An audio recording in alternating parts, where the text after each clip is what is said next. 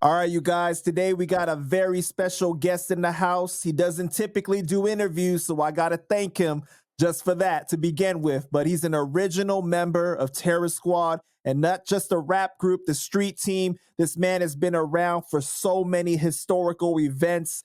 You know, an original member of Full Eclipse. I'm talking about the one, the only, the Sickone. What's up, bro? How you doing today? What's poppin', Panda? I'm good, man. Everything's good, baby. You already know.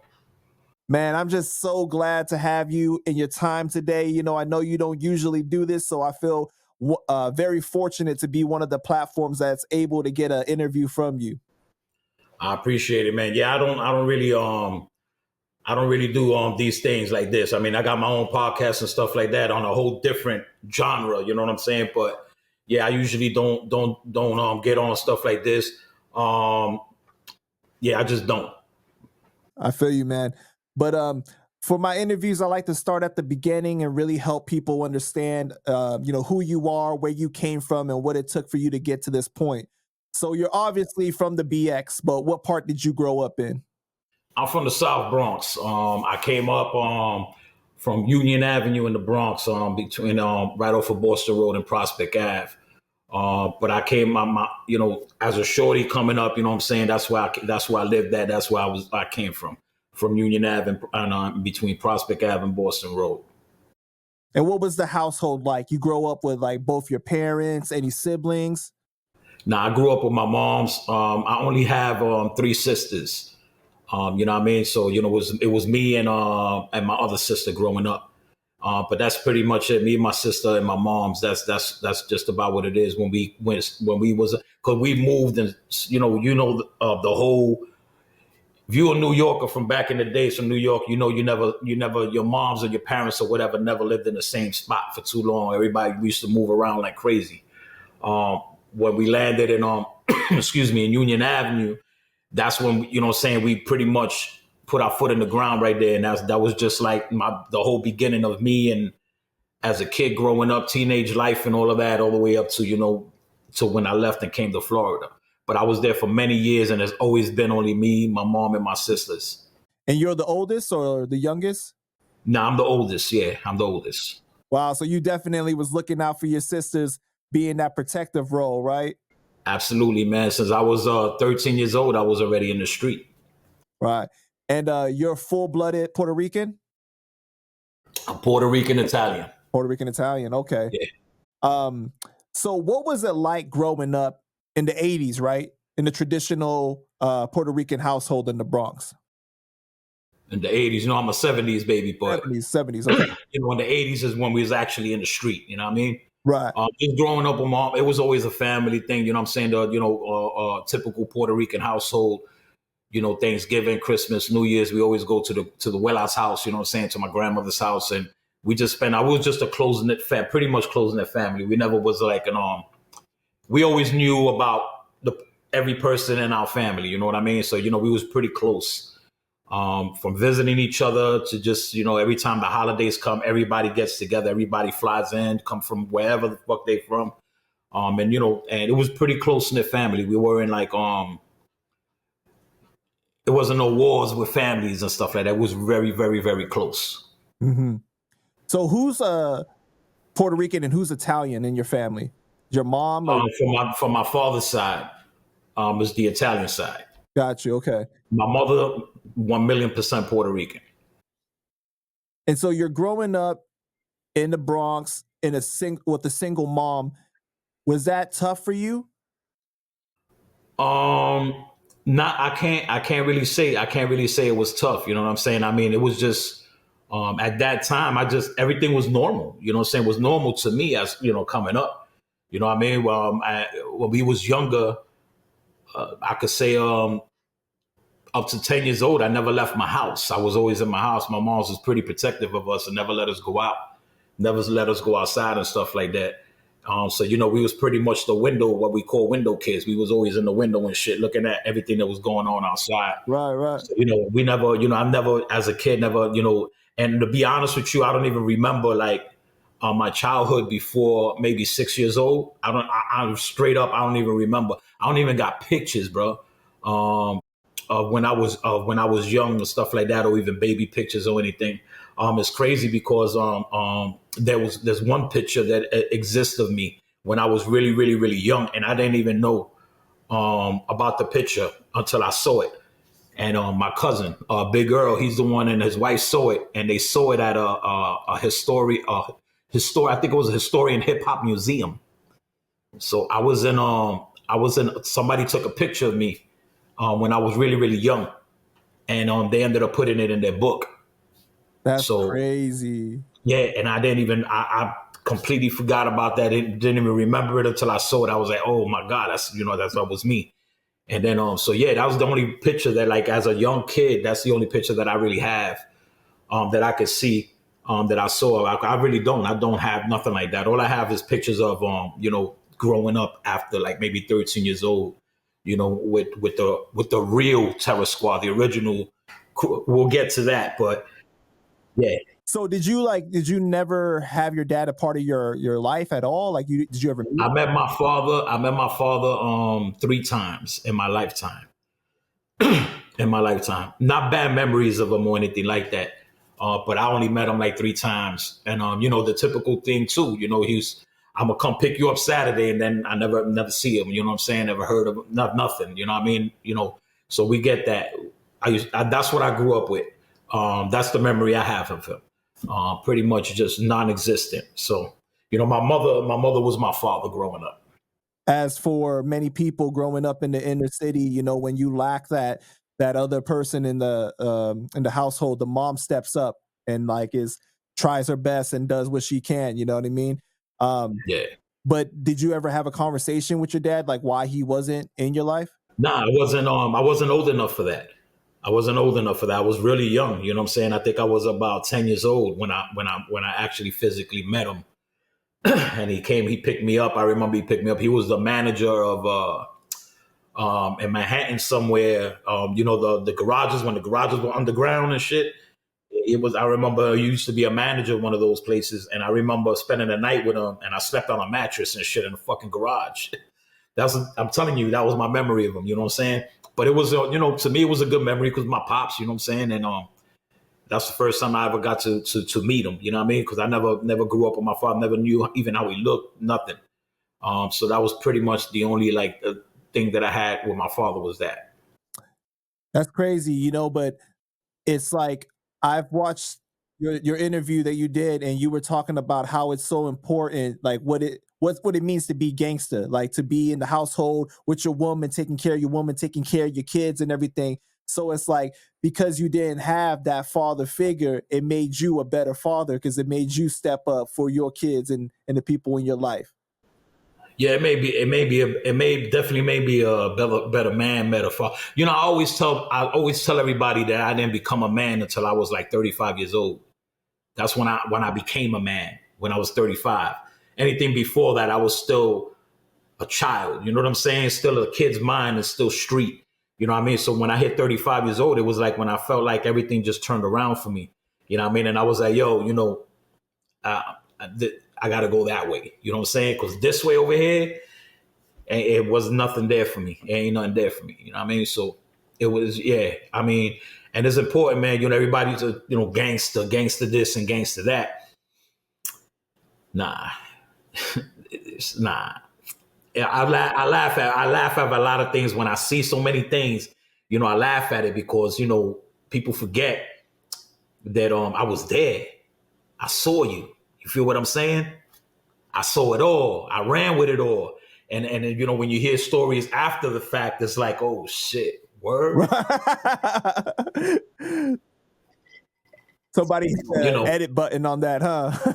And this is why I don't do like I really don't this. I did this because I felt like it was time. It was time. But I basically don't do this because I don't want to get in the mix of things, because I'm a different animal. You know what I'm saying? I'm a whole different animal. I might have a different life now. I'm cool, whatever. But remember, I'm the sick one. You know what I'm saying? Yeah, we heard the stories. I pop off. So that's why I don't, get into the bochinche. I don't get into all of that. Because if somebody get at me the way that I am, I don't talk. You know what I'm saying? I show up at your doorstep. There's a few people that can tell you that too. I'll show up at your doorstep. I don't play that back and forth shit. So I try to stay out of all of that. I stay out of the mix. I stay out of the crap. Let me collect my shit. You know what I'm saying? Let me do me. Right, right, Just leave me out of your garbage. You know what I'm saying? But we're here today to bring it all out. right. So let's make it happen. So I spoke to Gilly. Shout out to Gilly, right? That's your cousin. Cuzzo, love you, baby. Yo, he told me to tell you that you his favorite cousin and that he loves you, bro. He said that you guys was raised together, kind of in the same house. Yeah. His brother Mark, man, just talking about them, man, I get in my feelings because I love those guys so much. Respect them so much. Who's older? They are. Oh, okay.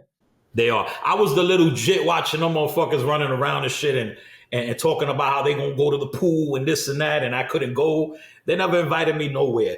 But the funny, yeah, it's funny because they never invited me nowhere. I was the one that was always put at the corner. But then I guess after the years, my life changed, man. I just became the street raised me. You know what I'm saying? So when the street raised me, it was just a whole different animal. I just turned into that person that they turned to. You know what I mean? And that's why I respect them so much, because they just they honorable, what I would call honorable men. I love them so much, bro. Yeah, definitely. From me getting to know Gilly, I just feel like he's like somebody with real principles. Like the way that he stands on. He's like a man's man. And like you got to respect that. Just the way that he comes across with things. Yeah, Gilly, I love him, man. You know what I'm saying? I love him. Mark, you know what I'm saying? Earl, we talk about him later too, man. That's a very important person in my life. Pretty much my cousin too, you know what I'm saying, pretty much saved my life. You know what I mean? So, I owe everything to that man right there too. So for Gilly, is he on your dad's side or your mom's side? Gilly is family through my grandmother. Oh, okay. Through my grandmother and the affiliation of that with my grandmother. You know what I'm saying? I mean, you can see the resemblance. You know what I'm saying? Not gonna lie, I was like, damn, he does look like Gilly, kind of. You know what I mean? But yeah, through my grandmother's, side and stuff like that and everything, and his mom, Nilda, Titi Nilda, I love you. You know what I'm saying? She was just here a couple of months ago, chilling at the food truck. Right. And so what was that like growing up with him? Like I said, with Gilly and it was just Gilly was older. You know what I mean? They were older and they were doing their own thing. Gilly shit. I remember from his grandma, and we used to be in her house all the time, and I pretty much came up there with them, and and my mom's always had me over there, so I was always all the time over there. I was just that young jit chasing them, trying to be like them and be, follow them, and just wanted to be involved in everything that they did. You know what I'm saying? So that was my childhood growing up that I remember, was those days and stuff like that, where Gilly, more Gilly than Mark. Mark was more of a ladies' man, boxer. He was a fighter. You know what I mean? So my cousin Mark, fighter, and that's it, man. That's really what I remember coming up. You know what I mean? Never in the street, because we never did the street thing. So after many, many years, way later, when I became, when I was already, over my 20s and stuff like that. And then, things, like I said, we all changed. And I just changed to be this whole different animal. You know what I mean? It wasn't just the same person. But did you view like Gilly and Mark and like Earl as these like kind of like male role models for you, or like these, positive, these figures in your life because you didn't have like your dad? Definitely Mark and Gilly. Yeah. Mark and Gilly and stuff like that. I mean, I just love, and then their older brother Anthony too. You know what I mean? So I just used to love to, when my moms used to always hang out with my aunt, with their mother. So that's, she used to always bring, her kids. She would bring her kids with her, you know what I'm saying? So me and my sister would go. And I used to just go and be there and always wanted to be around them and everything that they did. So, I watched that. I follow that. But like I said, I couldn't go outside. So whenever they would go outside, they'll go hang out or whatever. I envied that. You know what I mean? I wanted to do that. But I understood too, I was way too young to do that. So I wouldn't even know how to act doing anything like that. But, that's how I grew up, with my mom's going to visit their mother, and then all the time, and then I came up like that. You know what I'm saying? That was my memory with with growing up with Mark and Gilly. So what kind of kid would you say that you were? Like, were you into sports really early on, or were you into music? I was an artist. I used to love to draw. And like I said, man, I was pampered, so I was kept at home. So I was away from all the street stuff, everything street. I was away from that. I was like, it was non-existent for me. I didn't even know how it looked to be. You know how the way you'd be like, damn, I'm Puerto Rican, but I never been to Puerto Rico. Right. Yeah, I was Bronx, but I never went outside the Bronx. I never seen the sidewalks type shit. You know what I'm saying? I was like from the taxi cab inside the building, outside the building to the taxi cab. Until later on, when my mother used to send me to the corner store, and she used to get credit at the corner store. So she used to tell me to go buy a pack of cigarettes and bring her what was it, a 40 ounce of Budweiser and a pack of cigarettes. And here I am, 11 years old, going to the corner store. And they used to give me the pack of cigarettes and beer and all that shit at 11 years old, man, and bring that shit home to my mom. So those are other things that I remember. Man, wow, man, some crazy shit. Totally different life, different time. And it was probably like an adventure for you because you finally got to. Honestly, I think that time was one of the best times of my life. Later on, we'll talk about the ultimate best time of my life. But at that time, growing up like that, man, I just was, I gave all praise and glory to my moms, you know what I'm saying, for, what she tried to do. You know what I'm saying? I understood what she was trying to do. It wasn't like trying to imprison me or nothing like that. She was just trying to keep me safe. And, it worked. Here I am. You know what I'm saying? So I'm still here. I listened, and sometimes I didn't listen. But the times that I listened got me to where I'm at today. So, I got to appreciate that. So you're at 11, you start seeing a little bit more freedom.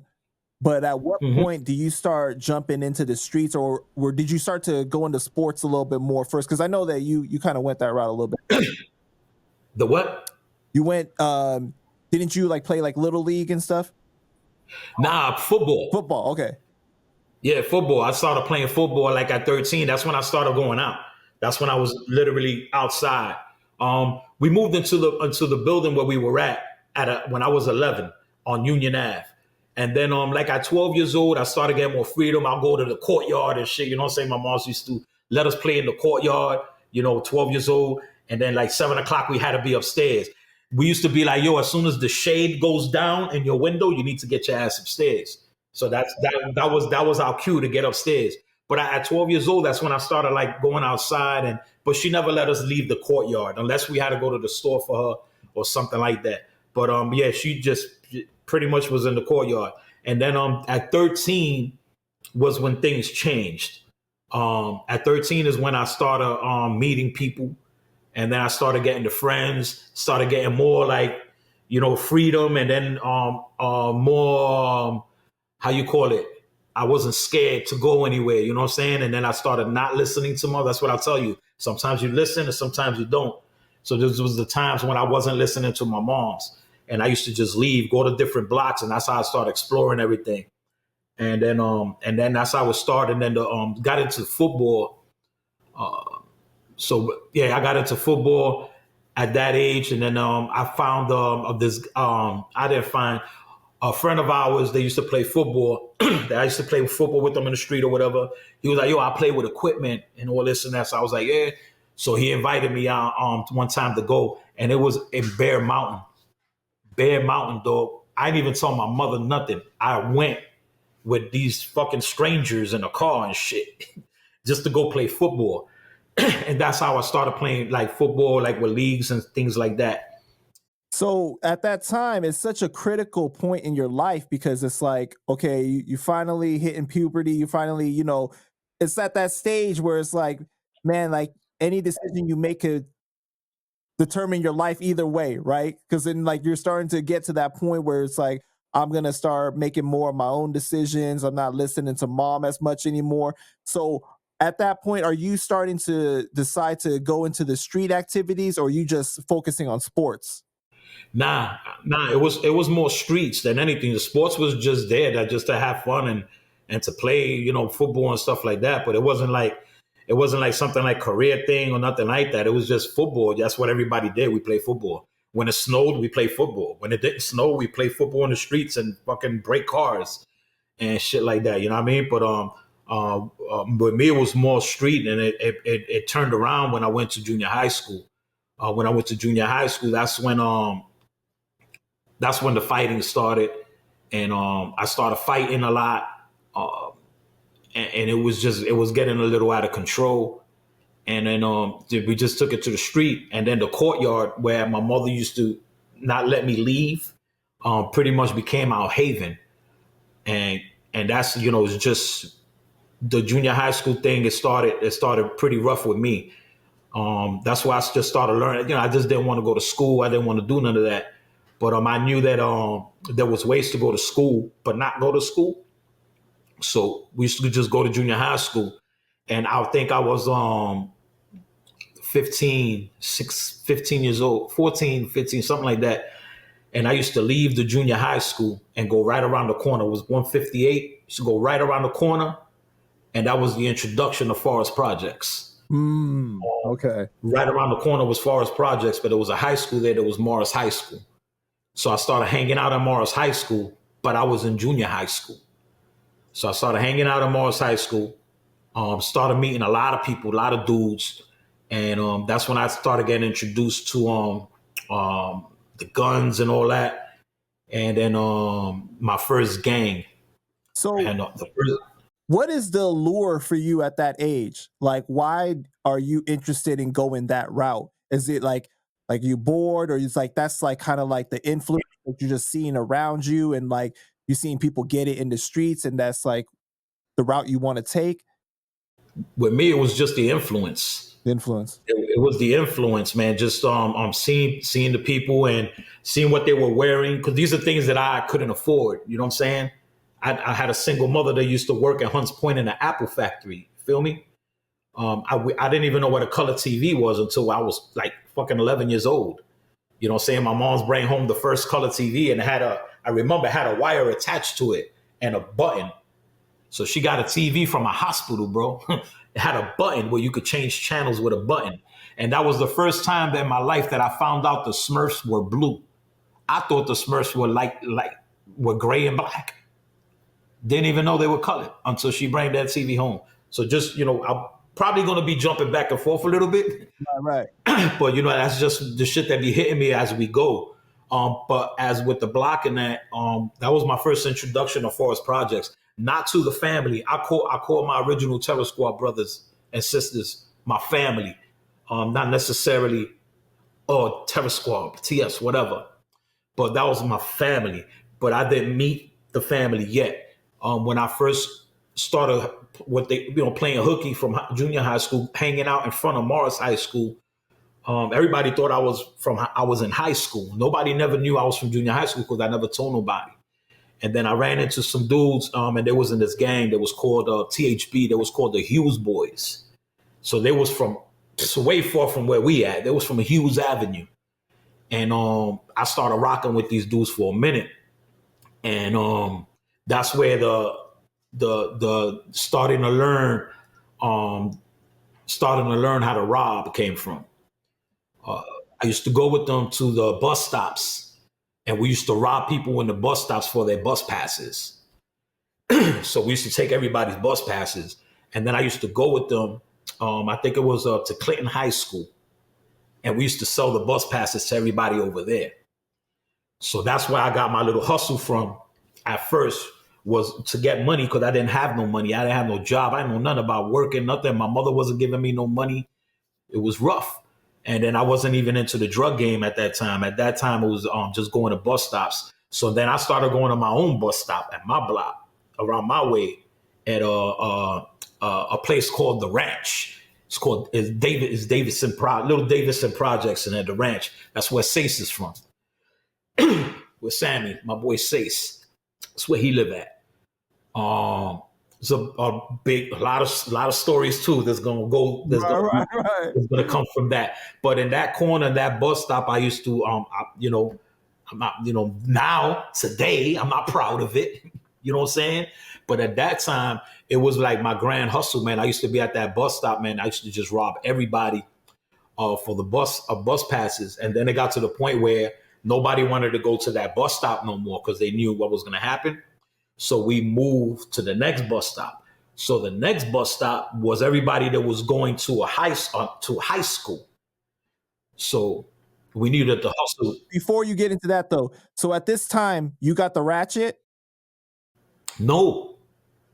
How are you robbing them then? Used to beat the shit out of people, bro. That's it? We used to do what we call scatter. So all my family is watching, they know what scatter boom means. So we used to just scatter people, just flip on people right there in the bus stop. And just if they didn't want to give the bus pass up, we just straight up, we just rock people.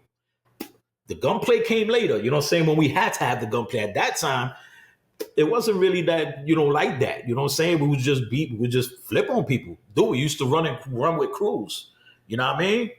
So once one person swings, the other 30 swing too. Ladies and stuff though, right? Huh? You're not talking about robbing old ladies though, right? Nah. This is bus stop, teenage, stuff. We didn't do that. We ain't rock like that. I got stories about that too of people that done stuff. Yeah, we could talk about that too in a minute. But yeah, we used to just, pretty much rob each other. Real talk. So then we moved to the next bus stop because this bus stop, they didn't want to go there no more. So when we went to the next stop, we found out that we could get some free leather bombers and V bombers and all that. Not really free, but these high schoolers was different. They was wearing different stuff from the little junior high school people. So then that's when that came in. And that's got a fucking story too. All right, about Charlie Rock. You know what I'm saying? So I'm gonna give everybody a whole history lesson of Charlie Rock. Can we wait to get into that though? No, yeah, we are, but I just want everybody to stay tuned because I got a real story history about Charlie Rock. Real shit, no cap in here. You know what I'm saying? With love and respect to my brother that we lost. Rest in peace. Rest in peace. We gonna talk some real shit. So, at what age would you say that you started the robbing? 15? About 14, 15. 14, 15. Okay. And then what age do you meet Joe? That was a couple probably a couple of years later, a year or two later. Okay. I met Joe through one of the I call the prez or the vice prez of the real family of the Terror Squad, the original Terror Squad. Little Heck. Okay, so tell the story about how you met Terror Squad first, and then you got to Joe. So all right. So I mentioned Little Heck. Let's go with Little Heck. Okay. So remember I said I used to cut school and then go to Forest and then hang out over there and met that crew, the Hughes boys, and then I ended up getting it just so we could stay there and then we could go to the next thing with the Hughes boys. I ended up getting into a problem with them, not with them. More of the dude that used to run the crew, I guess the prez or whatever. He started asking for dues. So to be in his crew, you had to pay him. So I was like, I ain't paying you shit. I'm not paying nobody nothing. So it became a problem. And then when that happened, I started my own crew. And when I did my own crew, big up to Slice. I love you, my brother. Love you, my dude. Slice is one of the dudes, saying that we did the crew with. So we ended up flipping on this crew and whatever and all of that. And then I stopped hanging with them. So I started hanging with a whole new crew out there because I was always over there. And then this was before Terror Squad and that. I started hanging out with a lot of the dudes and everything, like Lord Finesse and all of them. So a year goes by. I go to high school now. Now I'm in my zone school. I'm in Morris High School. First, that's a lie. First, they said I went to art and design. I got accepted into art and design. I remember I said I used to draw. Right, right. So I used to go to I got accepted into art and design. About 2 months later, I got kicked out of art and design. So So is art and design kind of like a private school or like a school for like? yeah, it was a private school at that time. You had to be accepted to get into the school. So it was a art school, art, music, all of that. Remember that shit, Fame? Right. It was something like that. So, but So that like kids from the inner city that are there, or is it more like people that got? It was a mixture. It was a mixture. It wasn't like singled out. It was a mixture. If you get accepted in the school, you get accepted. Mumbo, I used to hang out at junior high school. I used to hang out at Morris, and I used to actually go inside of Morris High School in the art and hang out in an art room. And it was, with an art teacher, his name was called Mr. Jamal, and he knew I was in the junior high school, but he used to still let me hang out in that classroom. You know what I mean? So I used to hang out in that classroom all the time from junior high school, sneak in there, and I used to be in the art room all the time. So in the art room, there used to be this name, and it used to be all the time, either on the board or whatever, and it was graffiti was the shit, then, and it said Rice, RICE. It was a tag that said Rice, and I used to see this shit, and I used to take the eraser, and I used to erase it. Then I used to write Tomb because that was my name back in the days. It was Tomb. So I used to come, my shit was erased back and forth. The next year, I'm in the school now. I'm a student in the school. I'm in high school now. So I never went to class. I used to just go to that art classroom. We never went nowhere but that art classroom. I used to go to my homeroom, check in, and then the rest of the day, I used to be in our art class. So that's how I ended up meeting the first person from Terror Squad, was Little Heck. And the reason I met him was because I seen the name again on the board, and it said Rice, and I crossed the shit out. And the dude said, yo, why you keep crossing out my name, bro? And I turned around, and it was this real fucking small dude, real short dude. Yo, I like little. At this age, you stocky, you huge already? No, no, no. I was like this, bro. Like right now, I'm like a good 230, 235, 40, whatever. I don't even weigh myself. I'm like about 240. At that time, I think I was like 120 pounds, 130 pounds, very skinny. And then so I met. This is how I met Little Heck, because of that. So from there, me and dude just became so really, really, really, really tight. And then I found myself just being with him. I was never hanging out with nobody else but him. And then like my little crew, my crew that I built, with my brothers, with Rock Rome, Teak Flav, and P Funk, and all of these cats and stuff. Like, I had my own little clique. But Little Heck, man, I just got really bonded with the dude, man. Like, very, very bonded with him. And then we used to just always be together. We used to hang out together and everything. And then we used to always be in the benches at Forest Projects, the first building. It was Forest Projects right there. We used to be in the benches just hanging out. And my introduction to Joe was through Little Heck. We were all young. We were teenagers. We were all teenagers. And I remember Joe. Did you know Heck was in Terror Squad at that time? Did he ever bring up Terror? It wasn't even Terror Squad. It was TS. It was like the squad. You feel me? It wasn't like, the Terror Squad. The Terror Squad that we were known for, that came later. Later, okay. That came later when shit was when shit started popping. But that came later. Little Heck and remember, I just met Heck. I didn't know the rest of the crew, the rest of the family, or their business, or how their life in Forest Projects. Even though Forest Projects was 2 blocks away from my house where I came up at. So my introduction to Forest was was playing hooky outside.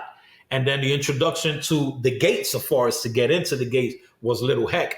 And then my mom Joe ended up in Morris High School. And that was just, I knew Joe for Morris and shit like that, just being in, in the halls and shit like that, or in the lunchroom. He used to do this free lunch shit. He used to do a free lunch song. Have everybody in the lunchroom doing it. It was crazy. It was crazy. Joe's always been that dude that people follow. You feel what I'm saying? But my main introduction to Joe was through Little Heck. And what's the age gap between you and Joe? A year, 2 years. I don't even know. I don't even know how old that motherfucker is. What? So you guys pretty much went to high school together. Yeah, we was in the same high school, all of that. And just like Joe said in one of his interviews and shit. You know what I'm saying? Like when he talked about me and shit like that, he would say, Toom Sick One was actually from the block. You know what I mean? And that's what he meant when he said that, because I was actually from the block. I wasn't like, the whole Terror Squad thing. And the difference is between Terror Squad. There's a big difference. Right. But so that was my introduction to the block and Joe and all of that. Like Law Finesse, all of them cats. I came up with these dudes. You know what I'm saying? These are my people. So yeah. What is your impression of Joe at this time? At this time, honestly, I really can't say nothing that I don't know. You feel what I'm saying? I came up with Joe from the block. You feel me? And the way I came up with Joe from the block was a very, very violent time for me. Violent, because I was one of those dudes. I was one of those dudes. They used to come to my block. They used to come to get me. You're sick. This is going on. You're sick. But Toom, because Sick came later with the music. But Toom, everything. I was involved in fucking everything, bro. So it was just different. And from him now, it's just there's things that I could say and things that I just can't say because I wasn't there, through the whole music shit that they were doing. Oh, yeah, but we'll get into that later. But like for him at that age, you at that age, like what is your impression of him? Like, does he seem like a real dude? Like he's like thorough. Listen, let me tell you something. This is me.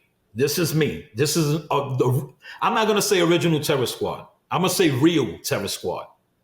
We'll talk about that later because there's a difference. Real Terror Squad. To me, Joe, besides the shit that happened with Liza and Pun and all of that stuff, because I know what happened with that. You feel me? I know what happened with that. Besides all of that, Joe is a businessman. No, I understand that, but I meant like at that age that you met him. Like, what is your impression of him at that time, though? Like when you at that time, he was my brother. He seemed like a real dude that when you guys are 16, 17, whatever. Yeah, absolutely. Listen, I'm not going to take nothing away from Joe from that. I mean, there is some stuff that I'll keep it 100. Like Joe fought with Joe did his thing with his hands. Joe fought with the hands. Okay. You know what I'm saying? He did his thing. There's nothing you could take away from that man on some real shit like that. A lot of other stuff. What about the stories in his book, The Book of Jose? Have you had a chance? I haven't read the book. Okay. But so I'm not what I get is I'm gonna be real. What I get is text messages from my real squad members, my real brothers. They be like, "Yo, Sick, look what Joe wrote in the book." And then I read it and I'll be like, you be like, what? I mean, that there's some things that just, don't, it just is. I could say some things that I know because I was there, it wasn't real. You know what I'm saying? But a lot of the shit was. You feel me? People can hate the man or love the man.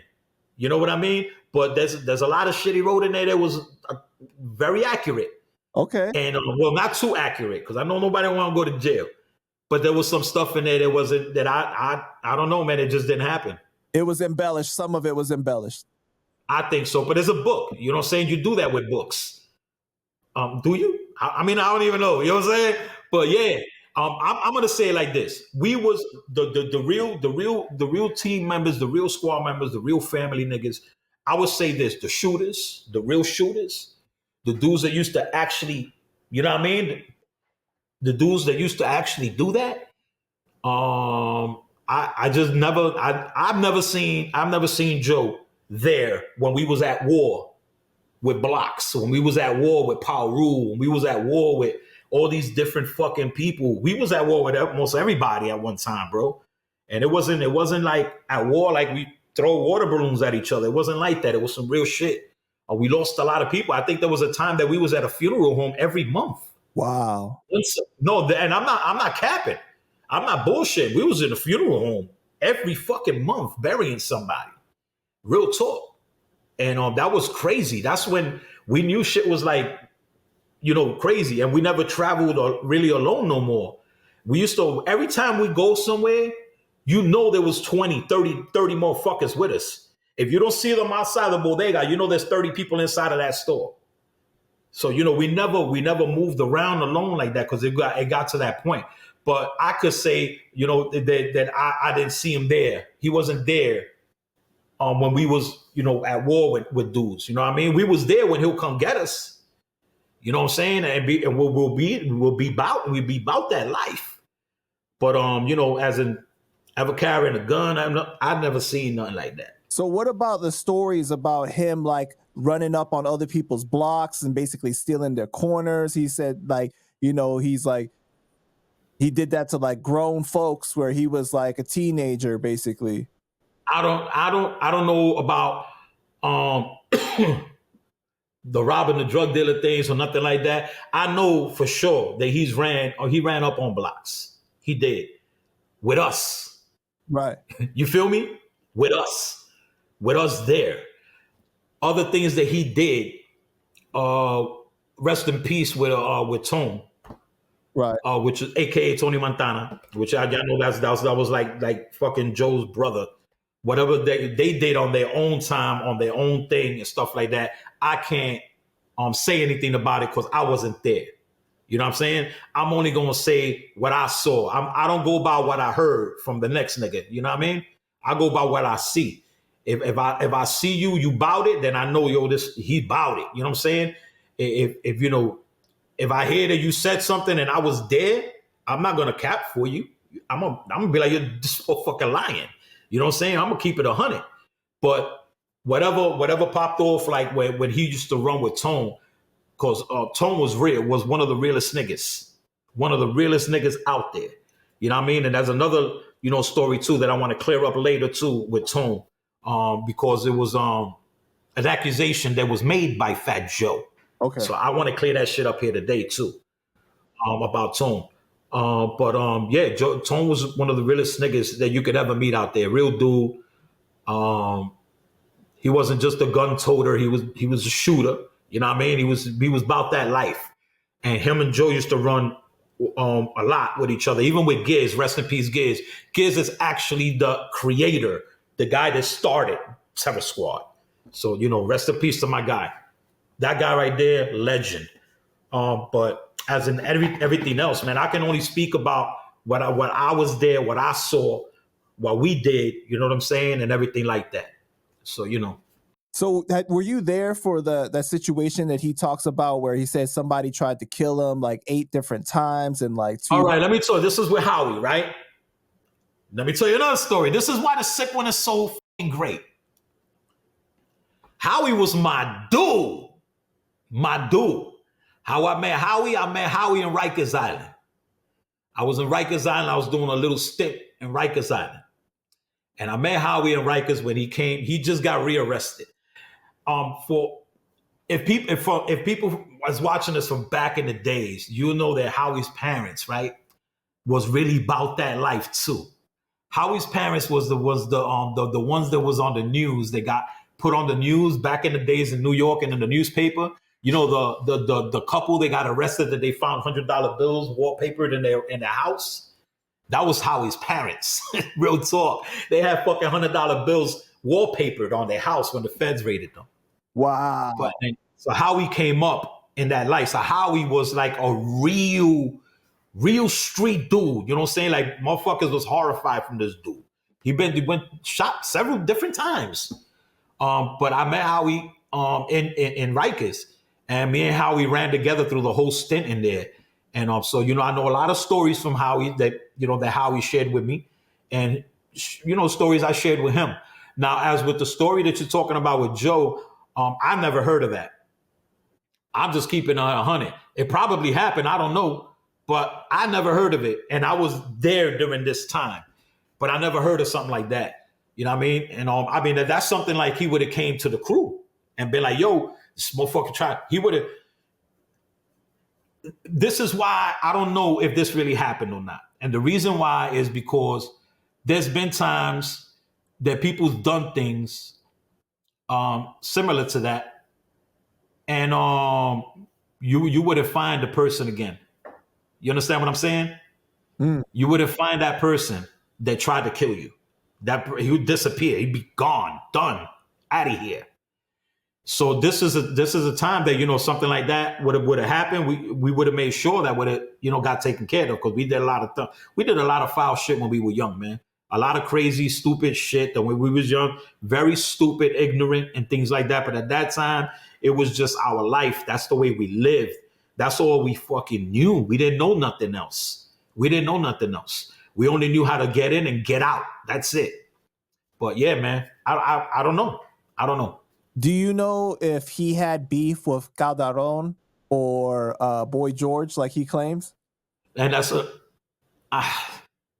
listen, I'm gonna put it like this. Boy George, I know Boy George. I knew Boy George for many years. A lot of my people used to rock with Boy George and work with Boy George. You feel what I'm saying? One of them ended up doing time, and this person is gonna watch this. He's gonna know who I am. I don't want to name him because I don't want to involve people. You understand what I'm saying? Or put people in spotlights. But this person is gonna know exactly who I'm talking about. This person used to rock with Boy George like for a long time, and then he got caught. He got snatched up. It was a raid. They all got, a bunch of people got snatched up. This dude right here could have did no time, none. He could have just said what he had to say, and he didn't. He did 10. He did a whole 10 years for George, for Boy George and the whole crew and all these niggas. So George, I knew George from the block, not from our block, because he was all the way on the other side, but I knew George through this guy.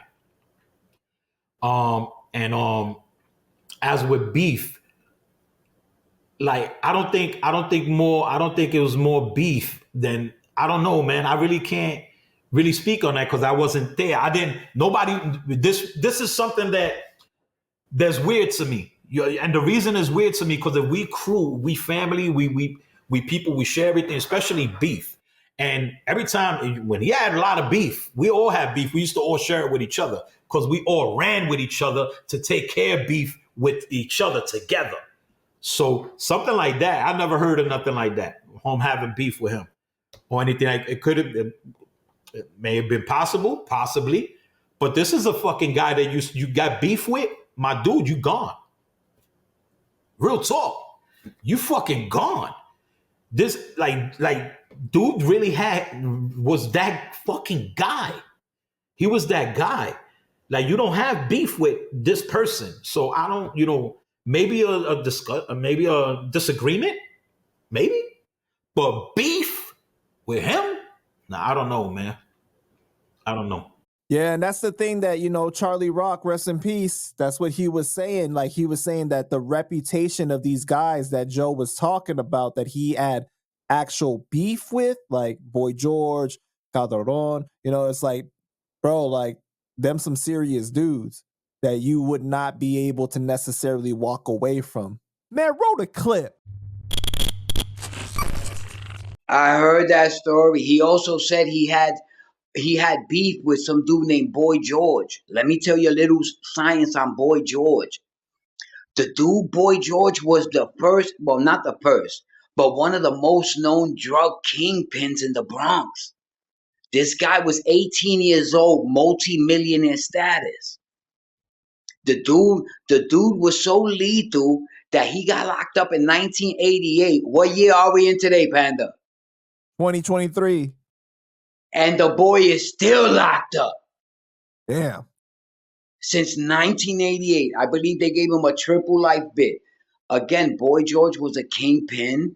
He himself wasn't putting in the work, but when you got that type of money, you got murderers on your payroll. So nobody would mess with George. Like, it's crazy for Fat Joe to say he had beef with George. Like, I couldn't believe it. I had to air him out. Yeah, I mean, we just keeping it 100. We just keeping it 100. And these are guys that can't really can't speak about these situations because these are guys that's doing life. Life bids. So, you probably wouldn't never get a chance to even speak about anything like this has ever happened to these guys, like with him, with Chicky, and all these cats that are doing fucking life. You know what I'm saying? Life. And I mean, you know what I'm saying? Like, I can't, like, on that part, like, whatever, if he had beef with him, then he survived. You know what I'm saying? That he survived it. But these are guys that, you know, from my time, these are guys you don't fuck with. These are guys you don't play with, you don't test, nothing. These are dudes that run up on you, man, and they run up on you hard. These are guys that run up on you in limousines with fucking Mac 11s and Mac 10s and in limousines. And that's another story we'll talk about later, too, that involves Tone. Yeah, let's get into the whole Tony Montana thing you wanted to clear up. All right. See, with Tone, there was a time that something happened. I'm not going to say what happened. We're not going to speak on that. Something happened. And with the wrong fucking people. And these happen to be people that I know, people that I actually came up with too. With Charlie Rock. You know, that's how I got to know Charlie Rock from the beginning, was through these people. So, you know, we're not going to talk about who these people are. I don't want to name them. You know, Joe, everybody know who I'm talking about, what's going on and stuff like that. But we're going to talk some truth here real quick. There was a time where I was going into Fat Joe's building to meet up with somebody on some drug shit in the hallway. And I was picking up some stuff from my man Lil Heck. So I was going in the hallway, and but before I even got in the building, some cars rolled up, a limo, like I was talking about. A fucking limo pulled up, couple of cars. And then when somebody called me, they was like, "Yo, Tone." So I turned around, and it was one of my people. I'll name him Paulie. So he came up to me. He was like, "Yo, Tone." And I turned around. I was like, "Oh shit, it's another dude that I was in jail with Howie." And I was like, "Yo, what's good, man?" Boom, boom. He was like, "Yo, fucking chick's in the car." So chick gets out. He was like, "Yo, bro." And I was like, "Oh shit." I was like, "Yo, what's good?" He was like, "Yo, you rock with these niggas?" I'm like, "Yo, dude, this is my fam." You know what I'm saying? What's good? What happened? They explained everything that happened. It was a serious situation that happened. They explained all of that. So Paulie was like, "You're sick." You know what I'm saying? Not sick. He was like, "Yo, Tune, I need to talk to him. We need to talk. We need to squash this. We need to dead this or whatever," and things like that. And I was like, "Yo, dude, you know what I'm saying? I'm not, rocking with none of that." So they was like, "Yo, dude, you got to, you know what I'm saying?" It got to the point where I had to do something. You know what I mean? Because shit was not going to be done. Because I ran with these niggas, and I know what they going to do. I know what it is. But on the strength for me, chick was like, "Yo, he was like, "Yo, papi." So to finish whatever and this and that, I was like, "All right." So I go upstairs so I could talk to this nigga or whatever. So Paulie was with me. And then, so long story short, Tone thought that I bring the niggas to him, you know what I'm saying, or whatever. That's impossible, because if I would have did that, he wouldn't have survived. He wouldn't have lived. They would have killed him. These are the people that do that. They about that life. They murder you. They don't play that shit. These motherfuckers pulled up in limos with Mac 11s and all kind of shit. So he thought that you lined them up? He thought like some kind of like I was trying to set him up or whatever it was. That shit was not the case at all. It was me telling the nigga, "Yo, dude, you know what I'm saying? I don't know what the fuck happened, bro, but yo, these niggas ain't gonna do shit as long as I'm here, whatever, and this and that." And exactly what I said is exactly what the fuck happened. Shit got squashed when he could have got fucking lit the fuck up right then and there. And me too. You know what I'm saying? Me too. But that didn't happen. Everything was squashed. Everything was boom, boom, boom, boom, boom. Whatever. Long story short, we playing fucking football, right? I think a few days later, a week later, whatever. We playing football in front of my man Little Heck house. All of us. I'll have my brothers there, my crew that I told you that I always came up with. They all became Terror Squad. All of them. They all became family. So we all playing football, whatever. And then you look, here comes Fat Joe, Tone, and this other kid. His name was Smiley, right? Joker. I actually named them fucking Smiley. So they come and I'm like, so I see them coming or whatever. So they standing at the projects got those chains, right? Those little chains that are about knee high. So they was on one side of the chain. I go over there, was in the other. So I'm standing there and shit like that, and we talking or whatever. He's like, yo, Toon, why you bring? I'm like, yo, my dude, first of all, you here, you standing here. You know what I mean? That shit squashed. You know what I mean? Those are my niggas, but he swings at me. He tried to pistol whip me, nigga. Come on, man. Try to pistol whip the sick one. So I went back. He didn't, whatever. So the whole crew came. They were like, yo. So they were about to get flipped on too. Everything got squashed, whatever. They started walking up the hill. So me and my brothers, we started walking to my block. So we walking on my block to, suit up. Wait. Okay, you're going too fast. Okay, so he swings on you with a gun, trying to pistol whip you, and then he misses, obviously. What is your reaction at that time? My reaction is, it's on. It's on. Now, I also knew right there. But Joe was aware that this was going to happen, obviously. Oh, yeah, he knew. He was coming. He came with him. This is another reason why me and Joe, like on some real shit, never fuck with this nigga like that. You feel what I'm saying? So, this shit. Don't fuck with who? You said that. Say again? With me and him, me and Joe. You know what I'm saying? Like the trust level and all of that. That's where everything started, going whatever. But yeah, so so I'm keeping it 100 because I could have kept that shit out the story. Like, oh, nothing happened. Nah, nigga. He came, he swung on me with a gun, tried to pistol whip a nigga. I fucking moved out the way. He ain't touched me. My team that I told you I came up with, they all came. They were like, yo, what the fuck? What's up? So we was ready to, whatever. He ain't pop off. He ain't do nothing. So, you know what I'm saying? Little Heck came, and Little Heck was like, yo, what the fuck? This and that. Little Heck is pretty much kind of the leader thing, the leader of our team crew type thing. So Joe and them, they started going up the hill. So boom, I go over the gate with the little chain thing, walk over that shit. Then my brothers rock roam, all of them. We start going to the block because we're getting ready to suit the fuck up. You know what I'm saying? Like real talk, getting ready to suit up. Boom. So then that's it. Get to the crib and shit, suit up. We just chilling. We didn't go nowhere. Heck and no came. We was talking. It was like, yo, just leave it, whatever. I'm going to talk to them or whatever, this and that. I'm like, yo, nigga, it's on. Wherever we see each other, it's green light. That shit passed, right? Few weeks later, Joker gets, the kid Joker Smiley, he gets murdered, right? Shortly after that, and there was a window. Mama said it was a window. We didn't see nothing, right? Tone went away for a little bit of time. He went to jail. When Tone came out, we bumped heads in 3rd Avenue. On 3rd Avenue, it's for the first time I seen him since that incident. First time I ever seen him since that incident. I thought it was on right there because he got out the car like it was on. He came out the car, he came up to me, real talk, hugged me. He said, yo, my brother, he's like, I love you, bro. Boom, boom, boom. We talking, whatever. We talked for a minute. That was dead. The whole thing was deaded right there with Tone. We even did mad shit after that. Tone gets murdered, right? God bless the dead. Tone gets killed. How long after that moment? I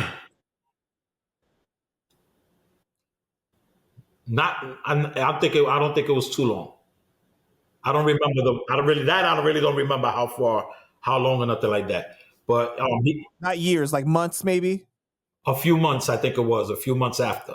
But me and him, we were everything was cool. There was no problems or nothing like that. It was the first time I ever seen him since he came out, since that incident. Never seen him from that incident. Because shortly after our incident, he went to jail. I think it was for an attempted murder or whatever it was. And he ended up going in. So that's the reason why I didn't see him for that long, because he went to jail pretty quick after that happened. So then that happened. We squashed whatever, this and that. Everything, cool. I wasn't worried about the shit at all. I gotta jump from there to a few years later, because it just real quick. A few years later, and we're gonna end up into the story of how I ended up in Florida. So I'm in Florida. I'm doing my own thing, doing my own music. I have my cousin Big Girl managing me, the whole 9 yards, everything. You know what I'm saying? I'm popping off here in Orlando on the underground scene, doing my thing and all that. Fucking doing shows on the radio, all kind of shit on my own with my cousin running the whole show. Now over here in Florida, I ended up with a whole fucking army of niggas. I had a whole clique. You know what I'm saying? The whole clique. So I ended up bringing the whole full of clip shit back with this whole crew. So there's a magazine that was here in Orlando, Florida. It was called Source Magazine. We knew the person, the editor that was in that magazine. Her name was Mercedes. What's up, Mercedes? She calls me. It's called Source, like the Source magazine. Orlando Source. Orlando Source, gotcha. Orlando Source magazine. It was the dope ass magazine. So she calls me, and it happened to be that Joe and them were in town to do a show, right?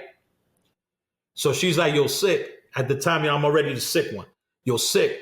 We over here was interviewing Joe and them and shit like that, bro. Yo, and he said some shit, and I was like, "What?" He was saying all of this shit.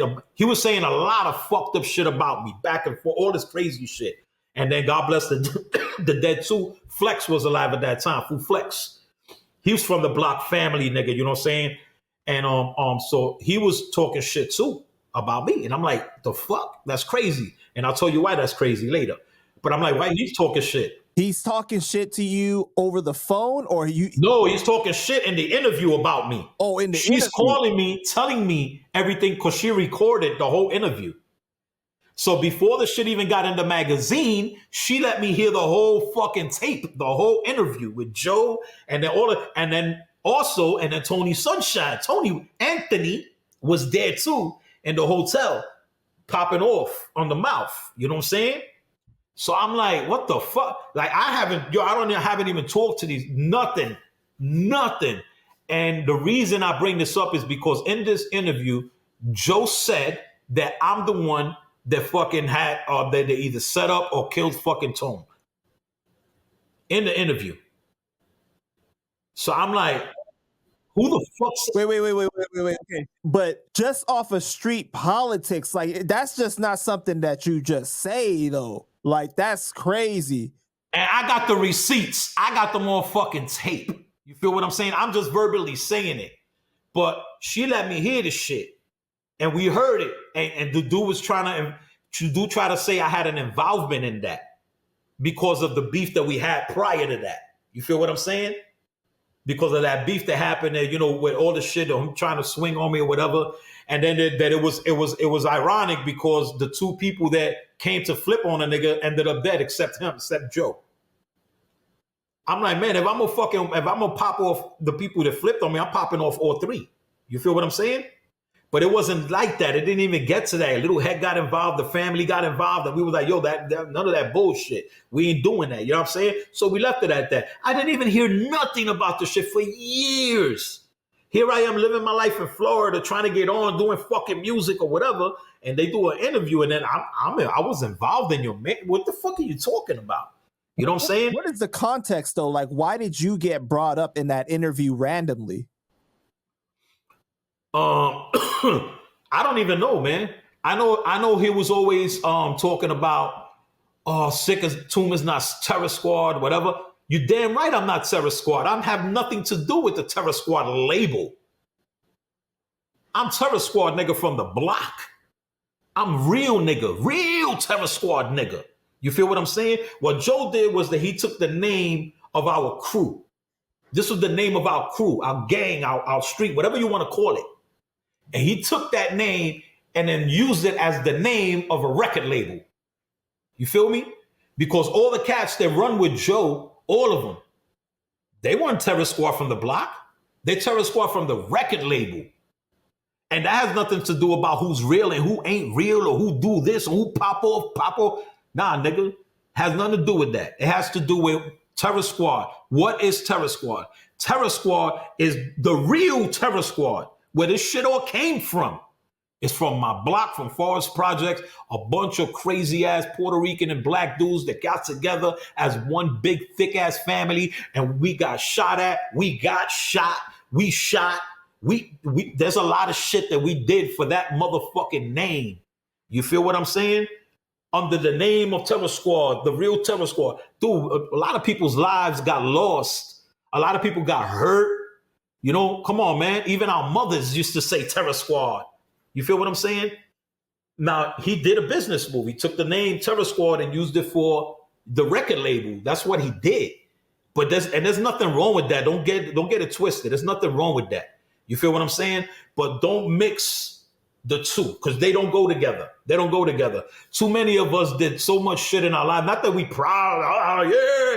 No, dude, but you know what, man? When you go back, there's a lot of stuff that we did, man, just for that fucking name. And it takes the honor away from us, the originals, us, the guys, the real shooters, the ones that were really there, the ones that really went all out. You know, say myself, Little Heck, you know, fucking Pahit and Rate, Giz, come on, man, GQ, come on, man, Sing Sing, rest in peace, all our people that, you know, say, come on, dude. You know what I mean? Now that what you're doing now is what you're doing now. That's you. But you know, and I'm saying this because this is something that I don't only feel. I'm in very, very good contact with all my originators, with all my real dudes. With all my real dudes. I'm still in contact with all of them. Because these are my brothers. These are people that we bled for. These are people that we bled together, that we cried together, that, you know, we fucking buried our brothers together and everything. I mean, come on, man. We even buried our sister, you know what I'm saying, Fat Lisa, his sister. You feel what I'm saying? That we loved so much. Remember the Lady Terror Squad that she started. You know what I mean? So, you know, it's just the difference. It's cool when you're doing your business. It's all great. It's all great and gravy. But then that's why I started that, because you started saying, oh, you're not Terror Squad, this and that, in that recording that I'm like, what the fuck? And I'm like, we never took that shit of, when I did my music, I did it on my own. You know what I'm saying? On my own, with my cousin Big Earl that ran with me and did everything with me, bro. You know what I'm saying? Everything with me, the music, everything. We the ones that got the deal. Yeah, we got to deal with Jerry Heller. And everybody who don't know who Jerry Heller is.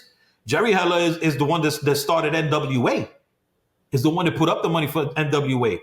He's the one that funded our recording studio. So we did that on our own. On our own. And this is why I never did all these. Everybody hit me. You're sick. Do the interview. Do an interview.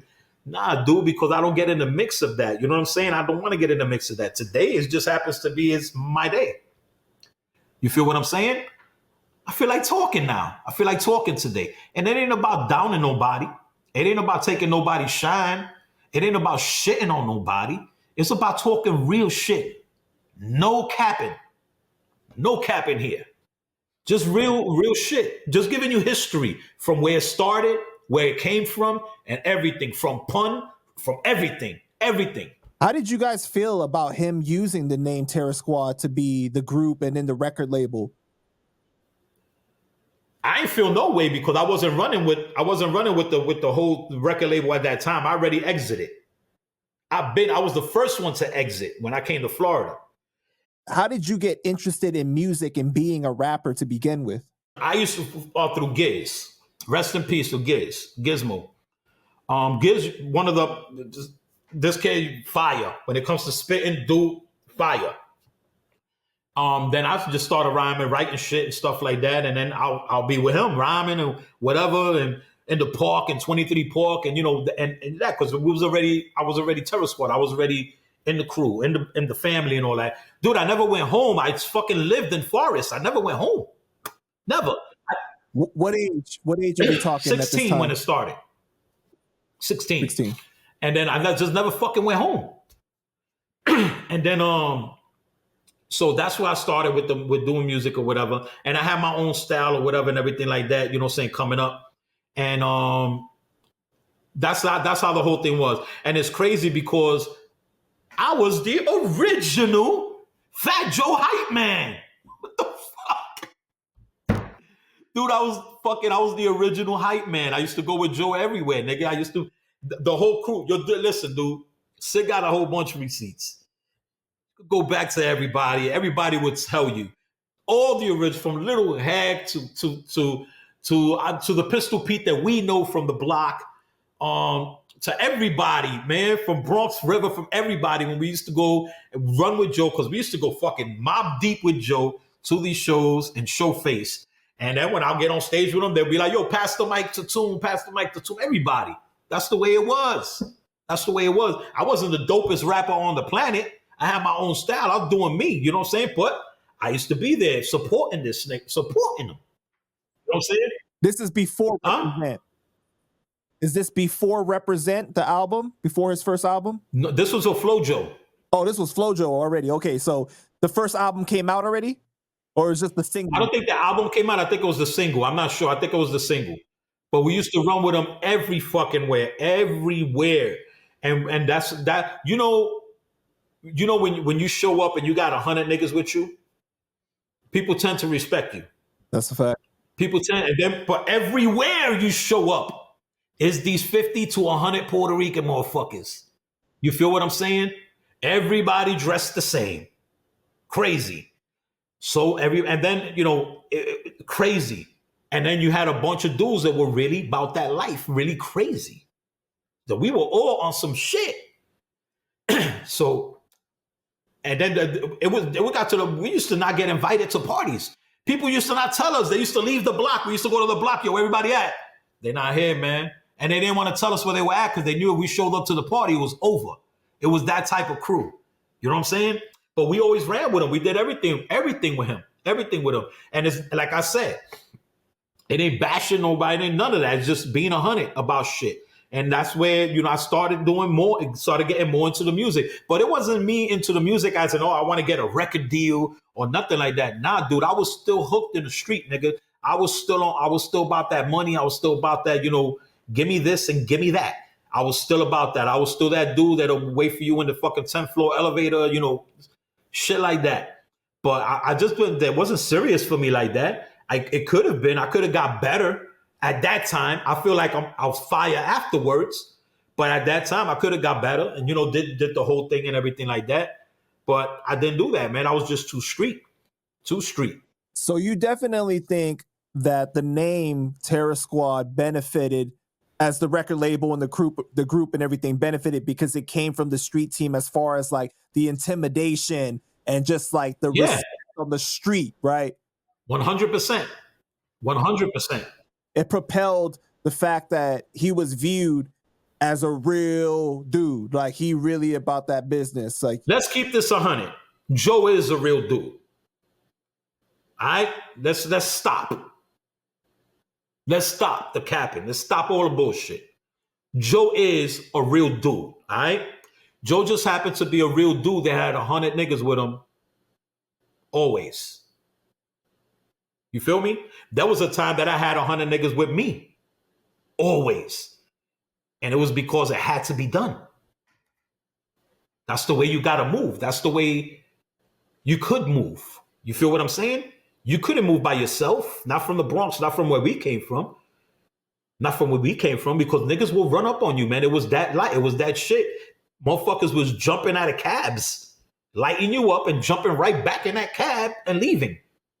So, I'm going to keep it 100. I'm not going to take it away from the dude. Yes, he was about that life. As a gunner or a shooter? No, absolutely not. No. But he'll give you those hands. When I interviewed Charlie Rock, right, he was saying that Joe never really put in work. Like he wasn't really about that life like that. So, and I understand that there's different definitions when you talk about what do you mean. Man, roll a clip.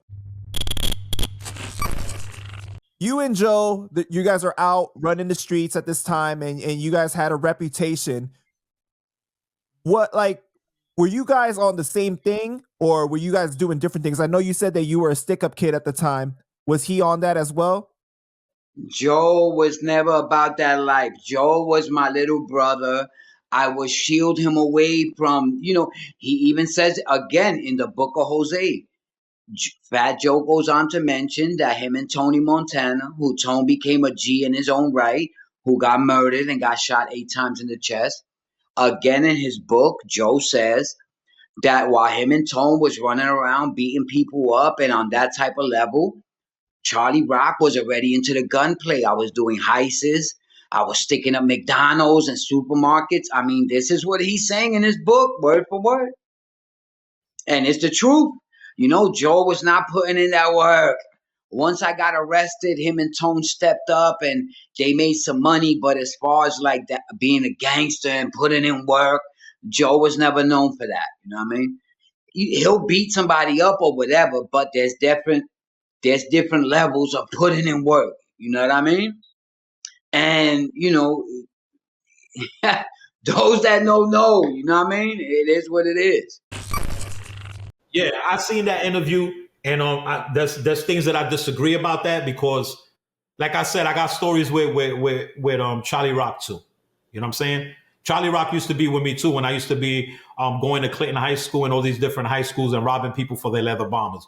He used to be with me there.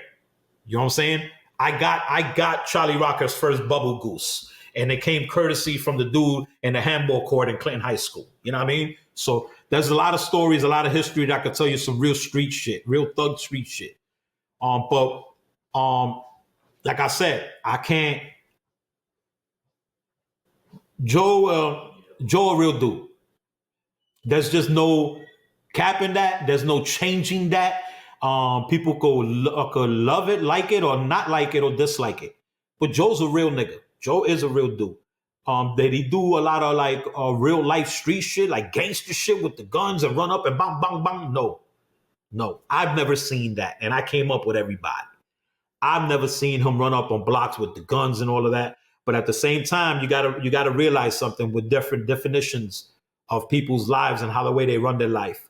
You don't have to run up to a block with a gun and shoot off and do none of that.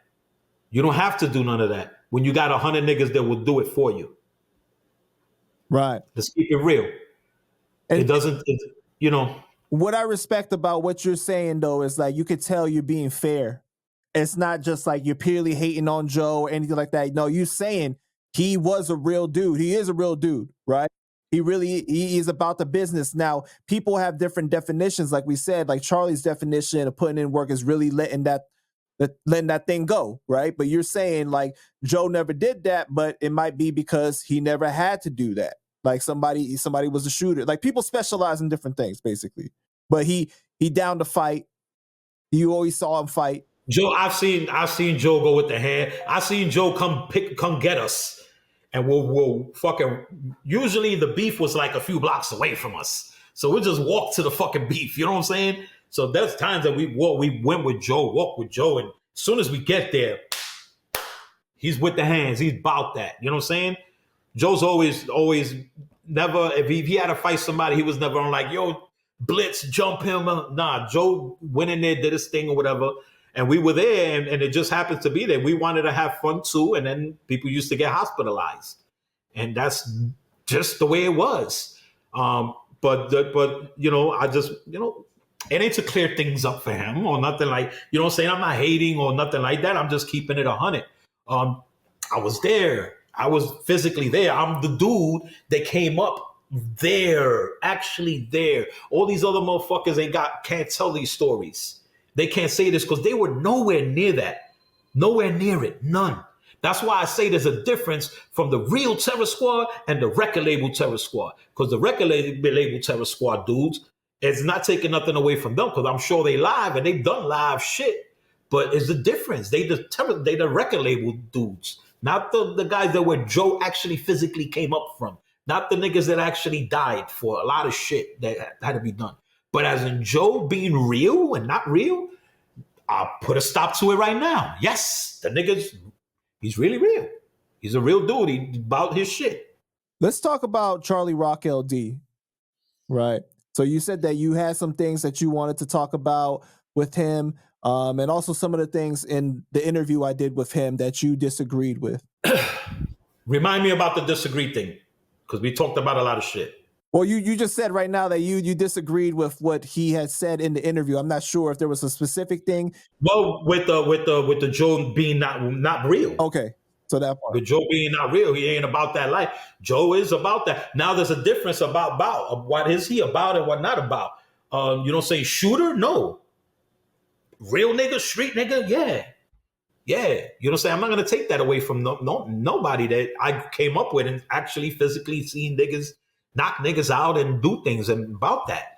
I disagree. I disagree with Charlie, respectfully about that.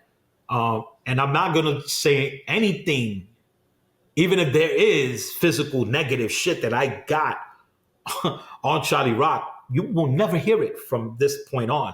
You would never hear it from the point that he died on, because you respect the dead. You know what I'm saying? You respect the dead, and it don't matter negative or not negative. You don't bring that shit up. You let it go with him to his grave. You know what I mean?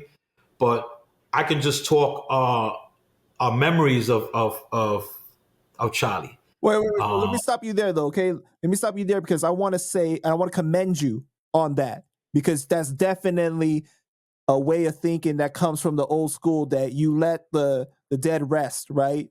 If you got something to say, then you just kind of you don't really keep it to yourself if it's negative, you know. And I really appreciate you for that. Not just because I knew Charlie, me and him were cool and everything, but I just think that that's a respectful way to carry things. Because these days it's kind of like anything goes. You pissing on the ops, everything. You know what I mean? Like it's just ridiculous, bro. It's crazy. You just honestly, if you real dude, respectful, it doesn't matter. You know, you just let it go away. You know what I'm saying? Let it go away with let it go to rest with him as he rests. You know what I'm saying? Only thing I could talk about with Charlie is good things, stories, the things that we did, you know what I'm saying? Things we rock with. I rock with Charlie in the LD days, which is the LD days of the Living Dangerous days. That was the name of and we keep it 100. This is already past tense. You know, the crack that we used to sell in 23 Park and all that. I'm the one that used to run with Charlie when we used to do the whole LD thing, the Charlie, the Living Dangerous thing. We the ones that did that. We the ones that bring it into 23 Park. We the ones that bring that to the hood, to our part and everything like that. As in, we used to get the work from some family member. Not going to mention who it was, but that's how we used to get all the work, was from that family member. It wasn't from Charlie. That's another thing, that I would, disagree on that. Because like I said, I'm going to talk truth, but I'm not going to talk negative. So I'm, speak truth. The work didn't come from Charlie. It came from somebody else's family member. But that's the way we started making our money, and we came up and we started doing that when then, Charlie was doing stuff like that. And I remember one day we was in the front of the store, in the grocery store, and we was sitting on the crates, because that's how we used to do. We used to be on milk crates and shit. And then I had on what they used to call the elephant skin, the leather bomber. But, shit wasn't elephant skin. It was just leather. So I had the bomber on. So I remember Charlie came, and Charlie used to always wear a fucking goose down trench. Always. Red. Dude, a red. And the shit had a belt, right? He was the only person I knew that used to tie the fucking belt on the coat. You just wear the fucking trenches and let it rock. He used to tie the fucking belt, so we used to scream on him about that. And then one day he was like, "Yo, fucking that coat is fire, man," or whatever, talking to me. So I was like, "Yo, come on." So he came with me, and it was me, him, my brother Rock Rome, and a couple other people. We got on the bus with the stolen bus passes.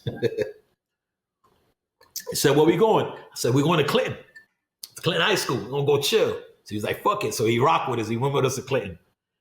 I go to the handball courts, and we just sitting there. He was like, "What's up?" And I was like, "Nah, chill, we chilling." Until I seen what I came for. So dude had the same coat I had on. Got him. We left. I gave it to Charlie in the bus. That's what I said, that I got him his first fucking bomber. Gave it to him in the bus. Just stories like that. I remember he owed, real talk, this is funny shit. He owed Fat Joe some money. Wait, but before that, what age are you guys at this time? Oh, we're already like 22, 23, 24, around there. We're already in our 20s. Wait, but Charlie went to prison like at what age? Nah, Charlie, I remember the day Charlie went in. We was all in my block when the next day he had to go in.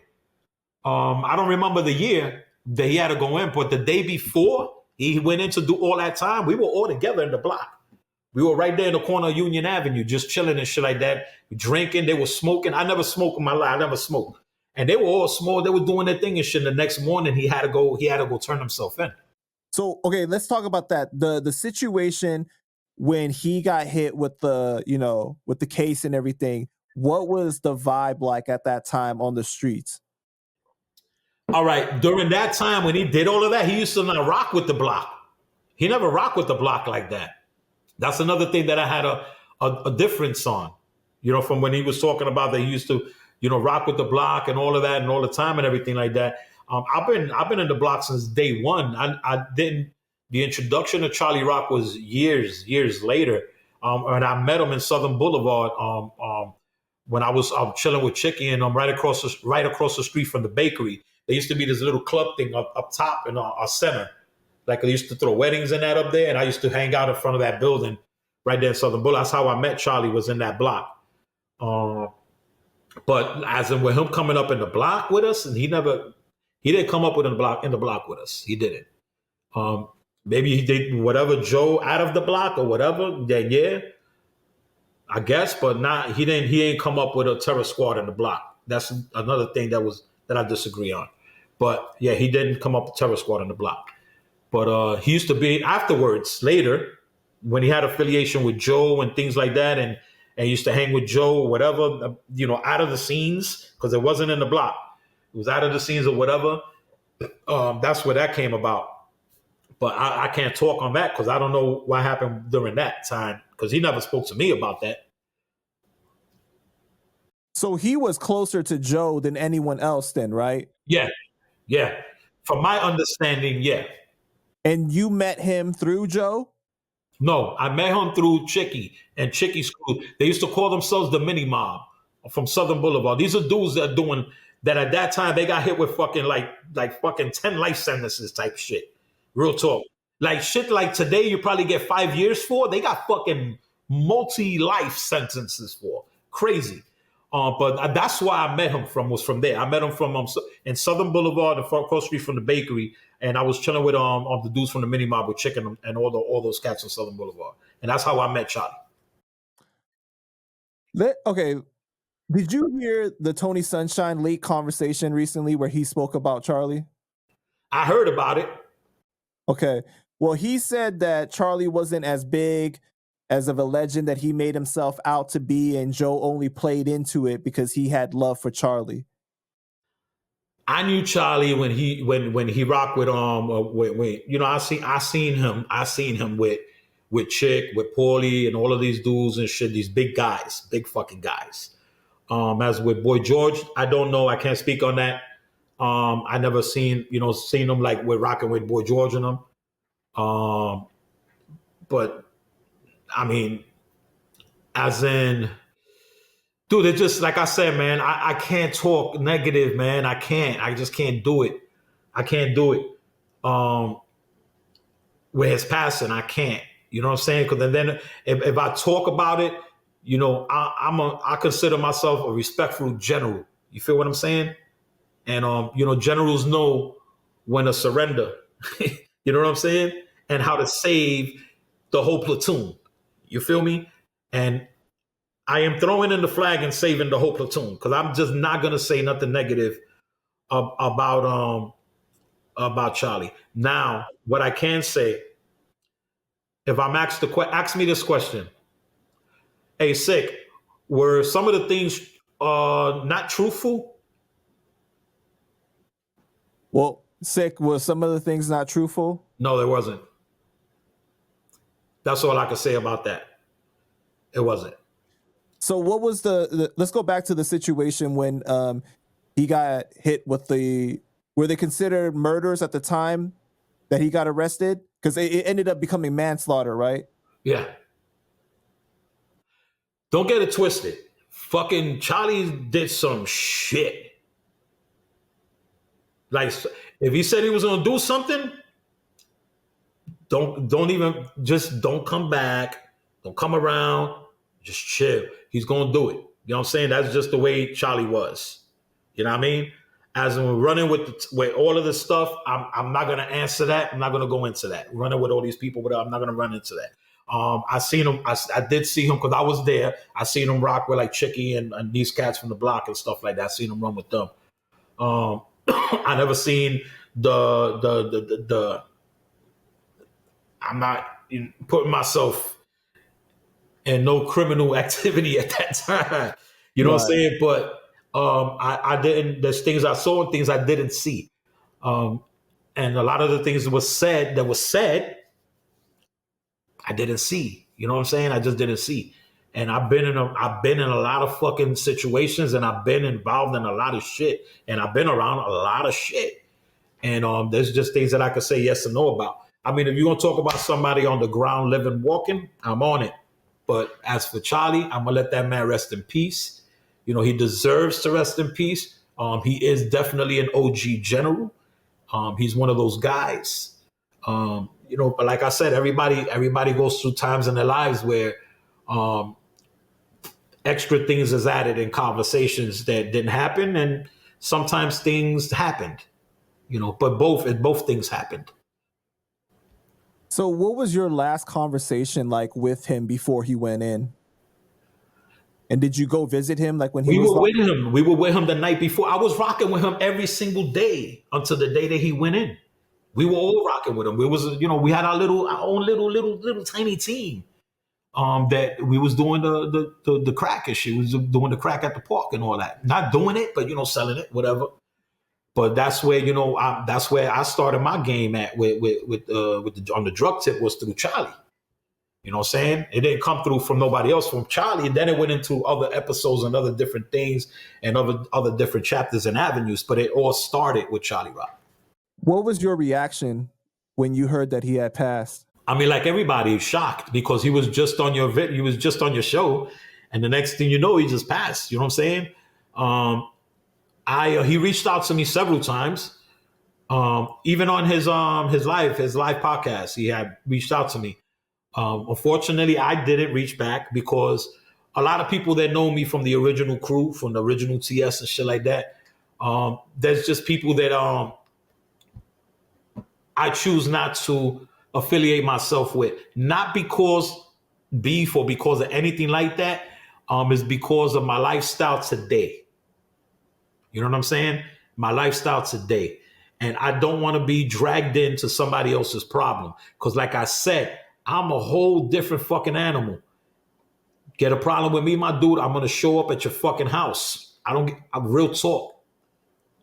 It's happened many times. So I don't get involved with that. There's people that I don't even let into my life or let in my business that I came up with as, you know, as a youngster, you know, as when I was doing the terror squad thing from the block and all. I just don't let people in my life right now because I don't got no space for it. You know what I'm saying?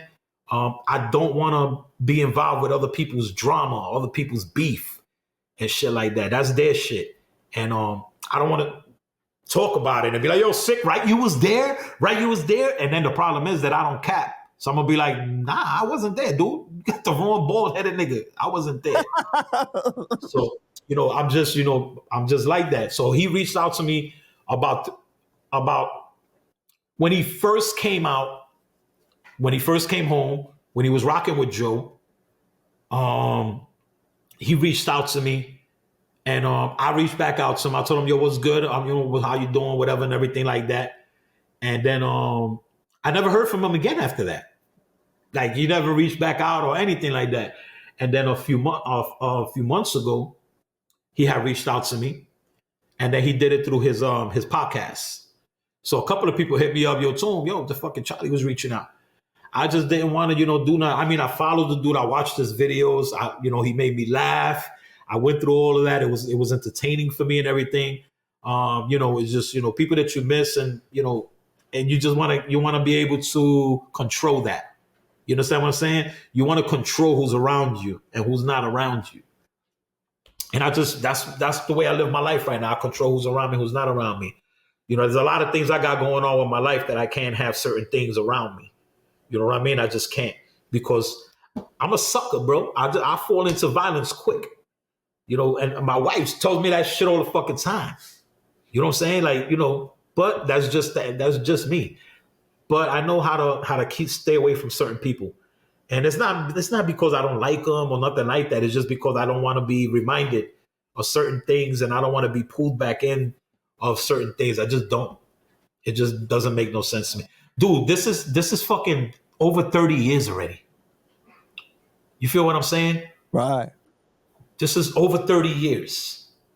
This is why I don't do the interview things because what am I going to gain out of that shit? I'm not going to gain nothing out of it. I don't want to gain nothing out of it. If I wanted to, I could have been doing this shit. I could have been doing this. But I didn't. It's just that I'm at that age. I'm at that time of my life where even my kids, they know my story, they know my history, they know my life. I don't hide nothing from them. My kids are here when my team from my block and all that, the dudes that I do let in, come to my house, come to my home, and we talk and reminisce about the shit that we used to do back in the days. All this crazy shit. My kids hear it. My kids hear it. They know. I don't hide nothing from them. They know everything I did in my life. But the good thing about it is that my kids came up good. I was able to bring them up good. I was able to bring them up in a way, in a place where they didn't have to see nothing that I saw.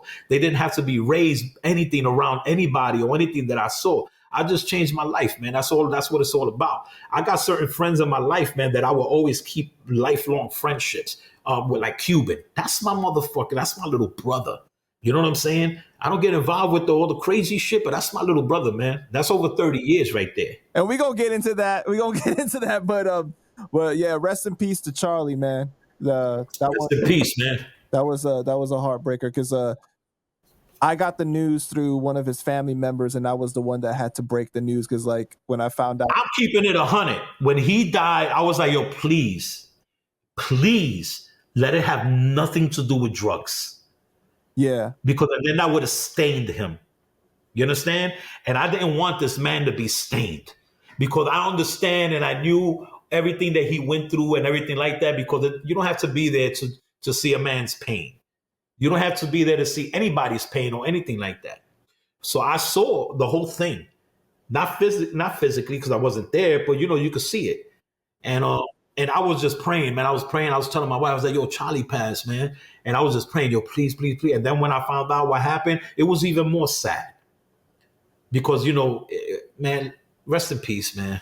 And I know that a lot of people were really shitting on his name, saying that he did die of overdose and everything. And I got to meet with his sister, Jocelyn, shout out to her. And we really did clear it up because I put out the actual paperwork showing, his cause of death and everything. And so I'm glad that we were able to clear that up. But yeah, man, rest in peace to Charlie. When did you meet Cuban and Pun? All right, let's start. Pun,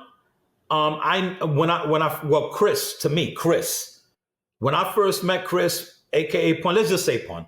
When I met Pun, Pun was just a street dude. I seen him. I met him through.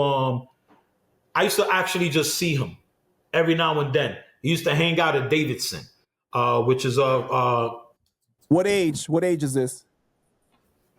This was in our 20s. 20s, okay. Yeah, we wasn't in like 16, 17. This is in our 20s, or we're already men. You know what I mean? But he used to hang out at Davidson. It was a project. It was a block fucking long project, big shit, with like fucking 20 entrances and exits. You didn't want to go in there because it's crazy.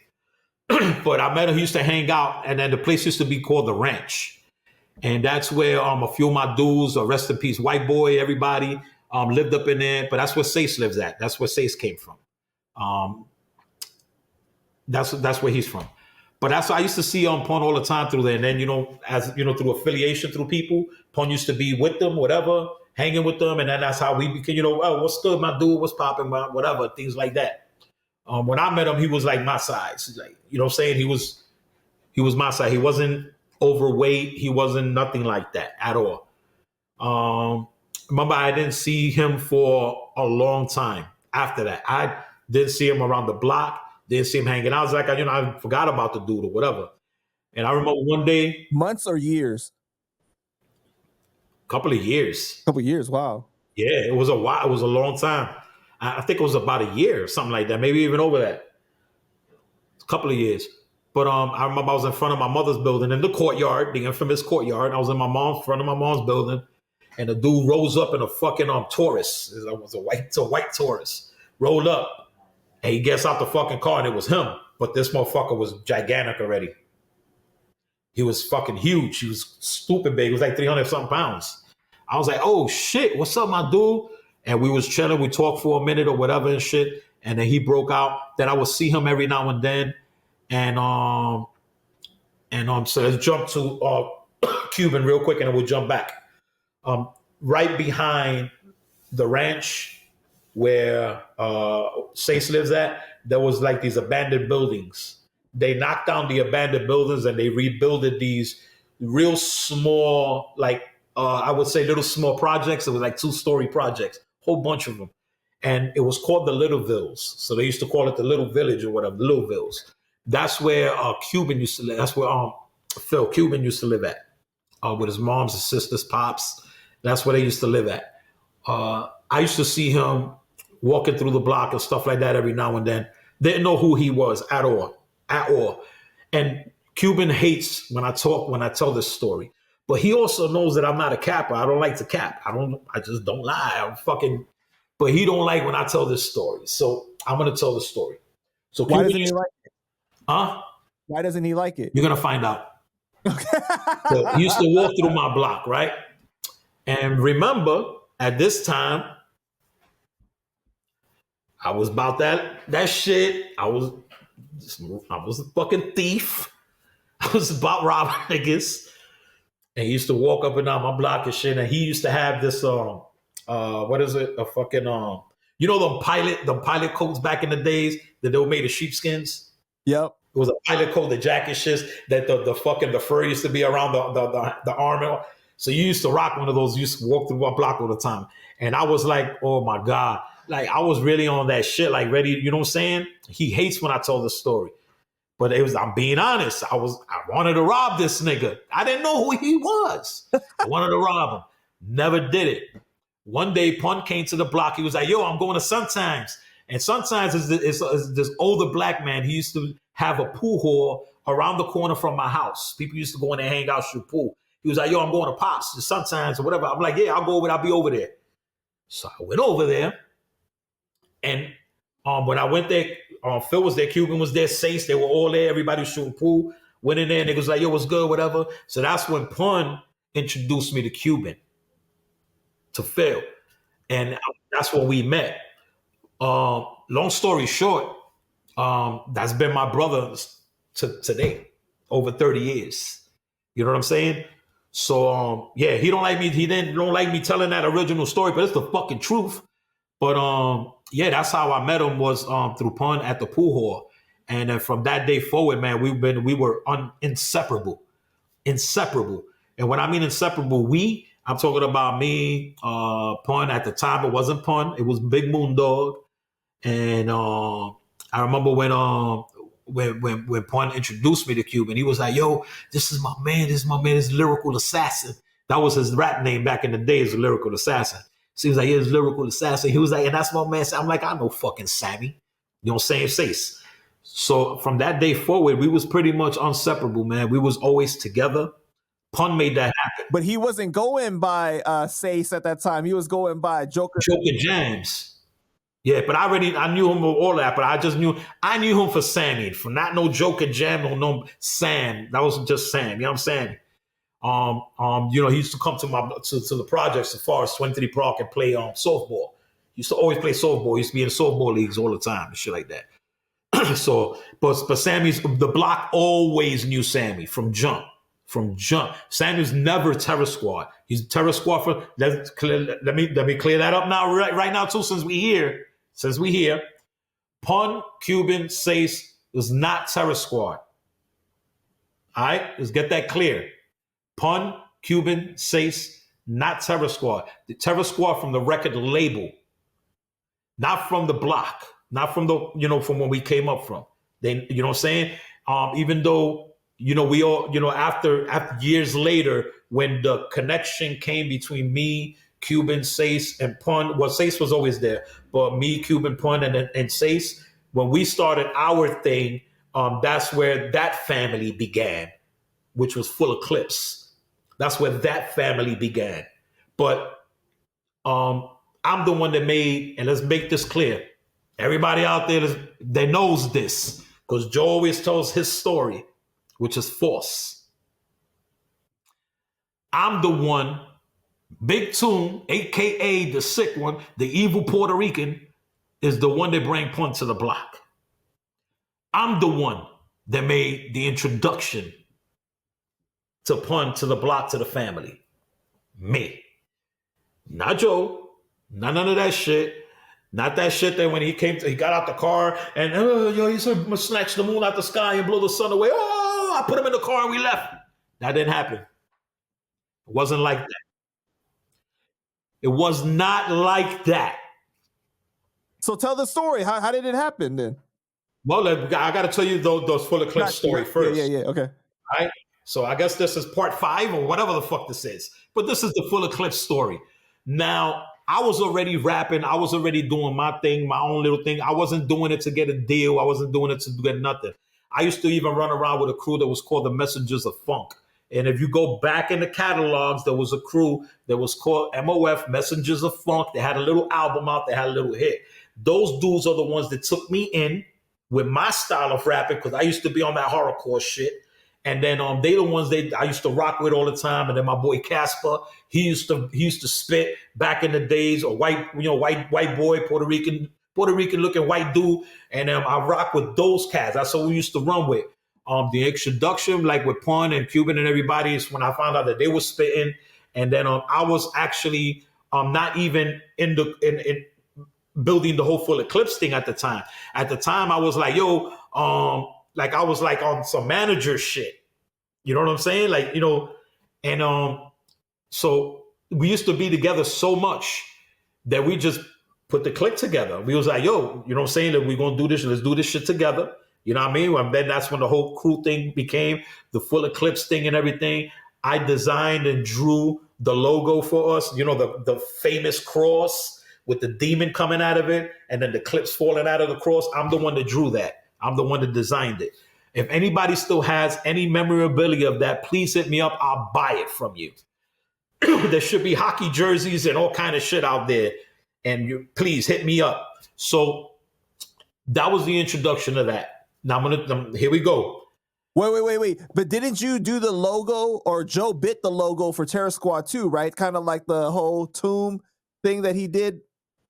Yeah, but it's different. It looks different. I mean, I even tattooed that shit on here in memory of Pun. Right here. You know what I'm saying? So it's a little different, but it's still the same. It's more clean. Because the one that I did was on some demon shit, because we was on demon time at that time. We was like spitting some horrorcore shit. Crazy. But check this shit out. This is a dope ass story. This is history is about to be made right here, bro. All right? Because this is the introduction to the greatest Latino hip hop artist in history. Big Pun. You feel what I'm saying? Nobody could fucking top this dude. Take it from him. But so we wanted to make music. So we used to start writing together. I remember fucking Pun used to make us go to his house. I remember the first time I went to his house. I went to his house. This man had no furniture. He only had a fucking 8-foot pool table in the middle of his living room. You couldn't even you had to shoot pool like this. No matter where you went, you had to shoot the ball like that. He was a real pool shooter, and he loved pool. Dude didn't have no fucking furniture in his house. I'm keeping it 100. He only had this gigantic fucking pool table in the middle of his living room. And then that's how I met Liza. And then the kids were babies. They were all small and shit.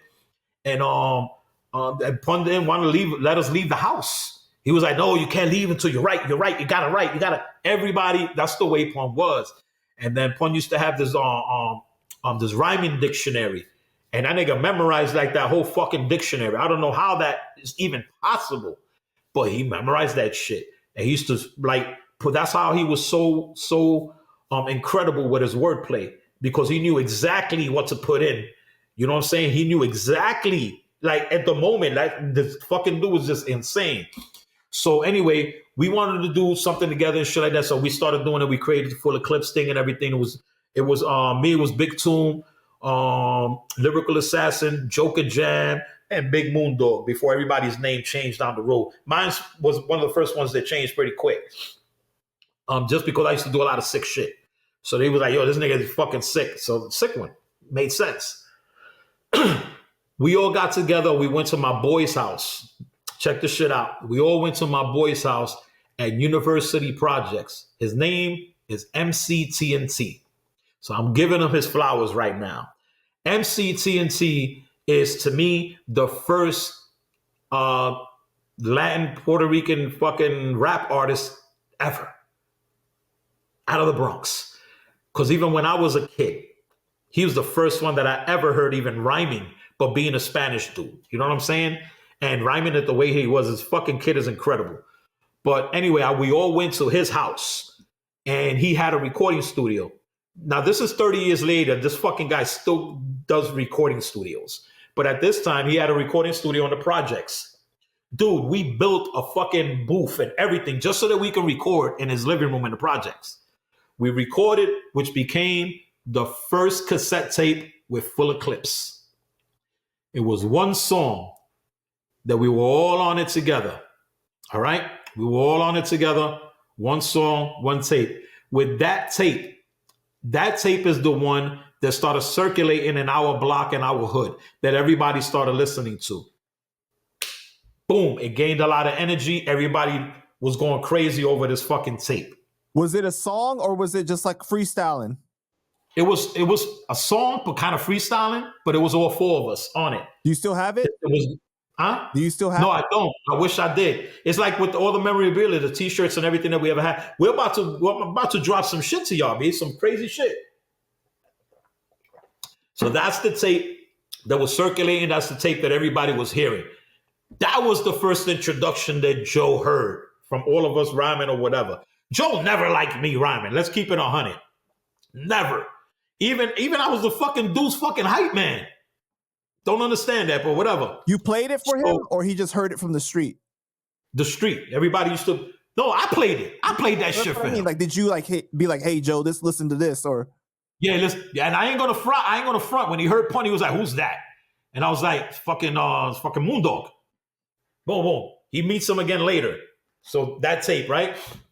So during this whole time, we were all together. We was always together. We couldn't, dude, I'm telling you, you couldn't separate us. It was all everybody from the block that's watching this right now. They know exactly what the fuck I'm talking about. Couldn't separate us. We was just 4 deep. We did everything together. Everything. From fucking selling freight drugs at Hunts Point to all kind of shit. We did a lot of stuff to just survive, man. And we did a lot of things together. So after all of this right here, we used to do everything together, all the music together. We started going to a strip joint. The Wedge? We get in there. We started going to the strip joint in East Tremont. It's called the Playhouse. So at this Playhouse, the reason we started going there was because Melly Mel, the infamous Melly Mel, had a little thing going on in there. There was a open mic. He had an open mic at a strip joint for rappers or whatever. Come in there, do your thing, right? So he also had a show. I think it was on Hot 97, and it was called the Mic Check Show. Anybody knows and remembers what I'm talking about. He used to have a show that was called the Mic Check Show where he used to let people come up there and spit, whatever. So we go in there. We became regulars to this fucking strip joint. We go there, we do our thing, bang, bang. He invites us to the radio station. We go to the radio station, me, Pun, Cuban, Sace. It was on the train, boom, we go over there, we get upstairs, we start spitting immediately. And Melly Mel just let us go. We just went, we let us go. He was wilding, bugging, blah, blah, blah. Who walks in? Fat Joe. Walks in, right in the middle of us spitting. These are my guys. This and that from the block. This is my guys. All right. We still taking off. We still doing our thing. Then you hear the infamous story with Tony Sunshine and Cuban. Cuban ended up getting stabbed inside of the in front of the Playhouse because of beef that Tony Sunshine started inside with some guys. Yes, Cuban almost died and the whole shit. I'm talking about guts out, like his fucking shit came out, type shit, because of Tony Sunshine or whatever. So that shit set us back or whatever. You know, Q almost died, the whole shit. You weren't there, obviously, right? No, I wasn't. We weren't there that night. None of us. And that's crazy because this is that one night that we were not together. He decided to go with Anthony, with Tony Sunshine. He decided to go with him that night when that happened. Yeah, because I know if you were there, bro, it would have been a different situation. No, but we went back there. We went back there because, from what happened to Cuba. Cuba could tell you the story. We went back there, and during that time, the guns that we used to have back then was stupid. We used to have the fucking like the M16s and all that shit. You know what I mean? So we went and we went in there and shit, and we flipped out. We went there with the guns and all of that. We took the manager outside. Everything was crazy.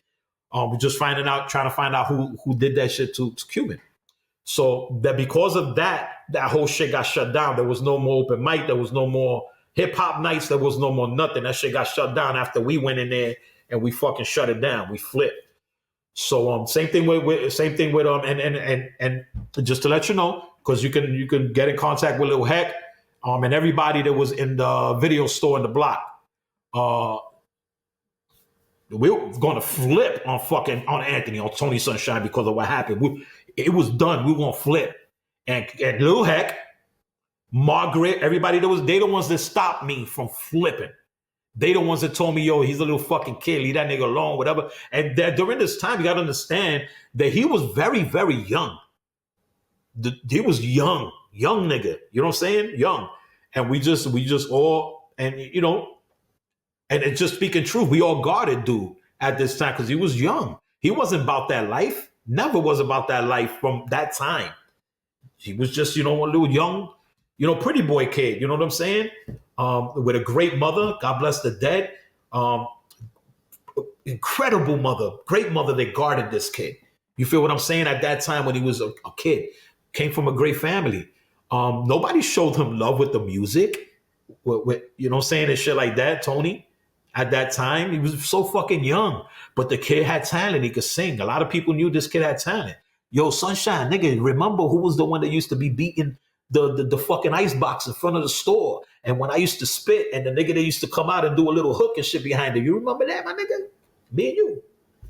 Mad love. Not that I don't got love for the dude now, today, I got, whatever. But, just history lessons that I'm speaking. So we was going to flip on him because of what happened to Cuban, because we felt that it was his fault. And it was his fault. But at the same time, I was overstepping my boundaries at the time, too, because dude was family. But I was taking it somewhere else. But Little Heck, whenever you speak to dude, if you ever do, he could tell you, you know what I'm saying, that he's the one that fucking put the foot down. It was like, no. And that's how that stopped. Because Cuban said that Pun wanted to whoop Tony's ass because of that. Everybody did. Everybody. It's just like I said, I'm a different animal. I wasn't about that shit. It was gonna get so really fucked up. And then everybody wanted to get this kid because of what happened. The real talk, motherfuckers. Yo, Cuban almost died. Like, they took him to the hospital. He was holding his fucking intestines in his hands. It's crazy. Who lives through that? So the dude went through some shit, and then that happened and things like that.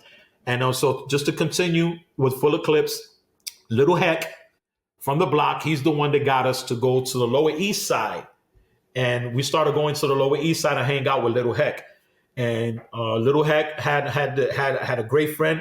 His name was B. And God bless the dead. And he's the one that actually put the money behind Full Eclipse. He's the one that paid for all of the jerseys that we had with the logos. He's the one that paid for all of the T-shirts and the boxes of T-shirts that we was giving out to the hood. We had leather vests and we all dressed the same every single day because of this guy. He's the one that put us on when it's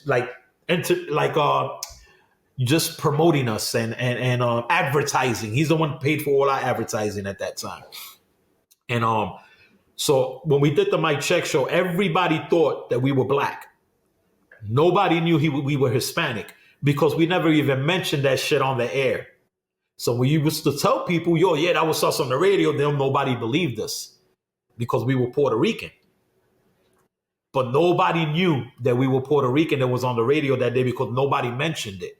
So as we went around trying to get our flowers, yeah, that was us. That shit wasn't you. Get the fuck out of here, blah, blah. Because they thought we were black, but we were Puerto Rican. And they started knowing it was us when we started showing up with all this Full Eclipse clothes and giving out T-shirts and doing all of this shit in the hood. You know what I mean? So that's that chapter.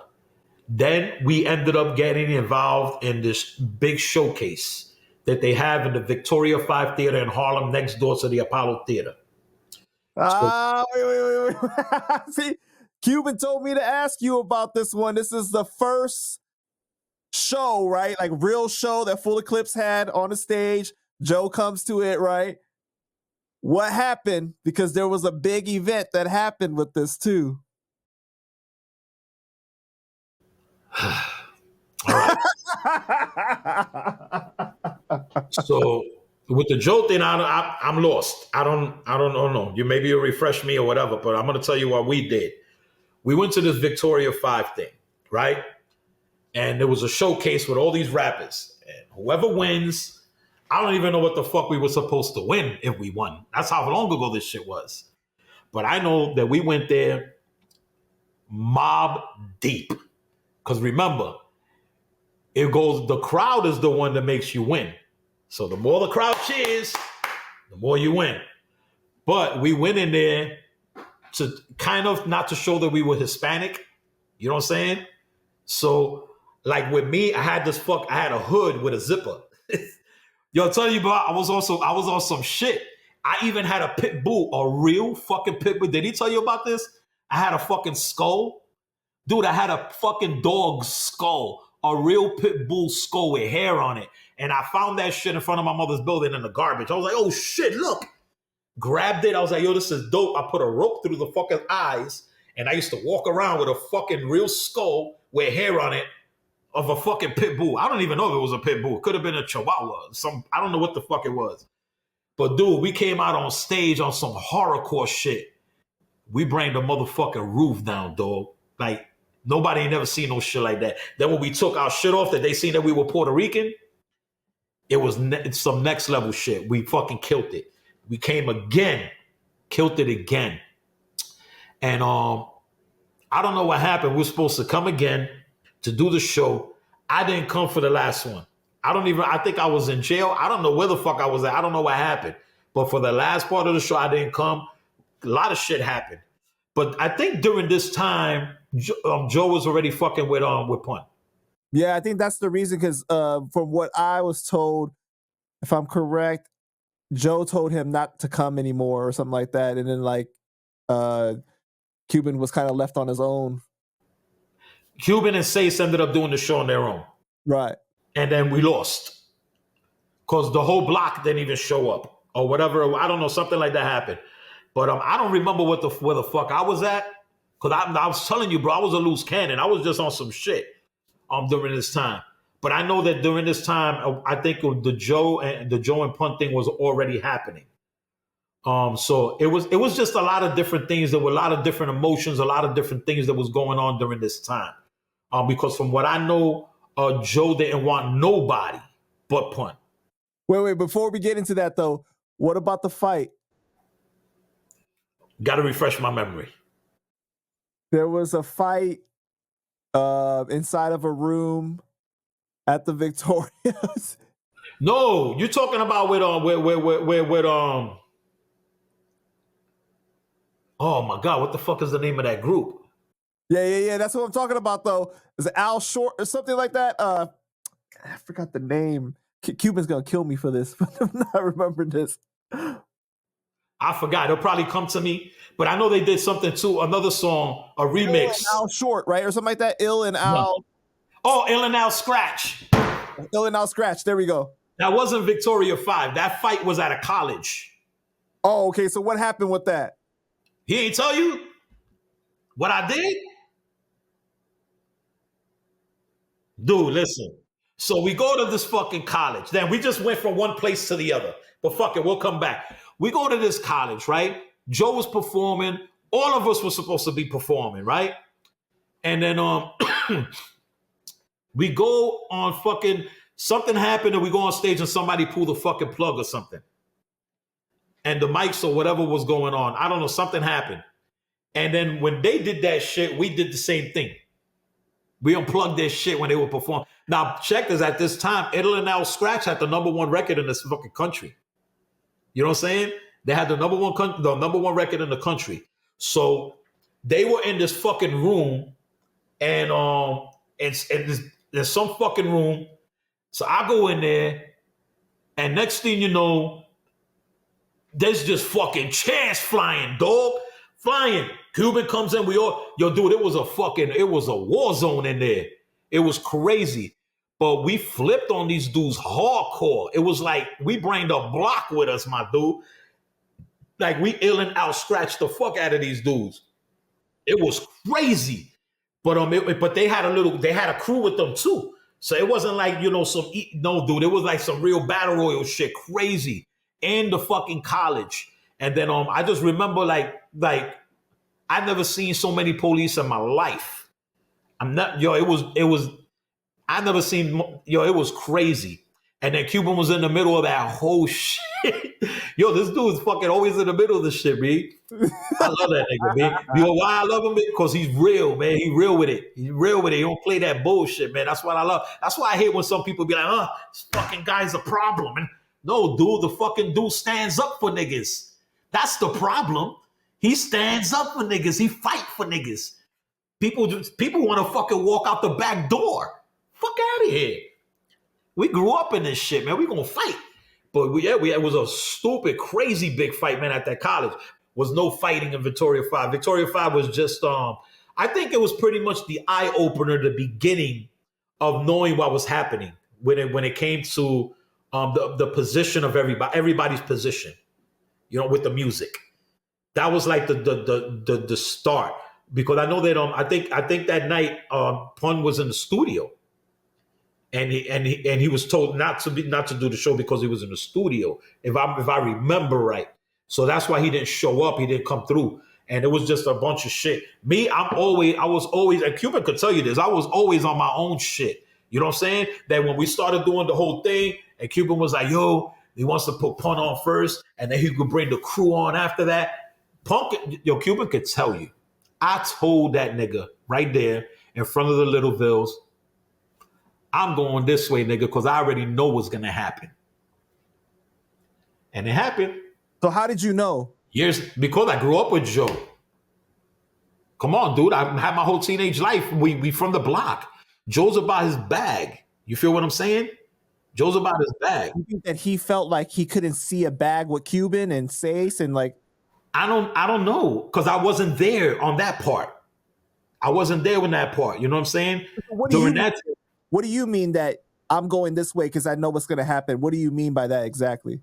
That I know he wasn't going to fuck with niggas like that. I know that he was going to flip. Because Joe, like I told you, Joe's a real dude. But at the same time, he's about his bag, his business. You feel what I'm saying? And I was like, you know what I mean? And plus, I know Joe didn't like me or whatever through the music part or wanted me to be involved with none of that shit. Same thing he was with Cuban and all of them niggas. He wanted Pun. If it wasn't for Pun, there wouldn't have been a Cuban, there wouldn't have been a Sace, there wouldn't have been nobody, none of the artists. There wouldn't have been none of them. Pun is the one that fought for everybody. Pun is the one that was like, yo, no, this is what I want. This is how it's going to go, whatever, this and that and that and that. You know what I'm saying? And I know this because I was there in that part. You know what I'm saying? After the fact, I wasn't there. You know what I'm saying? When they was doing their thing. That's when I went about, first of all, I had to fucking run. I had to run to fucking Florida and hide for a minute because they were on my ass. You know what I'm saying? Before we get to that part, though, do you know if there was a conversation that Joe and Pun had when he was saying, like, I just want you, and then Pun fought back and said, no, you got to take my crew, too? Yeah, that happened. That definitely happened. He said it. That's when and then I had the conversation with Cuban, and Cuban was like, yo, you just gotta chill, nigga, chill. We're gonna he just wants Pun right now. He's gonna put Pun on, and then when he puts Pun on, then Pun is gonna put all of us on, and the whole full of clip shit. Because remember, it was Pun, it wasn't the Terror Squad thing, it was full of clips. Right. It was full of clips. He was supposed to put on full of clips, the full of clips crew, us. We were supposed to be up on that like that. You know what I mean? Me, I was just like, I wasn't about it. I wasn't about it. Plus, I was still on some Robin shit, man. I was still doing my thing, and I just didn't want to do that. And then I had a couple of things that was happening behind the scenes that I knew I was going to have to go on the run for a minute. And then it happened. I had to bounce, and I took my shot too. And then that's how I ended up in Florida. You know what I mean? Because my son's mother was pregnant, And that I took my chance. I was like, shit, it just makes sense. I got to get the fuck out of here. I got to get out of New York. I wouldn't have been able to move anyway with music or anything like that for what I was in trouble with. So it is what it is. But the conversation happened with Pun. It happened because I spoke to Cuban after that. Cuban was telling me, yo, this is going on. And, once Pun gets on, the whole crew gets on right after that and blah, blah, blah. We'll let him do his thing. We're just going to rock with him. We'll let him. And that happened. That conversation happened. Did your perception of Joe change after that? After you heard that that's what was being said? No, because listen. You got to understand something. I'm the nigga that came up with Joe. Nobody came up with Joe. None of them. Pun, nobody. I'm the one that made the introduction for Pun. I'm the one that bring him to the block. I'm the one that had the introduction with him and everybody in the block that hung out with him after that. Because after I bring him to the block, that's how Full Eclipse became very popular. The whole clique were us four, and then Little Heck helping us and running with us and putting us out there with the music and putting us together with B and getting the money and hooking us up. You know what I'm saying? But I'm the one that made the introduction with when it came to Chris, with Punk coming to the block and people knowing who he was, because nobody in the block knew who he was. Nobody even knew he was a fucking rapper. Everybody just knew this was a big motherfucker that used to play basketball, like a fucking skinny man. Like he was nice playing basketball too. But nobody knew who he was or nothing like that. Same thing with Phil. Same thing with Cuban.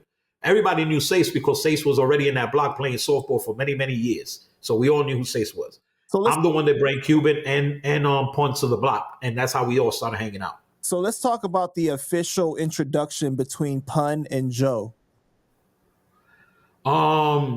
Because it seems like there's like you said, there was like some controversy over that with Joe's story saying that, Joe met him in the block. Joe met him in the block because Pun was that dude. Pun used to always have a pack of fucking cigar Newports rolled up on his sleeve all the time. And Pun used to always sit down because remember, Pun was a big guy. So Pun used to always be sitting down on crates. And it was funny because we used to all fucking chip in, right, to buy a fucking hero. Just a regular hero from the bodega so we could eat. Nigga, we had no money like that this time. We had no paper. So, wait, but didn't Pun have money at this point? Because he had won his Pun already. Pun had a lawsuit that he had got, but that money was gone already. That money was pretty gone. I think he was getting like checks every now and then from his lawyer and stuff like that. But at the time when we were rocking, nigga, no, we were broke. We were robbing motherfuckers for food, Kentucky Fried Chicken and shit. You know what I'm saying? Real talk. We was trying to eat. Fuck that. We didn't have no money, dude. We used to go to fucking Southern to Hunts Point and sell fucking fake crack to people. Put rocks. And when they come back, yo, this is fake. We lay them out. Break out and go eat. Real talk, real stories is what we used to do this so we could eat. But I remember that day in the block, Cuban was the one that was pushing. He was like, yo, spit. He was telling Pun to spit. He was like, yo, spit, nigga. So Cuban was the one that made Pun like spit that verse, the whole shit. As him jumping in the car right then and there and then leaving in the studio. And I remember when they did this fucking animated thing with all of us staring at the car leaving in the middle of the street. I was looking at that shit. I was laughing my ass off. I was like, what the fuck was I in the middle of the street looking at a car speed away, bro? That shit never happened. That didn't happen like that. I mean, shortly after that, don't get it twisted. Yeah, he took him to the studio and it was definitely the biggest business decision that Joe's ever made in his life was doing that for Pun. You know what I'm saying? He's the one that, the one that put Pun on. You know what I'm saying? He's the one that did all of that. He did. You can't take that from him. What happened after that, I can't say nothing because I wasn't there. You feel what I'm saying? I wasn't there. I just know what certain people went through because I was there for them, because I still had relationships with them. You feel what I'm saying? So I can talk about that. But as in what Joe did and this and that, I don't know because I wasn't there. But I know the facts that's come out after the fact. The facts, that Liza's come out with. Facts. Okay, so let's talk about Florida. Okay, so you end up leaving, right? Because of what? Can you talk about? I had a warrant. I had a federal warrant. Not going to talk about what it was for because it's, unfortunately, there's, yeah, I just don't want to talk about that. But I had a warrant, and they ended up. I came to Florida, was here for about 9, 10 months, and then somebody ratted me out and told them where I was at. So they came, they got me. I went, and then I went through the whole fucking process and all of that shit, and then I was the case was dropped on me. The case was dropped on me, and I came back to Florida, and that's when things just started changing for me, and I was like, yo, I don't want to go through that shit again. You know what I'm saying? Like real talk, because that was real scary. It was some shit. It was something that me personally I didn't do, and I just. How long was that process, though? How long was that process with the case and everything? Almost 4 months. Okay. Almost 4 months. So I was away from my fam for like 4 months. But let's say that was a year or so then, right? Because you were in, you got ratted on after being in Florida for 10 months, and then like 9, 10 months. Right. And then so then 4 months dealing with the case and everything. So you're away from the TS situation for over a year now. Yeah, I already done went away from that shit, saying, for a minute. The communication has always been there during that time with me and Cuban, all the time. When Pun came to Florida, I remember when he came to Florida and should have do a show, and I was the first nigga they hit up. They were on the radio. I remember they were on the radio. They started, yo, Sick, where the fuck you at, Tom, yo, bro? And then, that, all of that. So we always kept communication, always. I just dealt with my own thing. I never involved anybody with my problems. Never. Just I always dealt with it myself. You know what I'm saying? I always thought that, if you man, you got to be a man and deal with your shit. And so you're seeing them start to experience success, but you're not jealous at all. Like you're not like regretting your decision not to go. Nah. I was good because when I started doing my thing and I reunited with my cousin here in Florida, everything popped off for me on my own music. You know what I'm saying? Doing my own thing with my music thing here in Orlando, Florida, and the music scene over here. You know what I'm saying? And I'm gonna use your platform and give a shout out to a couple of people because they deserve it. You know what I'm saying? Because when we were rocking with the music and stuff like that, you know what I'm saying? We had cats like the headbangers, all these dudes. You know what I'm saying? There was a lot of rappers, and a lot of artists out here doing their thing. So big up to Streets. What's up, my dude? We never physically met. But what's going on? A real good dude and shit like that too. With the music out here in Florida, there was a and to this day, there's still a real big scene in Orlando, Florida, with music. There's a lot of good artists that came out of here. Smiles and South Star, all of these cats, you know what I'm saying, our people. So, literally right before you said that, I was gonna say their name, like, because I remember that time period. I'm like them. Yeah, but those are some real like those dudes right there. Man, those dudes are real good dudes, man. Real good dudes. Always did their thing with the music and everything like that. It's just I probably say people's names and groups wrong. You know what I'm saying? But you know what I'm talking about. But there was a big music scene out here, and then I got involved in that music scene because of my cousin. So my cousin was pretty to this day very respected, very very well known as a promoter. Just in business wise, when it comes to music, I used to do a lot of people's contracts here to do shows and everything for artists. Old school, very, he even worked for Pun in Virginia. You know what I'm saying? He's the one that the first one to bring Pun to Virginia. He was the first person to do that. He was also running fucking Fat Joe's street, the whole internet street thing and all of that stuff, the whole fan club thing. Crazy. It's just so much history, so much things that, and it's crazy to stay in one subject because it just bounces around because there's so much energy coming from different places that involve different things. So you can't stay in one thing. I just can't stay in one thing. All I could do is tell, the real stories and shit like that happen. But let's go back with the whole thing with Joe, with Pun. He's the one that made it happen. You can't take that away. Joe knew that this was that would be a great opportunity, a great alleyway to Joe was very well known in the Bronx. Well, everywhere in New York. Joe was very well known in the music scene and everything like that because he's made a lot of connections and a lot of friends in the music industry and everything. But when he heard Pun, he knew Pun. Joe knew what he heard. Right. He knew what he had. Knew what he heard. You know what I'm saying? It's like when you hear a ghost and you be like, yo, I know I heard that shit. You know what I'm saying? You didn't see it, but you heard that motherfucker. Right. He heard that motherfucker. And he was like, yo, this is the ticket. So you're in Florida though. You're making music and everything and you're experiencing success, right? But eventually you start switching over to actually having your own studio. Is that right? Like you're having artists come to the studio and you're making a business out of that. You eventually stray away from completely being an artist and going into more of a business avenue, right? What made you want to do that? I started seeing the money. At first it was more for me. Let's open up a recording studio and do it like this. That's how we ended up getting involved with Jerry Heller. He ended up flying us out to California to meet with him. I actually had an underground single with Tony Sunshine. It was called My Senorita. We got the record. You know what I'm saying? But I did a song with him. I think Joe got upset that Tony did the record with me.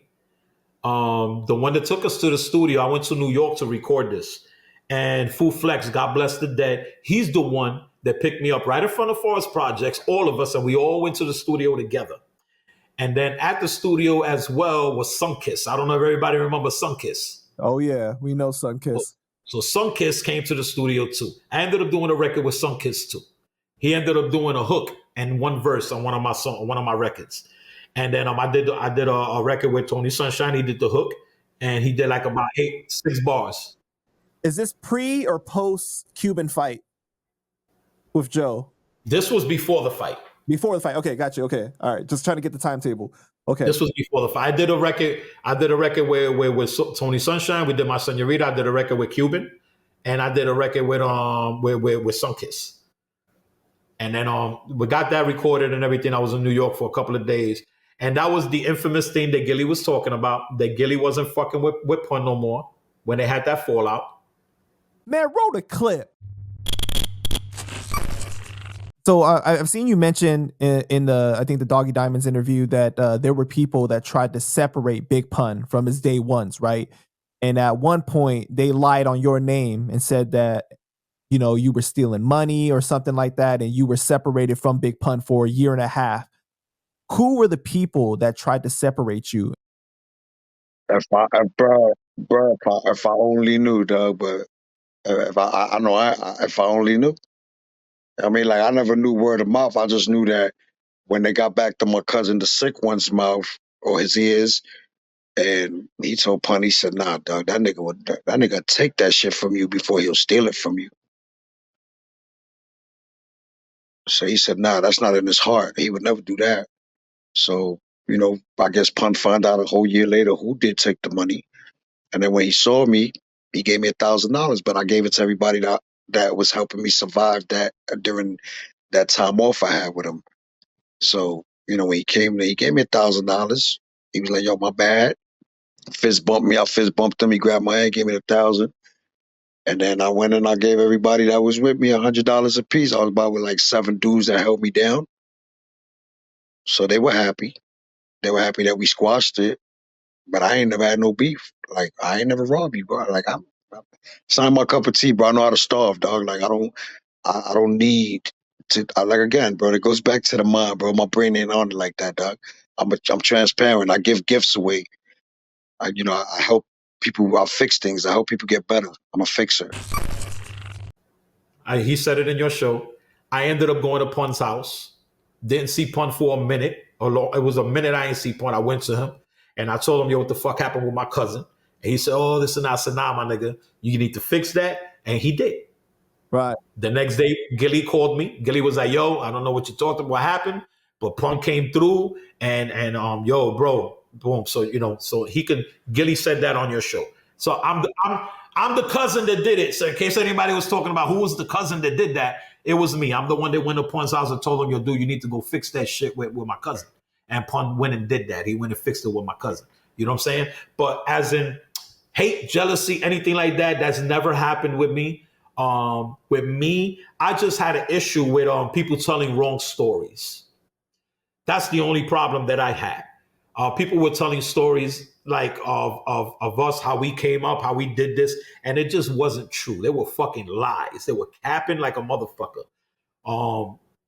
Even with Cuban, where Cuban said a couple of things and shit like that I disagreed with him. But that's what brothers do. You disagree with each other and y'all come right back together. You know what I mean? Me and Cuban has always been like that through our whole relationship over 30 fucking years. You know what I mean? But I'm always there. He's always there. And I'm going to tell you another story real quick. When I had my recording, this was after what happened with Cuban. When Cuban got all fucked up in the face and all of that. We got a phone call in my studio from Fat Joe after this happened. Joe called, and I remember everybody was there. Earl was there, Big Earl, everybody. I had him on speakerphone. And I was like, yo, what's good? We was excited that he called. Everybody was in the studio. Was like, oh shit, Fat Joe. He's on the... But we have the different relationships the nigga I came up with. So I was like, yo, Joe, what's good? Blah, blah, blah. He was like, yo, my nigga, yo, you heard what happened with Cuban? And I was like, yeah, man, I heard. Man, that's fucked up. See, remember, I'm neutral. I was neutral. I wasn't taking nobody's sides. Although it was fucked up what happened. If I would have been there, it would have been on and popping. We would have all been fighting. Real talk. But I wasn't there. I was neutral. I wasn't on his side, that side. I felt it was fucked up what happened. It was fucked up. But dude called me. He was like, yo, you heard what happened with Cuban? I was like, yeah, I heard what happened, man. It's fucked up. He was like, oh, it's fucked up. He said, nigga, if you rock with him, then you can get it too.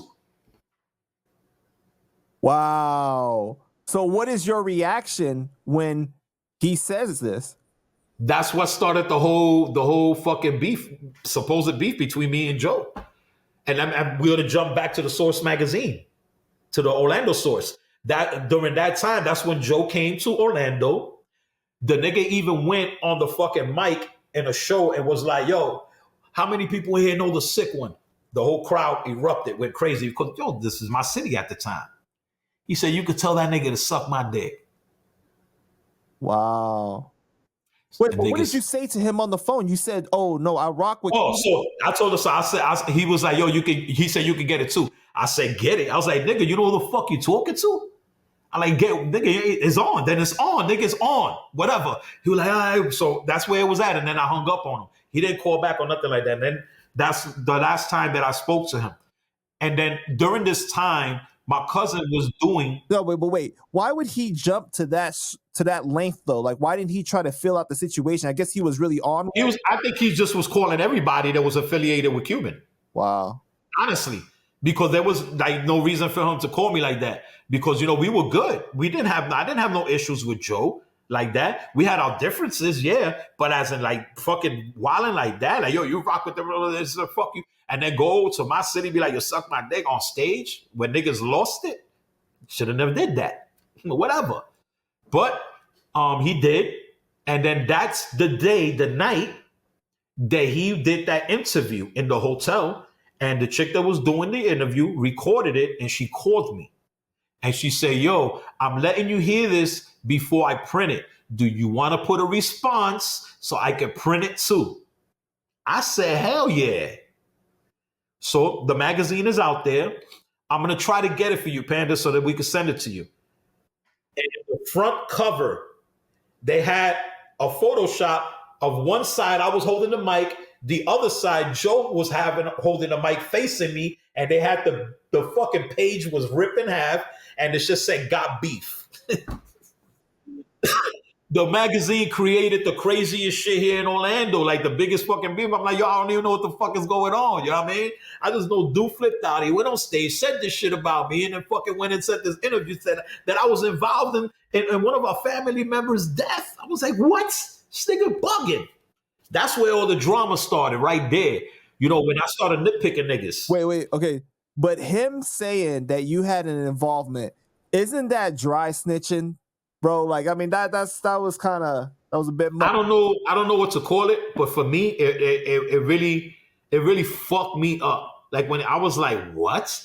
Like to put me in that that was fucked up. You know what I'm saying? That was really fucked up to even mention. I say, and he can't. And I know he's watching this shit.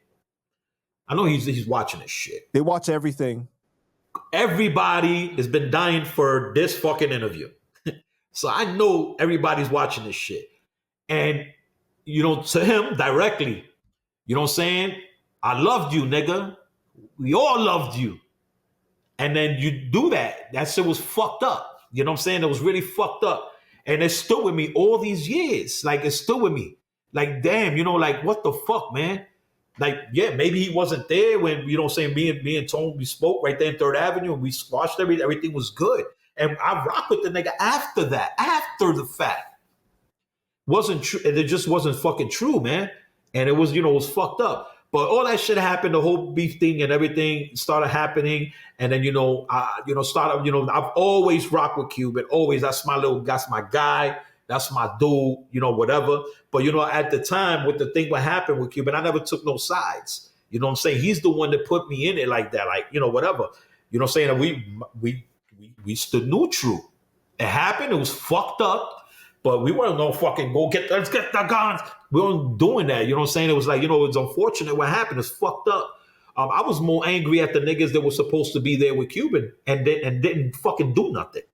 Right. Before we get into that, though, right? Because I feel like the whole Fat Joe versus Cuban link thing is just like its own saga entirely. You know what I mean? Like, It is. But you gotta let me make something clear. Everybody, please listen. Please. This is over 30 years that this happened. But even after all these years, there's still a man that's walking around with a horrible fucking scar across his face that he will always remember where it came from, how it happened. So this is something that this man can never erase from his fucking mind, from his brain, or anything. Because every time he looks himself in the mirror, and I'm sure this man has to look himself in the fucking mirror every single day, he's reminded every day why that shit happened on his face. It happened because he had a fight with a man. You understand what I'm saying? He had a fight with a brother at the time, there was supposed to be brothers. There was some animosity, some hate or whatever that was going on. Great, it's all good. But dude, you don't shed blood on a brother, no matter what. You know what I'm saying? I mean, you just don't. So this is a man that wakes up every fucking morning, every day of his life and sees this shit on his face, right? He doesn't have a right to be angry. Fuck, I'm gonna let it go. No, he has a right to keep on, being angry about it. That's his right.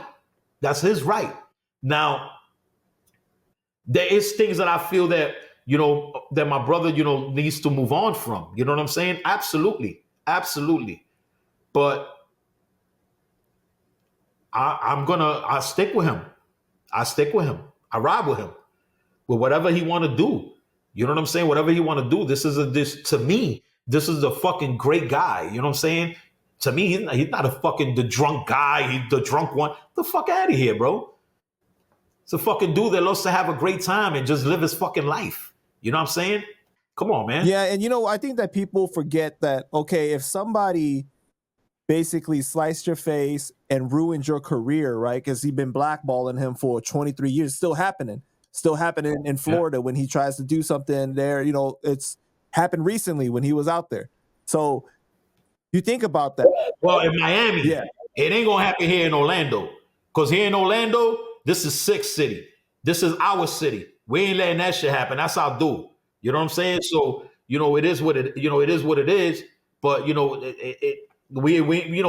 I make sure that he's safe every time he's here. I make sure that he's with the family every time he's. You know what I'm saying? That's my nigga. You know what I'm saying? Whatever happened in the past. You know what, bro? I wish. I honestly, I wish that this shit would just fucking be deaded. It would be deaded. If everybody takes the hate out of their heart, just the hate, what else do you have left? There's nothing else to stop, you know what I'm saying, a talk from happening, a sit down from happening. This shit from stopping. It doesn't matter, let's make money together. No, it doesn't even have to be about making money. It has to be about taking the hate out of your heart. I think. And just fucking move on. I think everyone would like for that to happen as far as the fans go, definitely, right? And I've had conversations with Cuban as well where he said if Joe were to admit to his faults, then they could hug it out as brothers and they could move on. It doesn't have to be like they have to do business together, all that stuff.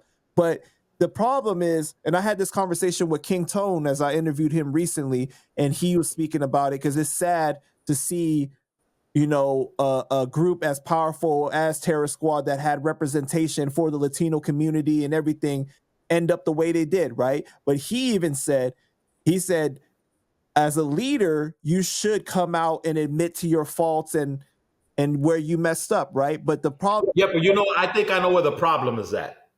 You know where the problem is at? Joe never admits to his faults, though. It's not only that. It's not that. People can admit to things, but when people are being forced to try to say, let's do it publicly, it's different. It's different. You got to think about this. Why do it publicly? Why? You want to humiliate him? He wants to humiliate you. There's no reason for that. You know what I'm saying? This shit could be done behind closed doors. It could be done behind closed doors. Nobody really got to say nothing or do anything. Let the shit hash out on their own time. You feel what I'm saying? Now, if you don't want to do that, that's you. There's people that have reasons not to want to do it or anything. I understand that. I get it. Don't get it twisted. I get it. But dude, this is fucking 30 something years. You know what I'm saying? Let the man eat. Let him live. But you don't think that they would have to address it eventually in public because of all the disrespect, all the things that happened in public? That's their decision behind closed doors. That's their decision. Everybody loves the novela. Don't get it twisted. Everybody loves the novela. Everybody loves drama. Drama is the number one thing in the world. It's drama. But why? You don't have to put the drama publicly either. You don't. Even though everything that's happened, you know what I'm saying? Everybody knows the fucking truth already. If you don't know the truth of what happened or what's going on, then you're a fucking idiot. It's there. All the receipts is there. Everything's there. Everything's done with. Just fucking move on. Just move on. You fix it. You gotta try to do it. And if that's not what you want to do, then fuck it. Then that's not what you want to do. You know what I'm saying? I'm gonna always support my nigga Phil. I'm always gonna support him. If that's something he don't want to do, said and done. Leave it alone. Keep it moving. I'm just voicing myself right now because it's the only time that I could really voice myself publicly. Okay. You know what I'm saying? So let's say this though, okay? If it's the truth, and we know the truth, but you know, if it's the truth, then for Joe, his name hasn't really been, I mean, has his name really been dirty that much, do you think? Listen, there's nothing gonna happen to Joe. Career-wise, life-wise, anything. It is a lost fucking energy case. There's no reason. Cuban's name has been dirtied so much over the for years, right? Many years. So for him, he wants it to happen publicly because he needs his name finally cleared of that stain on his name. Well, that's and I agree. I agree with that. But what I'm saying is for it to happen, because it's never gonna happen. It's never gonna happen because these are two fucking strong-minded individuals. Right. Joe feels one way that he's right. Cuban feels one way that he's right. Now I'm on the side, and I'm gonna be biased right now. I'm on the side of Cuban because I know everything that he's been through. I know I saw it. I physically saw it. I've been there. I've seen every fucking thing he's been through. Everything. The struggle, everything. So I'm biased. I'm, on his end. If that's something that he'd be like, yo, Tom, I'm never going to do that. Then you know what, dude? End of discussion, done. Never talk about it again. But this is the first time that I'm talking about it and publicly. Okay. I've never been, talking shit publicly like this. Put yourself in his position, in Cuban's position. Could you forgive him if all that happened to you? Could you forgive Joe? If Joe, or what would you want from Joe in order to fix that? A conversation. The reason this, and this is the reason that I'm saying that it'll be to start it. It'll be better to do it behind closed doors, and then you come forward with certain things. Because when you know that you're either live or you're on a show or you're public, shit is not going to go well. That's true. It's not going to go well because everybody's going to be right and wrong. I'm right, you're wrong. And that is not going to go well live because everybody knows that it's live. Everybody knows this is recorded and the world is going to see it later. So this is going to be the machismo hour. You feel what I'm saying? It's not going to be the let's fix this hour. It's going to be the fuck you, I'm right, fuck you, you're wrong. That's what it's going to be. Now, does Cuban have a lot of rights to think? Absolutely. And I'm only saying this because I was there and I seen him throughout all of these years, ups and downs and going through stuff. Seeing it was there. So there's a lot of anger and everything built up. And for Cuban to even say that he even wants the discussion, that's grown up. That's grown up. As for Joe, it's up to Joe if he wants to do that or not. Joe made it clear that he doesn't want to do anything like that. That he wants a public apology. I don't think that Joe would do it because it doesn't benefit him really to do it. You see, he had to squash his beef with 50 and Jay-Z because it benefited him in the end as far as financially and his status in the industry. Yeah, but that's a whole different thing that happened. You know what I'm saying? That's a whole different thing that happened. This is, with the beef with him and 50, he didn't have to fuck with 50 coming up. You feel what I'm saying? He never made music with 50. He never rock with 50. They never spent the night at hotels and toured together and did all of this crazy shit and were brothers. Joe never really liked Cuban though, right? Joe's just never like nobody. Come on. You know what I'm saying? Joe's just on his thing. You gotta, and it ain't to give the man nobody flowers or to give everybody their kudos or nothing. But the man is about his bag, bro. I'm sorry. I mean, every live you hear "get the bag," So I mean, it's true. The man is about his bag, and I would wish. I think everybody in the block, everybody that's come up together from the block, all the originators, or my whole Terror Squad family, my real family, would love to see something like that. You know what I mean? I mean, things. On Joe's side, things were done with him from some dudes from the block and shit like that I heard of. Saying that things like that was it's fucked up or whatever too. But trust is an issue. But when we talking about this category, I'm just giving my opinion. Saying I could be wrong, I could be right, whatever. I'm just giving my opinion. And just want to be clear, I will always ride with Cuban. That's my nigga. Whatever he want to do is what I'm going to do. Be like, you're sick. Shut up. Don't say nothing else. I don't even want to fucking fix this. Then it's not going to be like that. But I'm the sick one. I'm going to say what the fuck I want to say right now. I just feel that it's been too many years. It's been so many fucking years with this whole shit, with this whole thing, man. And everybody, just live your lives, man. Live your lives. Stop going against each other. There's no reason for it. You're not going to get nothing out of it. All of us are going to end up in the same place. Whether it's today, tomorrow, a year, 10 years, 20 years from now. We're all going to end up in the same place. Why are we going to end up in the same place with still hate in our heart for anybody? Come on, man. You know what I'm saying? Just where there's a will, there's a way. You know what I mean? Where there's a will, there's a way. And it's been over 30 years. Nobody got to do fucking reunion concerts. Nobody got to do none of that shit. Although that'll be fucking incredible. That'll be probably one of the biggest historical reunions in fucking life, like in hip hop. You know what I'm saying? It will be great. So you're talking more from a personal healing standpoint. Like that's what's more important. There's a lot of hurt. I'm going to talk about the hurt that I know of. It's a lot of hurt on Cuban's side. There's a lot of stuff that he's been through, a lot of fucking disappointments and a lot of corners that he went to that there was disappointments in almost all these corners. And there was, yes, caused by a certain individual. You know what I'm saying? Yes. But if even Cuban himself is willing to say that he willing to sit down and talk or whatever, I just think that the way that they want to do it is not going to work. It's just not going to work. Because then it's going to be a machismo concert. You know what I'm saying? And it might be even worse than that. Don't get it twisted. Because you're talking about two live niggas. Right. in the same room, and then of course he's gonna come with a crew, and he's gonna come with a crew, and dude, it could go really, really, really, really fucking bad. You know what I'm saying? Can you So imagine trying to do it on Drink Champs?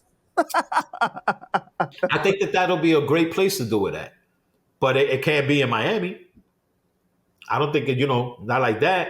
Even though Cuban probably wouldn't give a fuck, but at the same time, I just think that it'll be too much, man. It'll be too much with the back and forth. And you did this, you did that. Why you do this? Why you did that? It's not gonna be no forgiveness if it's done that way. It's not gonna be no sorries. It's not gonna be like, yo, let's just move on. It's not gonna be nothing like that because I'm just being 100. I'm being real. You know what I'm saying?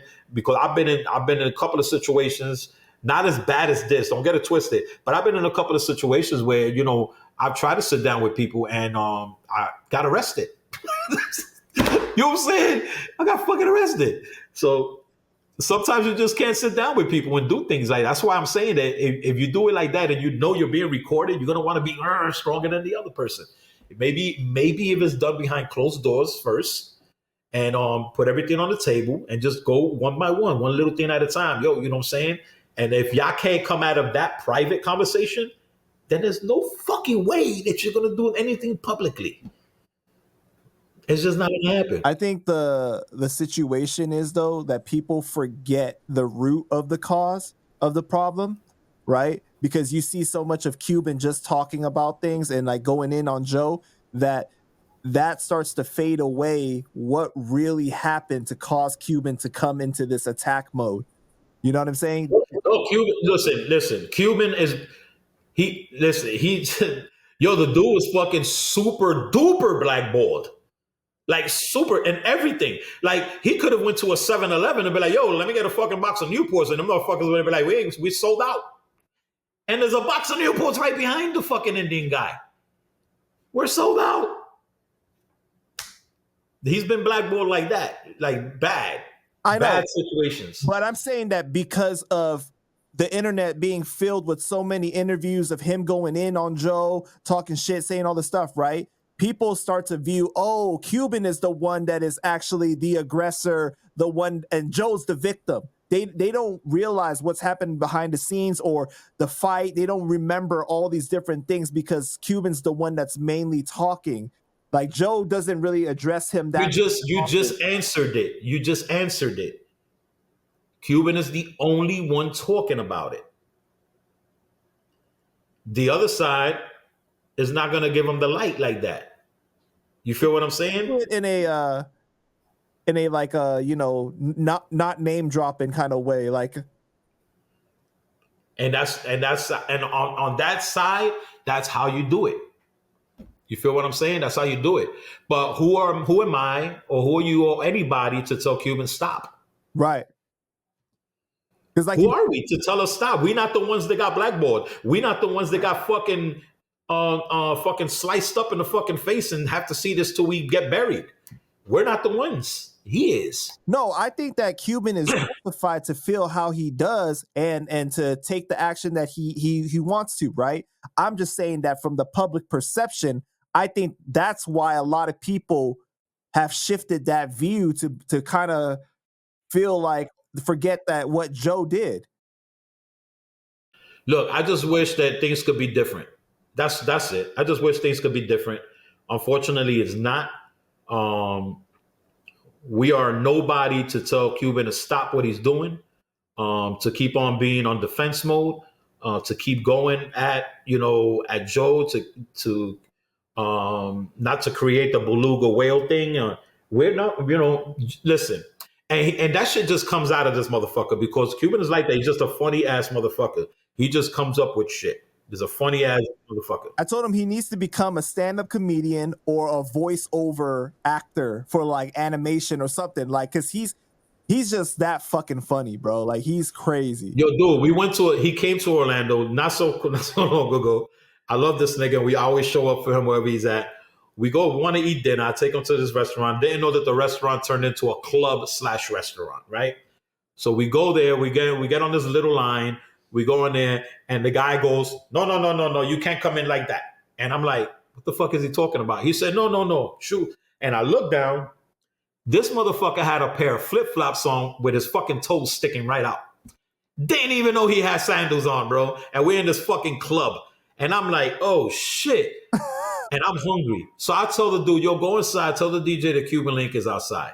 And that's how much love people have that they still remember this fucking man. The fucking DJ came out, bring us all inside. His fucking toenails sticking out and everything, bro. We had a great time. Wow. Great time.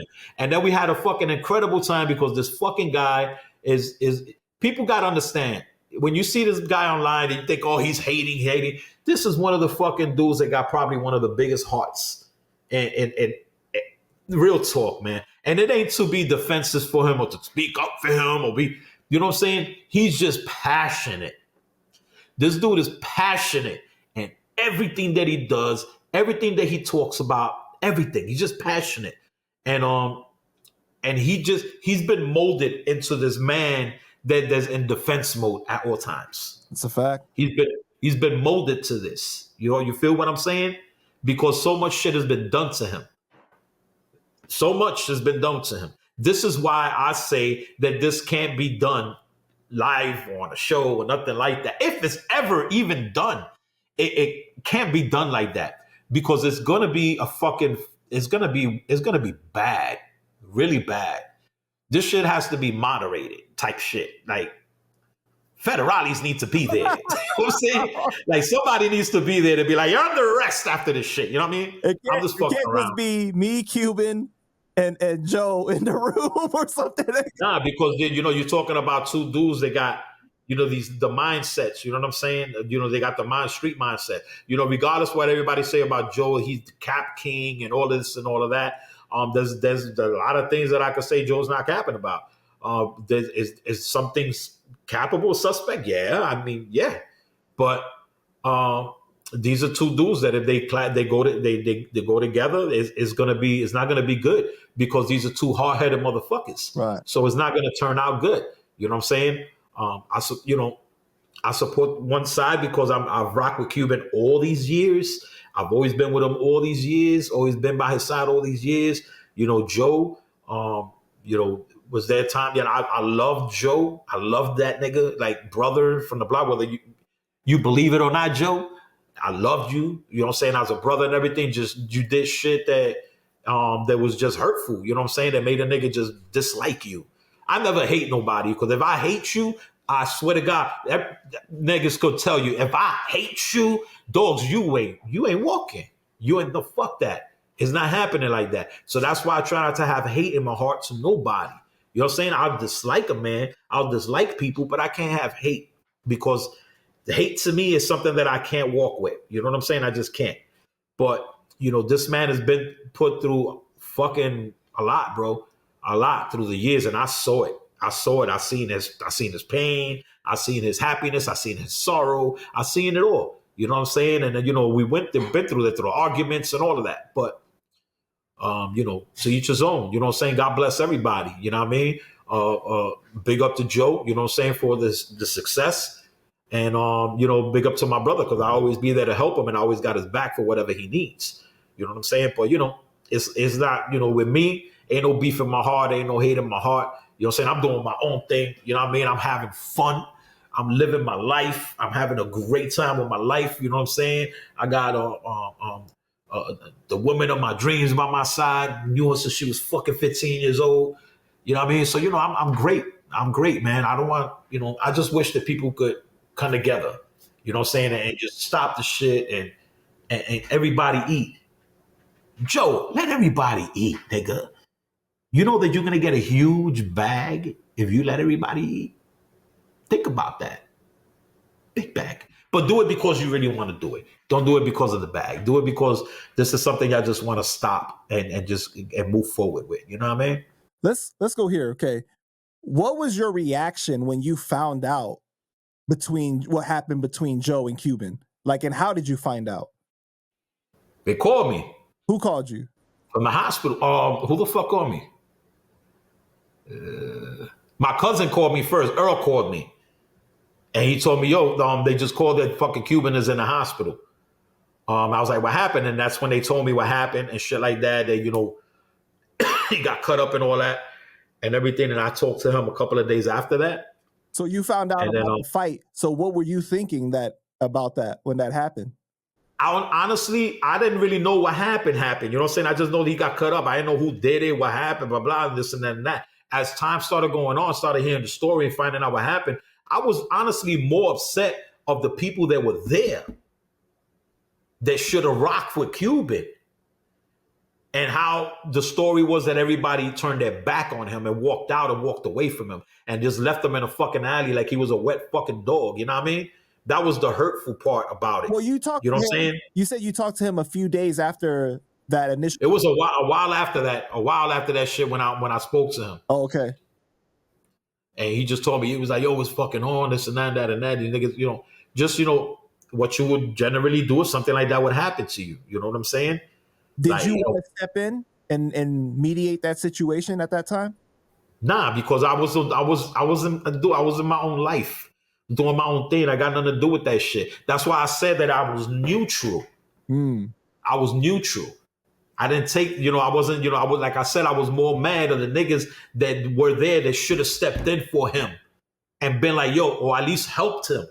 You know what I'm saying? I know that Remy helped them and shit like that after the fact or whatever, but there was niggas that wouldn't have been in this fucking business, music or nothing if it wasn't. Let me make something clear.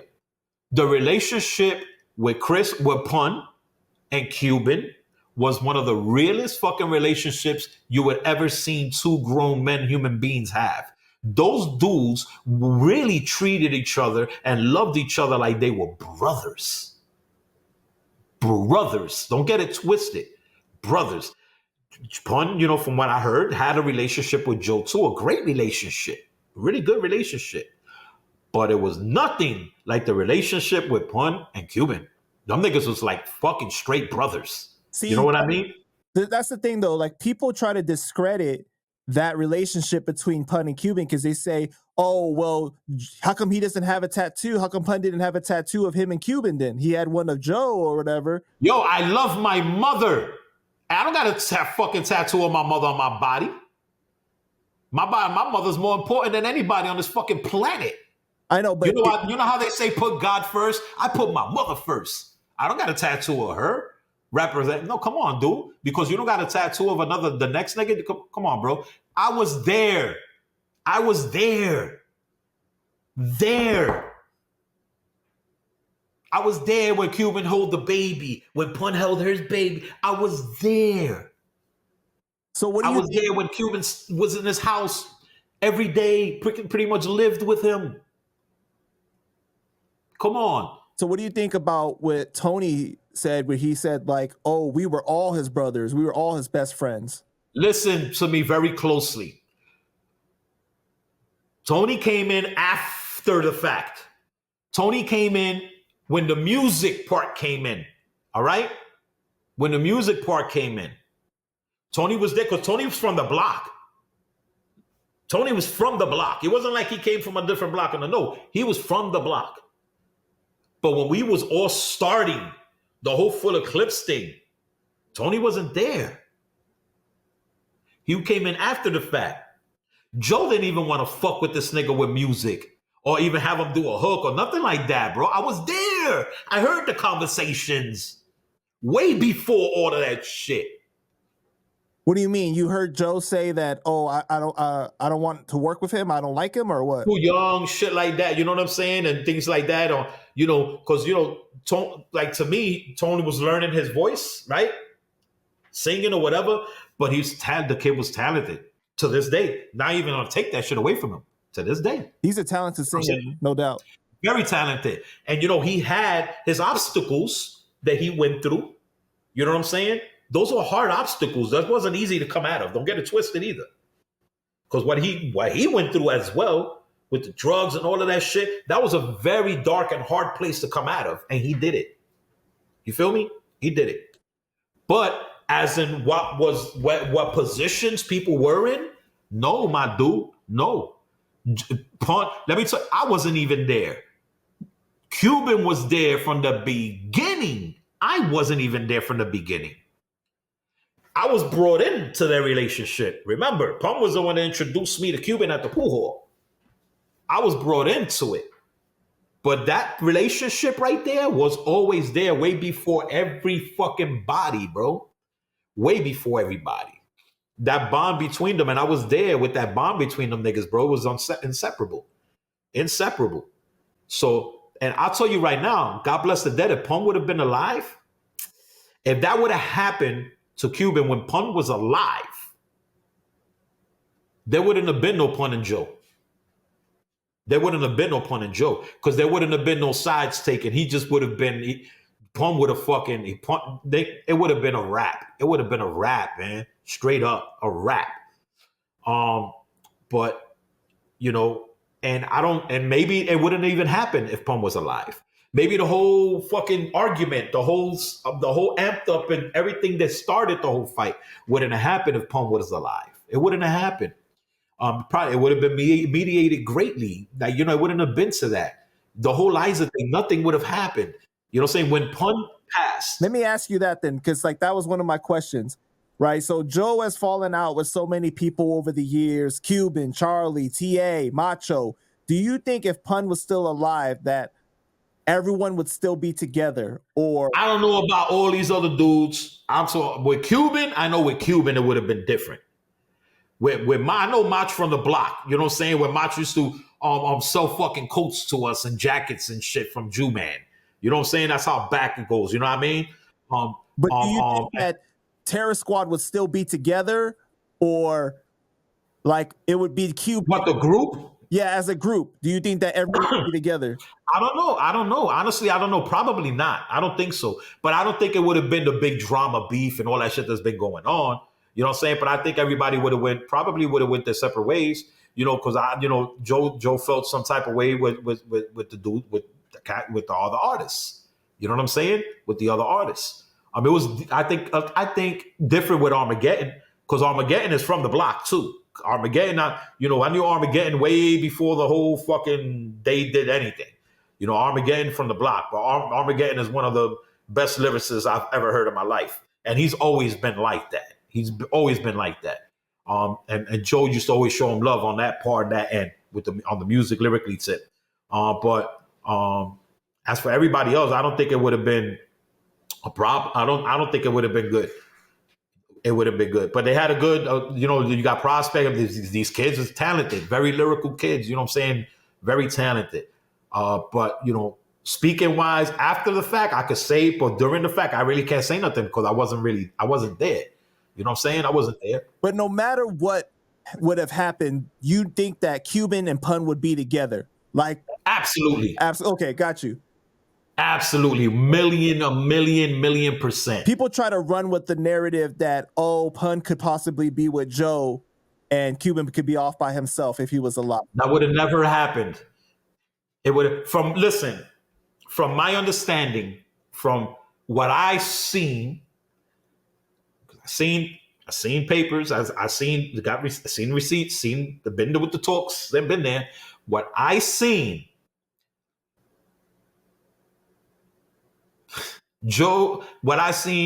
Pun was on his way out. Not separating like that from Joe, like that, but he was on his way to do his own thing.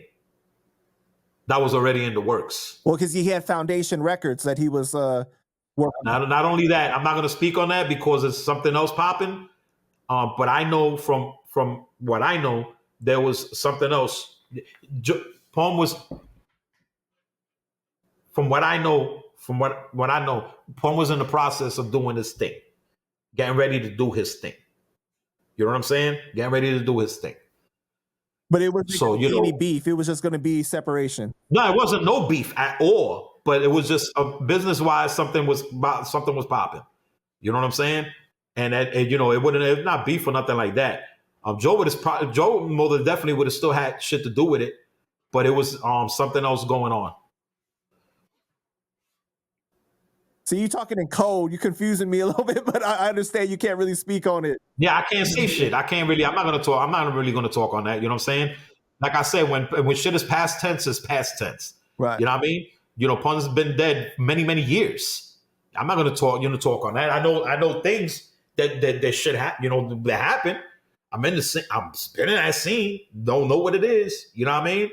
But I just don't get into the bochinche like that. I'm not gonna start a whole fucking new thing. You know what I'm saying? Like, oh shit. Nah, I'm not gonna do that. I'm not gonna do that. You know what I'm saying? Just a lot of truth came out. And the reason I say a lot of truth is because it's there. You feel what I'm saying? It's in black and white. You can't cover it. You can't lie about it. You can't do nothing. It's there. It's already proven facts. You know, will I throw shots at people? Oh, nah, it's none of my business. You feel what I'm saying? I just got love for the people that I love, you know what I'm saying, and respect. I love Liza, I respect Liza, love Chris, love the family, you know what I'm saying? I bring Chris out here to Florida to do my birthday bash a couple of years ago with Tony Touch and everybody. It was bananas. By the way, it was sold out. By the way, I used to do a lot of promotions, and I also owned the club out here on the down low in Florida. I was in the mix with every fucking thing. And shout out to Chris, man. Chris, another one of the most talented individuals in the planet. I really, really, really wish and always pray for dude that he gets his opportunity, right? The right opportunity. You know what I'm saying? Because it's not only because he's Chris' son, but because he's so fucking talented. He's nice, bro. He carries his own weight. Yeah. He carries his own weight. You know what I'm saying? And I don't think he needs that. He just needs that right thing. But at the same time, too, my brother Cuban, after all these years, still deserves his shine. He still deserves his shine. And I'm gonna say, I don't know Nori, but I would like to send a message to them.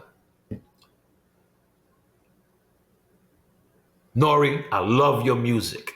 Love your music. You changed my whole aspect of music when you dropped, when you came out and everything, and especially when you was a solo artist. Respect it. From day one, from Drink Champs, followed you. I think it was the greatest thing that's ever happened to the internet because I'm a YouTuber. I love to watch YouTube. So it was one of the most, it still is the most entertaining thing in the planet. But dude, what you do, supposed to, and it ain't about giving flowers. It ain't about to do nothing like that. But you're supposed to give the platform to everyone's story. Good or bad. Good or bad. Sometimes people don't understand that you need to do that.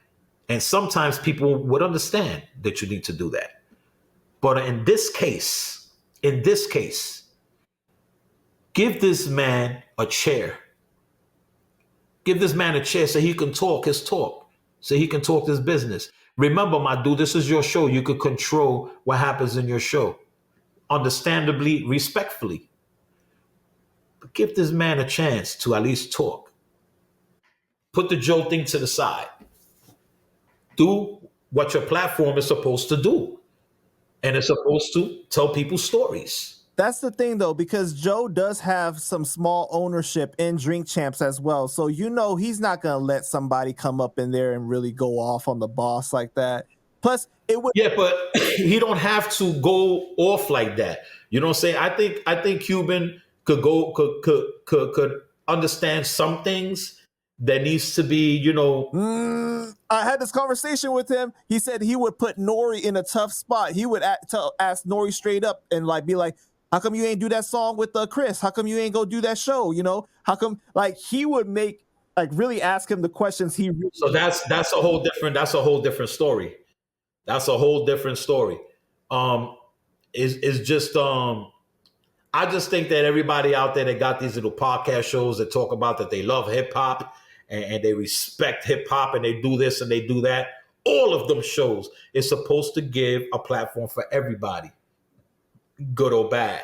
Well, especially if you covered one side on the show, because you allowed Joe to say all his side about calling Cuban a drunk and this and call him a pussy and say all these different things on there, right? So you should allow Cuban to say his side. Now, if they never talked about Cuban on the show, then that would be a different different thing for me. It'll be a different story. But the dude, he needs his platform too. He needs his platform too. He needs that category of a platform. Because you got all these other platforms. They're not really huge. They're not big platforms. People ain't really gonna, understand or see it or respect it or whatever. But a platform like that, he needs to really be there. Um,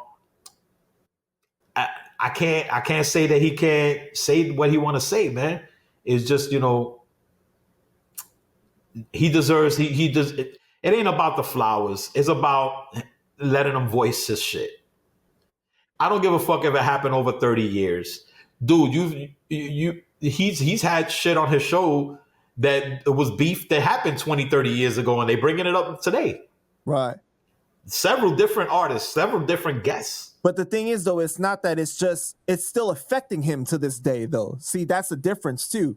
It's not some shit that is just doesn't matter, like maybe to some people they feel like it doesn't matter. But to me, it's like if you can have somebody like a Jocelyn Hernandez, the Puerto Rican princess, on your show, right? Why can't you have one of the greatest lyricists, you know what I mean, in Cuban Link on your show, right?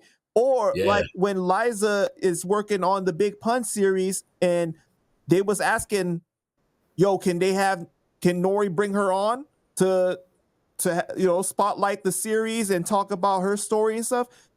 He was elusive about that. He wasn't sure if he could do that. You know what I'm saying? So you gonna tell me that you can't bring on Pun is your brother, right? You hear him all the time say, oh, Pun's my brother, I love him, blah, blah, blah. You know what I mean? Him crying sometimes about it. But how come you can't have... Well, you can't say you love your brother and not love his brother.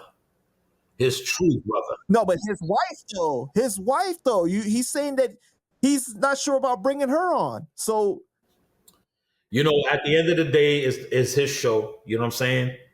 I don't think he's gonna do anything. Not saying that Cuban was soft in a show or so. Listen, a lot of these podcasters is about views. Am I correct? Right. Do you not think this shit is probably gonna be the most fucking viewed episode ever? That shit would break the internet. It'll break the internet. When he said, oh, I can't interview Cuban Link because of Fat Joe, do you remember? Yeah, that's where I went left. I was like, what? It's like, you come on, dude. You saying, I don't give a fuck if you're like, oh, that we family, we whatever, this and that and that and that. You can't say that and then say you don't got no problem with Cuban. Well, that don't make no sense. It wasn't even smart for him to say it, though, because it didn't require that moment didn't require for him to say it. He didn't have to give specific examples. I still watch his show. I love his show. You know what I'm saying? But I love Cuban. I love my nigga. You know what I'm saying? Let this motherfucker get on there and talk his talk. Only one that's gonna win is you. No, you know what though? I gotta thank Nori because when he said that shit blew my shit up though. Because I was covering Cuban at the time. It blew the fuck up and it really made my numbers go crazy. And then it made me and Cubans, then go on to another level. So I gotta thank Nori for that. But the real motherfucking thing to do would be to give him the opportunity to say what he got. Yeah, just give him an opportunity, man. That's all. Give the man an opportunity. Let him talk. Let him say his thing. Come on, dude. You got old school motherfuckers that shit. Drink champs. There's certain people that you got on there, man. And I'm like, oh shit. I don't even understand why he's even there. You feel what I'm saying? And I'm on my head, nigga. I love hip hop. You know what I'm saying? Like I love Nori. I'm not even gonna lie. I love his fucking music. I'm a big fucking fan of Nori. You know what I mean? But somebody needs to, everybody needs to come together, man. Have a meeting, bro. And you know what I'm saying? And damn. Well, EFN, he does have love for Cuban. You could tell because he does. But at the same time, EFN is in the middle. You feel what I'm saying? The man is in the middle. You can't, it's hard. It's hard. You know what I'm saying? It's really hard. But it's I don't even know how that would even work. That shit is just like you could tell that he didn't have a relationship with Joe and Joe felt the way the times he would bring up Cuban to him and try to like, try to squash the stuff. But they built a relationship over time, because Joe did not like when he brought up Full Eclipse, all that shit. He did not like that. I don't know. Shifting gears, right? I know you had a relationship with Liza. I don't know if you still have one. You still talk to her or whatnot. I send, every now and then and shit like that, I'll send her a message. Sometimes I see things where people doing with pun and shit like that, and I fucking hit her up. Yo, dude, get that bag. You know what I'm saying? So I put it up out there. I put it out there. I'm a big statue collector. I collect high end statues. I don't collect bullshit. Like these shits right here. These are all life size motherfucking statues. And I seen somebody was selling a statue of pun. So I hit her up real quick. I was like, yo, they got you got licensing for this shit? And she did and everything like that. So, every time, like that, Liza came to my house a couple of years ago. She comes to see her father. But yeah, I mean, I'm sure anytime I pick up the phone just to talk to her, I'm sure she'll pick it up. Yeah. Shout out to Liza, man. Big shout out to Liza. Crazy proud of her, man. But everything that she's been through, and just where she's headed, she deserves it, man. Yeah. What did you think about when she won her lawsuit against Joe?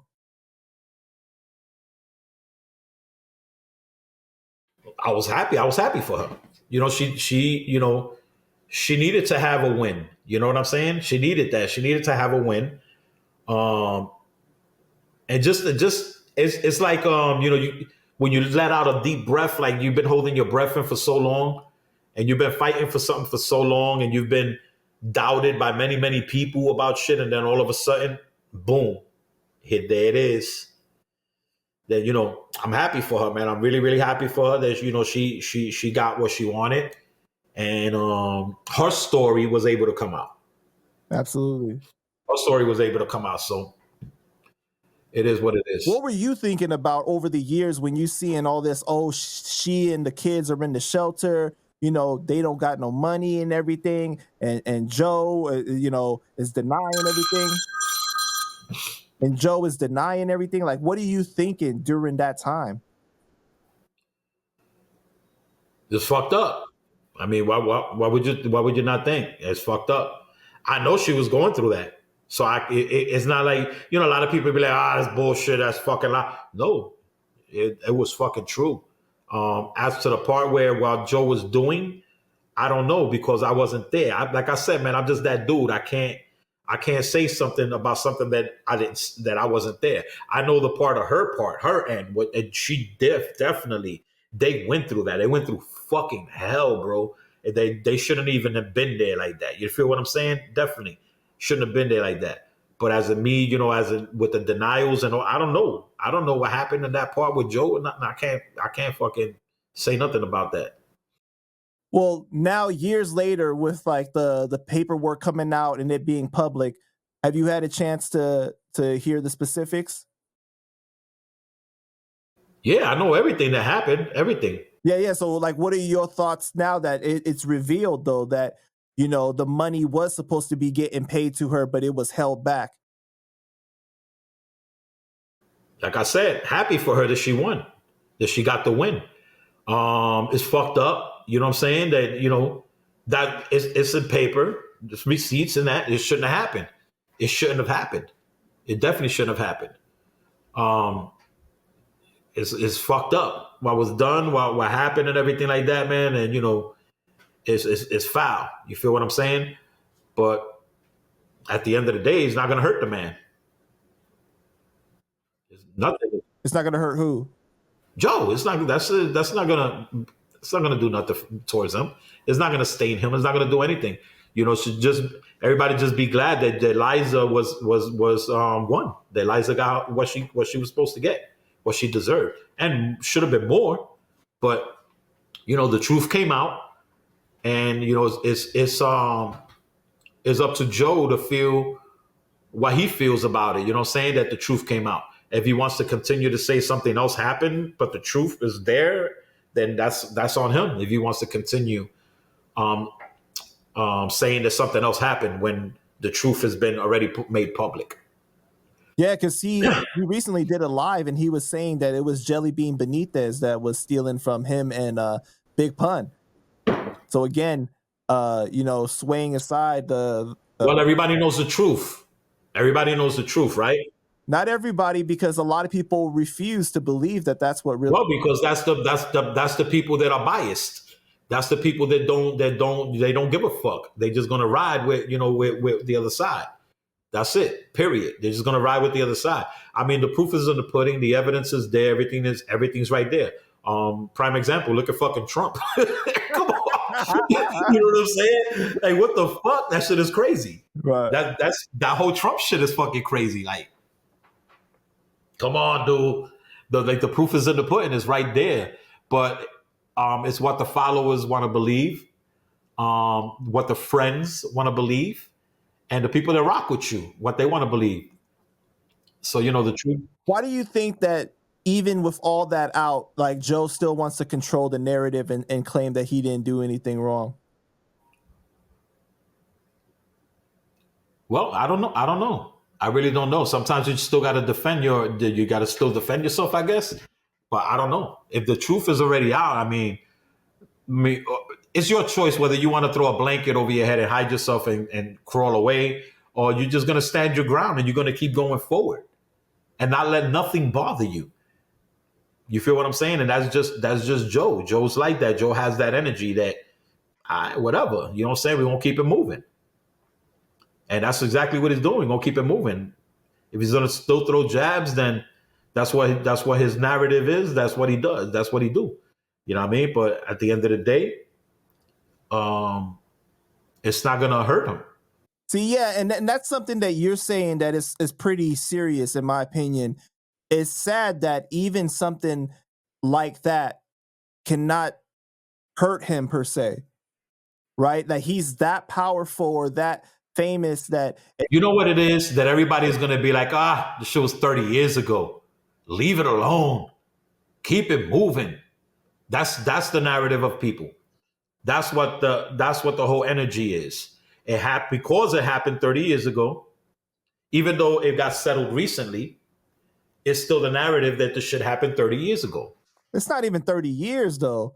I mean, but this fucking, in a sense, it's like, well, the beginning of it, you know what I'm saying? But in a sense of what happened, the highway robbery thing and all of that shit, it's been a lot of fucking years. So that's what the people is. They like, yo, dude, when this shit happened, I was in junior high school. And now motherfuckers is like fucking married with 66 kids. You know what I'm saying? So that's the narrative of people. They're like, yo, fuck it. I don't care.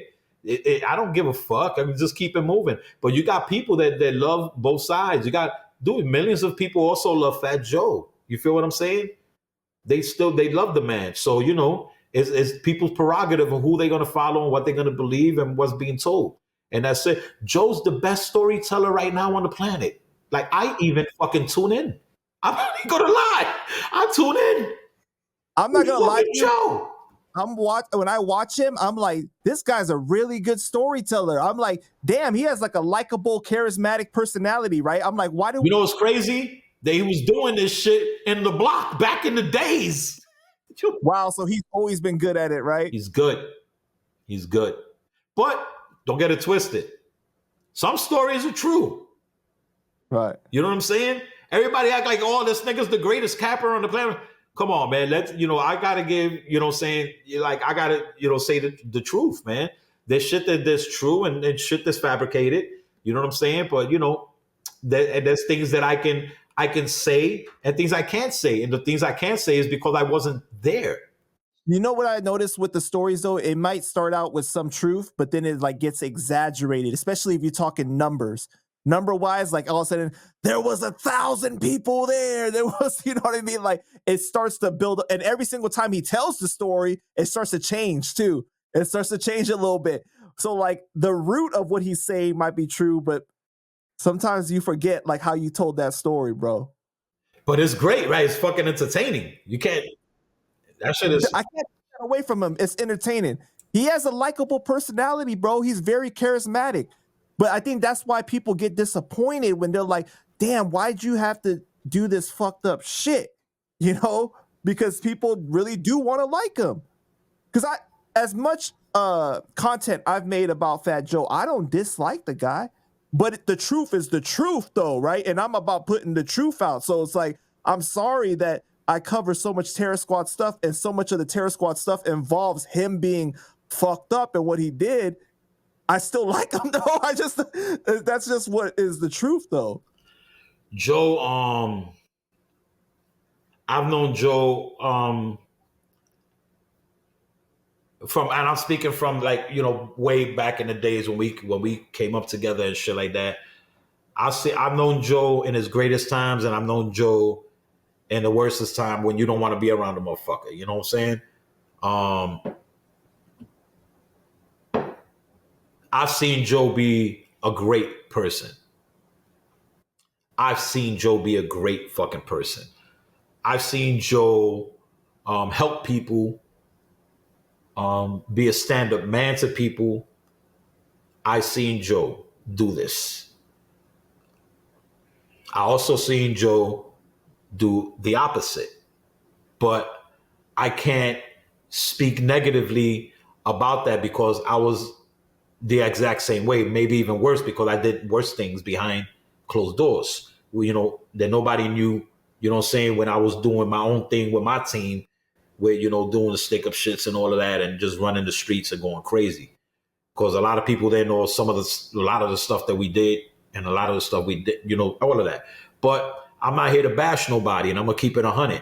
And I've always said that.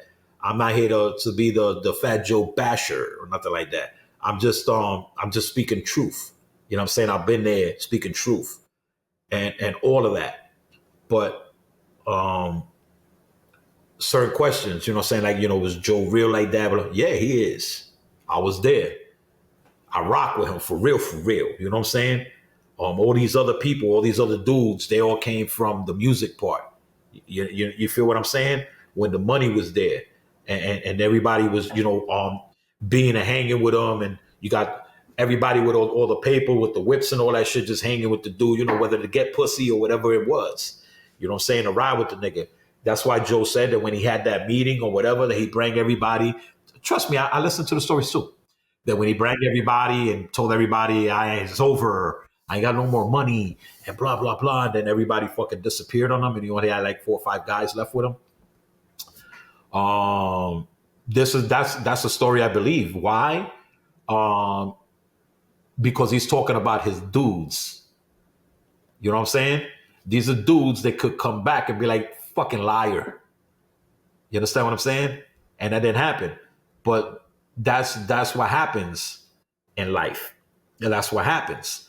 But I'm just speaking truth. I know both sides. I know I came up with you. I'm the real nigga that came up with the nigga in the block. I'm a block nigga. I'm not somebody that came from another block. Somebody else that came in. But on the sense with Cuban, I really think it was really fucked up. The whole thing that he had to go through with the blackballing and all of that. I mean, that's you gotta have a lot of hate in your heart to call people up and be like, yo, this and that, and fuck people's life up. Because that's basically what was being done. And that's why people need to understand. And when those people, the doubters, and be like, oh, but fucking Cuban, that's why, bro. That's why. You know what I'm saying? The nigga, we don't have the right to tell Cuban, yo, stop what you're doing, nigga, blah, blah. We don't have the right to do that. You know what I'm saying? My voice is, I wish that there was a way for a talk to happen. Not even the kumbaya shit, but at least a talk to happen. Whether it's never going to happen, they say this and this and that. I just wish it would, so that they can live and they can live their lives. I mean, Joe's going to live his life, whatever, because Joe's having a great life right now. He's been having a great life. But everybody should have a great life. Everybody should. I've been blessed, and I didn't get none of this that I got out of my music career, out of whatever little music stink career that I had. Nothing that I have right now in life.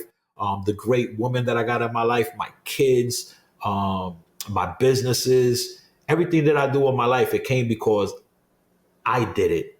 It didn't come from somebody else's help. I did it. I pushed this. I did what I had to do to succeed in life. but everybody should have the chance and the choice and the decision and the time to do what they want to do, what they love.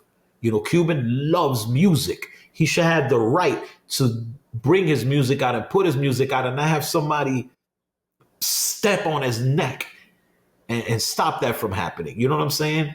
When you do that, you're doing that to little kids because he has kids. You're stepping on the kids' necks. You're stepping on everybody that's been trying to be there for him's neck.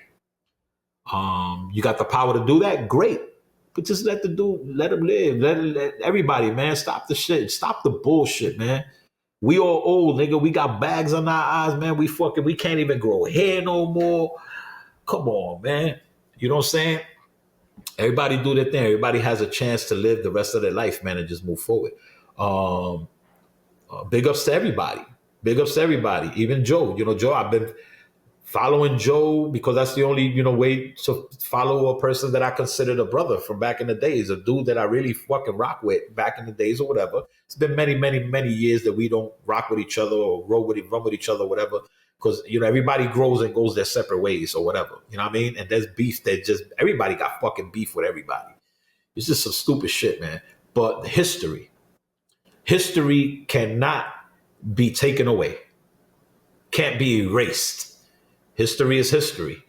My history, I never put it out there. And I got great, great history, great motherfucking stories. Great story. Nobody probably even knew that I was the one to bring Pun fucking to the block because nobody knew who the fuck is Sickone. Now you know. You know what I mean? Everybody that knew Full Eclipse, they know. But I never fucking fed off of that because I'm not into the drama novela shit. Not into that. I just speak truth, man. That all. Speak truth. I think though what you're describing is everybody's made mistakes. Everybody's fucked up in life, did something messed up. You know what I mean? But the point is, if you have the humility to admit that you did something wrong, because nobody's perfect. Nobody's exempt from that in life, man. And it only paints you in a better light when you're able to do that. Right? Like if Joe were to come out and admit, oh, yo, I did some things that weren't right. I was wrong. That would make him look even better. Honestly. Yeah, but at the same time, even with Cuban, it could go either way. It could make you look better because you admitted something, or it could make you look like a piece of shit because you've been lying about it the whole time. You understand what I'm saying? You understand what I'm saying? Yeah. So it's very difficult to come to a point in your life where you want to do something. That's why I'm saying that if this was to ever happen, honestly, I don't believe it would happen. But if it was to happen, that's why this can't be done on a show. Because it will go left. That it's going to go left real fast. Real fast. Something like this has to be done privately. Do you have any untold Full Eclipse stories that you could share? Good or bad? Because I got a lot of bad shit. Anything. No, I can't say nothing bad because then that'll be fucked up. Full Eclipse stories. Not really, man. I mean, we just had a girl that was. Remember when I said earlier that there was a great time of my life, and there was a greater time of my life. That was the greatest time of my life. It was the run that I had, being around so many people that I can even today, because I'm still in a communication with a lot of people. It was the greatest time of my life where I felt safe. You understand what I'm saying? At the time where we were not safe, nobody was safe, man. But I felt so safe and I felt so happy being around my brothers from Terror Squad and just the relationship that I had with Chris, with Pun, with Cuban, with Sace and everything like that, and us just coming up and us being together. And I'll tell you one Full Eclipse story real quick where I almost killed my entire fucking Terror Squad crew. Real talk. Everybody's going to remember this. So we were supposed to do a show on the Lower East Side with Joe, where our rest in peace brother B put together in a park. they have a stage and all that, and we was gonna go there. So the whole crew wanted to go. So I came up with an idea how to get the whole crew there in one shot. We got a U-Haul truck. And mind you, we're leaving from the Bronx all the way to the Lower East Side on the highway. FDR Drive, I think it was. Everybody gets in the back of the truck. So somebody decided to lock the door in the back of the truck. Now we had like over 50 people in the back of that truck. What do you think they were running out of while I was driving all the way to the fucking Lower East Side? They were running out of oxygen. Motherfuckers couldn't breathe. So they banging on the fucking truck while I was driving, banging, kicking. I'm thinking they just wilding out. They didn't know that they couldn't fucking breathe. So when we get to where we were going and we opened the fucking door, motherfuckers was fucked up. Like the whole team was all like out of breath, out of air, all fucked up. That shit was crazy. I almost killed my whole squad. That was a good fucking full of clip story. The sick one almost killed Terror Squad. Wow. That's crazy, man. So what is everybody's reaction? Like when they motherfuckers was mad, crazy mad. Like, yo, you ain't stopped the motherfucking truck. Bro. I said, they didn't know. They didn't know, man. They didn't know. But there's a lot of stories like that, man. Just a whole bunch of shit, a whole bunch of stories like that. Different things that we did. And we did a lot of fucking stupid shit, a lot of funny stuff, a lot of just good memories, man. Real good memories. We have had bad memories. We lost a lot of people. Pin it up. Were you there when they Cuban got the fake money and Sace got the fake money? Okay, did you ask Cuban who actually got caught and went to jail? I don't remember if he told it. I don't remember the full details of that story. He told it. Let me tell you the story. We ended up getting a whole bunch of this fucking fake money, right? So, we said, hey. Where did you get it from? We can't say that. Okay. But we had this money and we ended up, and mind you, this was over fucking 25 years ago. It was a long time. So you can't come at me for this shit. So we go to 3rd Avenue, right? And remember Crazy Eddie's? There used to be an electronics store back in the days called Crazy Eddie's. So across the street from Crazy Eddie's, there was another electronics store, right? And we all split up. So everybody takes a certain amount of money. We all split up on 3rd Avenue in the Bronx and we go shopping. Cuban and them, they come back. They got fucking Timberland boots. They all got boots, brand new. Got me a pair, everybody a pair of boots. So I was excited. I said, wow, we're going to get away with this shit. I go inside this electronics store and I start buying turntables, big fucking speakers. Yo, dude, I went crazy. I went fucking crazy. Give this fucking guys the money and shit like that. I'm like, yeah, you know what I'm saying? This and that. And then I look in the corner of my eye and you can see the 2 Indian guys and they talking to each other like, and I knew we got busted. I was like, yo, we got to get the fuck out of here. So we get out the store. We get in a cab, right? And we just get in this fucking cab. I start taking the money and I'm stuffing it in the seat. And the Jamaican guy or the African guy that was driving the cab got scared. This motherfucker jumps out the car in the middle of 3rd Avenue with us in the back, locked us in the car and ran down the street. Oh, police. Yeah, and the police ran up and they surrounded the car. I'm stuffing all of this money in the seat, my dude. All of it. They take us out the car. They didn't even search the seats, but they found $100 bill in my pocket. So I ended up getting arrested. And one of my boys, Flav, I know Flav, you watching this. My brother Flav ended up getting arrested with me. So we ended up going to fucking jail for this counterfeit money shit. Long story short, I ended up getting kicked out of court or whatever. But dude, they never found like maybe $4,000 worth of fake money that we stuffed in the back of the seats. Because if they would have found that shit, it would have been a wrap for us, bro. It would have been a wrap. And then when they bring us in, that's my first introduction to feds. Because the feds came in, they wanted to know where we got it from. I was like, yo, I found it. They threw a bag over the fence. I grabbed the bag and yes, yeah, we did that. That's funny he told that story, but he didn't say who the fuck got arrested. My dumbass did. He might have said it, but I just don't remember like everything in detail. Bro, I've done like 10 interviews with him. Like, it's just, I forget everything that he says sometimes, bro. It's a lot, man. It's a lot. Yeah, that motherfucker got a lot of stories. Right. Man, roll the clip. That day, B gave us like $2,000 in fake money, fake hundreds. Right? And he told us, that's, counterfeit money. And the motherfucker gave it to everybody. Like, we went to Forest Projects. We went to see him. He came out. He told us, "Yo, I got some fake money. You think you're rid of this shit?"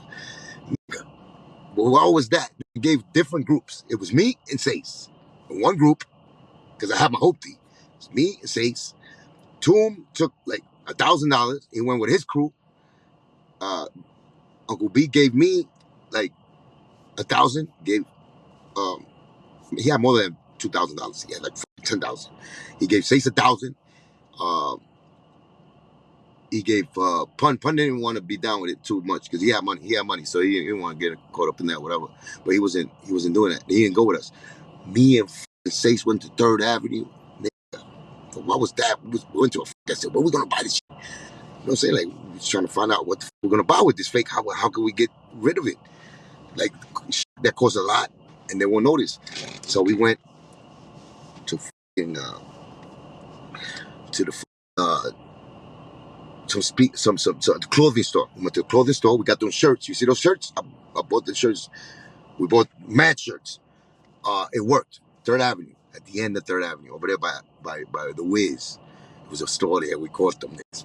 We jetted. As soon as we got the bag, they packed the bag. I gave them like $400 for all the clothes we got. Gave it to them. And as soon as we hit the shit, we went up the block and we just got in my car and get the fuck out of there before they could even notice. Then we went to Fordham Road. This is where the fucking funny shit started right there. Went to Fordham Road, some Pakistani, it was a Pakistani dude. He was in a jewelry shop. Nigga got a chain. I tell him, nigga, let me see that chain, whatever. Nice chain. It was a Gucci chain, kind of thick, with an anchor on it. Then I got the bracelet. I got everything, right? And it's working because I'm giving them money. I said, oh, because I seen they took the money for the chain. It was like $400. Again, we give him like $300. Give him the $300. He took it, put it in his cash, gave me the change. I was like, okay, it worked. I said, oh, then let me see the bracelet. So he showed me the bracelet, whatever. He not checking the money yet, whatever. Then here goes Saints. Oh yeah, let me see this shit. Big ass chain, whatever. Then Saints started paying for that chain. And they start feeling the money. That shit started. He found out it was fake. So now we can't run because we in there with deep, right? I got all the things. So this thing, I bought like 3 different items. I bought the bracelet, the ring, and the chain. I spent like $600 there. He gave me change back though every time. It was like, you know what I'm saying? Like, he would give me some change. Like, I had like $100 of change. This nigga says with his extra shit wants to buy some shit too because he's seen me getting them. So he jumped out the window and said, let me see that chain. And he gave him the money, started feeling it, and they started feeling all the money that we gave him. Yo, my nigga, this is fake. Like, you know what I'm saying? A guy was like, this is no good. I said, no good. What do you mean no good? How? So we got caught up like that. So we have to give this nigga all the shit back. We have to give it all back. Oh man. So I said, give me the 1,000 back. So he said, I can't give you the money back. I got to report that. I was like, all right, back. We started running, got the out of there. And at the end of the day, I kept all the money, like all the change he gave me. So we had money. I still came off. Right. But Stace fucked that shit up, man. He fucked that shit up by being greedy. And but we had a blast. And that's the picture at the end of the day, at the night. So we gave B some money from the change that we earned. And that was a great adventure. Oh, I forgot. Toom, with his crew, he went to get speakers and turntables and everything for the crew, and he got caught. He's the only one who got caught. He got caught by the cops. Oh man. They just sent him to jail and everything. They caught him in jail and everything. He had caught a case for that same thing. Incredible. We didn't get caught, God bless, but that was definitely one of the Full Eclipse adventures. One of them. It was a couple of them, but there was one that was memorable. You were on this one podcast, Check the Rhyme, right? And you were saying that Joe had called you whack and everything. And the funny thing is that you guys used to help write his rhymes.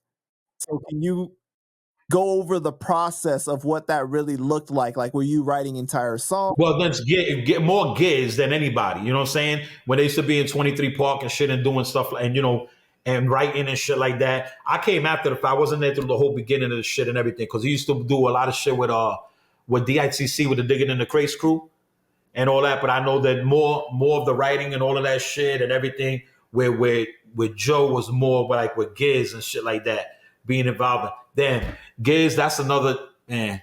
Giz is like wow, that was like probably the biggest loss that we've ever had in our whole entire everything that's ever happened with us growing up or anything like that. But yeah, Giz is more of the like I said, Giz was a dope ass was a rap artist too, and Joe actually helped him to get him a deal and shit like that. And I don't know what happened, and that shit fell through or whatever it was. But yeah, Giz was more the one that used to help him with the writing and all that. Oh, so like this is like pre Flojo. Yeah, I'm talking. This is back, man. This is back, like back.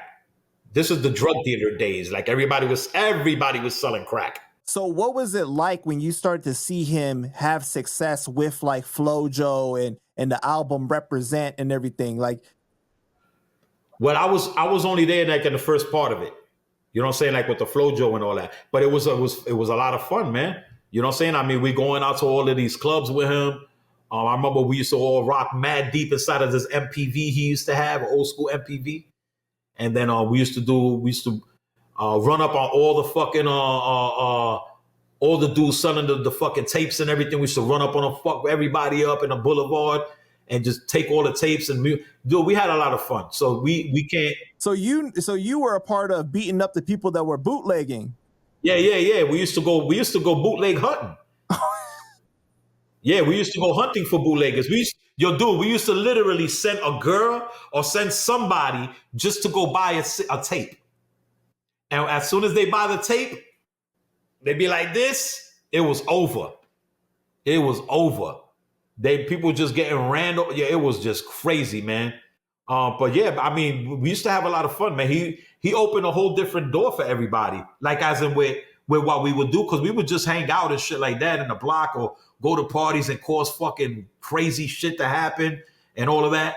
But he was the one that we used to go to the clubs with him all the time and meet all these different rappers and all that shit, and we just have mad fun. So were you there when he started winning the Apollo and everything? Started going to the Apollo to perform? Yeah, we was the ones that was in the crowd and shit. All of us used to go. We used to buy tickets like crazy. You could just give out tickets to niggas. Yo, just show up. And we used to go out there crazy deep and show up for him all the time. We used to always show up for him and shit like that and do our thing and blow, just be in the crowd. And when they start doing the judging shit, we just go ape shit. Did you so you were not there during the recording process or anything, right? Of the album, of the Represent album? No. Okay. But you know how like, cause they always talk about like the rumors of people ghostwriting for him and all that. So were you not aware of Pun writing for him? I was aware of Pun writing for him, Armageddon writing for him. Aware of just other people helping, like Cuban helping. Says they were like giving him lines or like full on verses. From what I'm aware of, Pun used to give him full on verses. Wow. So like, did you see like him hand it over, or Pun just told you like? Nah, I didn't see it. Oh, okay. I just know of the whole thing with Sace and Cuban and everybody that was there when it was happening, was going on. Even Pun even said it. That's crazy, man. But Joe did some of his own writing, right? He had to do a lot of his own writing. Okay. Nobody had write Flojo for him, and that was a huge hit. And then as he went on, there was a lot of other stuff that he wrote, that he did himself. But you can always tell the transition of artists when people write for you and they don't. Yeah. You understand what I'm saying? You can tell. The flow changes and then your flow starts sounding like this person over here. Right. But let me be real though. There's nothing wrong with that. Honestly, there's nothing wrong with somebody else writing your shit. If that's what you want to do. You know what I mean? And it's look, and it ain't to defend nobody or nothing like that. If the person is writing for you and is not trying to get his kudos for it or his points for it or recognition for it or nothing, then who is that on? It's on the person that do it. You feel what I'm saying? You can't really complain about it. Wait, You can't. but you know, in hip hop, that more before than now, that was a big no-no if somebody was writing your stuff. So I don't know, man. I mean, because if you go back in the days, fucking Big Daddy Kane was writing all of Biz Markie's shit. right. All of Biz Markie's, the majority of Biz Markie's hit records came from Big Daddy Kane. Fun fact: did you know that Flojo was actually written by King Son?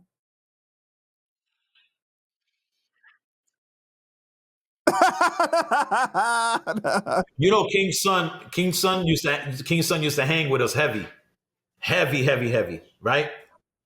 And I talk to him all the time. did King Son ever tell you a story of how he rolled up to Forest in a couple of limos with a bunch of mute guys and all motherfuckers came out with guns at niggas? No, I don't think he told me that one. Talk to King Son about that. About the time he had beef with somebody. I don't know if he wants to say who the beef was with a person, but he rolled up to Tinton Ave right in front of the video store. And he had I think it was a couple of limos. I'm telling you, motherfucking Puerto Ricans used to roll up in limos back in the days, B. Word up. And they rolled up. Motherfuckers came out with like Mac 11s and all kind of shit. And most of them were mute. They couldn't even talk. It was the most gangster shit I ever seen. And yeah, man, it was a beef that happened back in the days. And you talk to King Son about that. That was crazy. But you said that he used to hang with you guys a lot, like real heavy. He used to run with Joe a lot. He used to really rock with Joe. He used to fucking run with Joe a lot. He used to be in the block a lot of the times. All the time we used to go out there. Remember King Son? When King Son started coming to the block, King Son was like one of the, like to us, like, oh shit, he's a fucking, like he's a star. You know what I mean? That was like our first, star type of thing. Even though I, knew KRS-One before that. You know what I'm saying? So, but him and the block chilling, it was different. It was really different. Yeah. But we already knew that Joe was already in that status.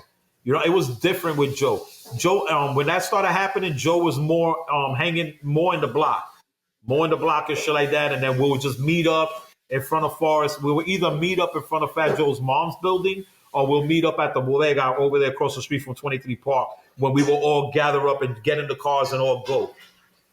Yeah, if I'm not mistaken, King Son actually helped write a bunch of that album, Represent. I don't know. Your smile says it all, bro. I get it. It's cool. I don't know. Yeah, I don't know. All right, let's talk about Macho. People don't talk about Macho at all, bro. Like you never. There ain't really that much I could say about that dude.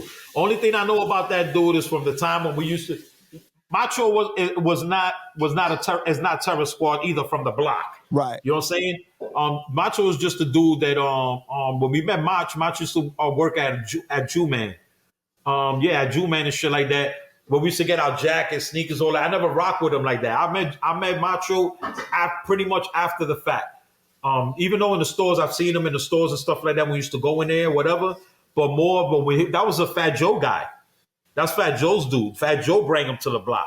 Fat Joe everywhere. And then that's when everybody started knowing, Macho, because he used to always be with Fat Joe. Always be with Fat Joe. It's just the same, shit. Yeah, I mean, that's how he came about. Yeah, but I in your interview with Check the Rhyme, you were saying, I don't think anybody's seen much of Mach for a while or something like that. Right? Because he disappeared. I don't know. I didn't even know that he had what the fallout with Joe. I didn't even know. Yeah, because the allegations about him stealing from Joe. Yeah, and they fell out. That's crazy. But they were really fucking him and Mach.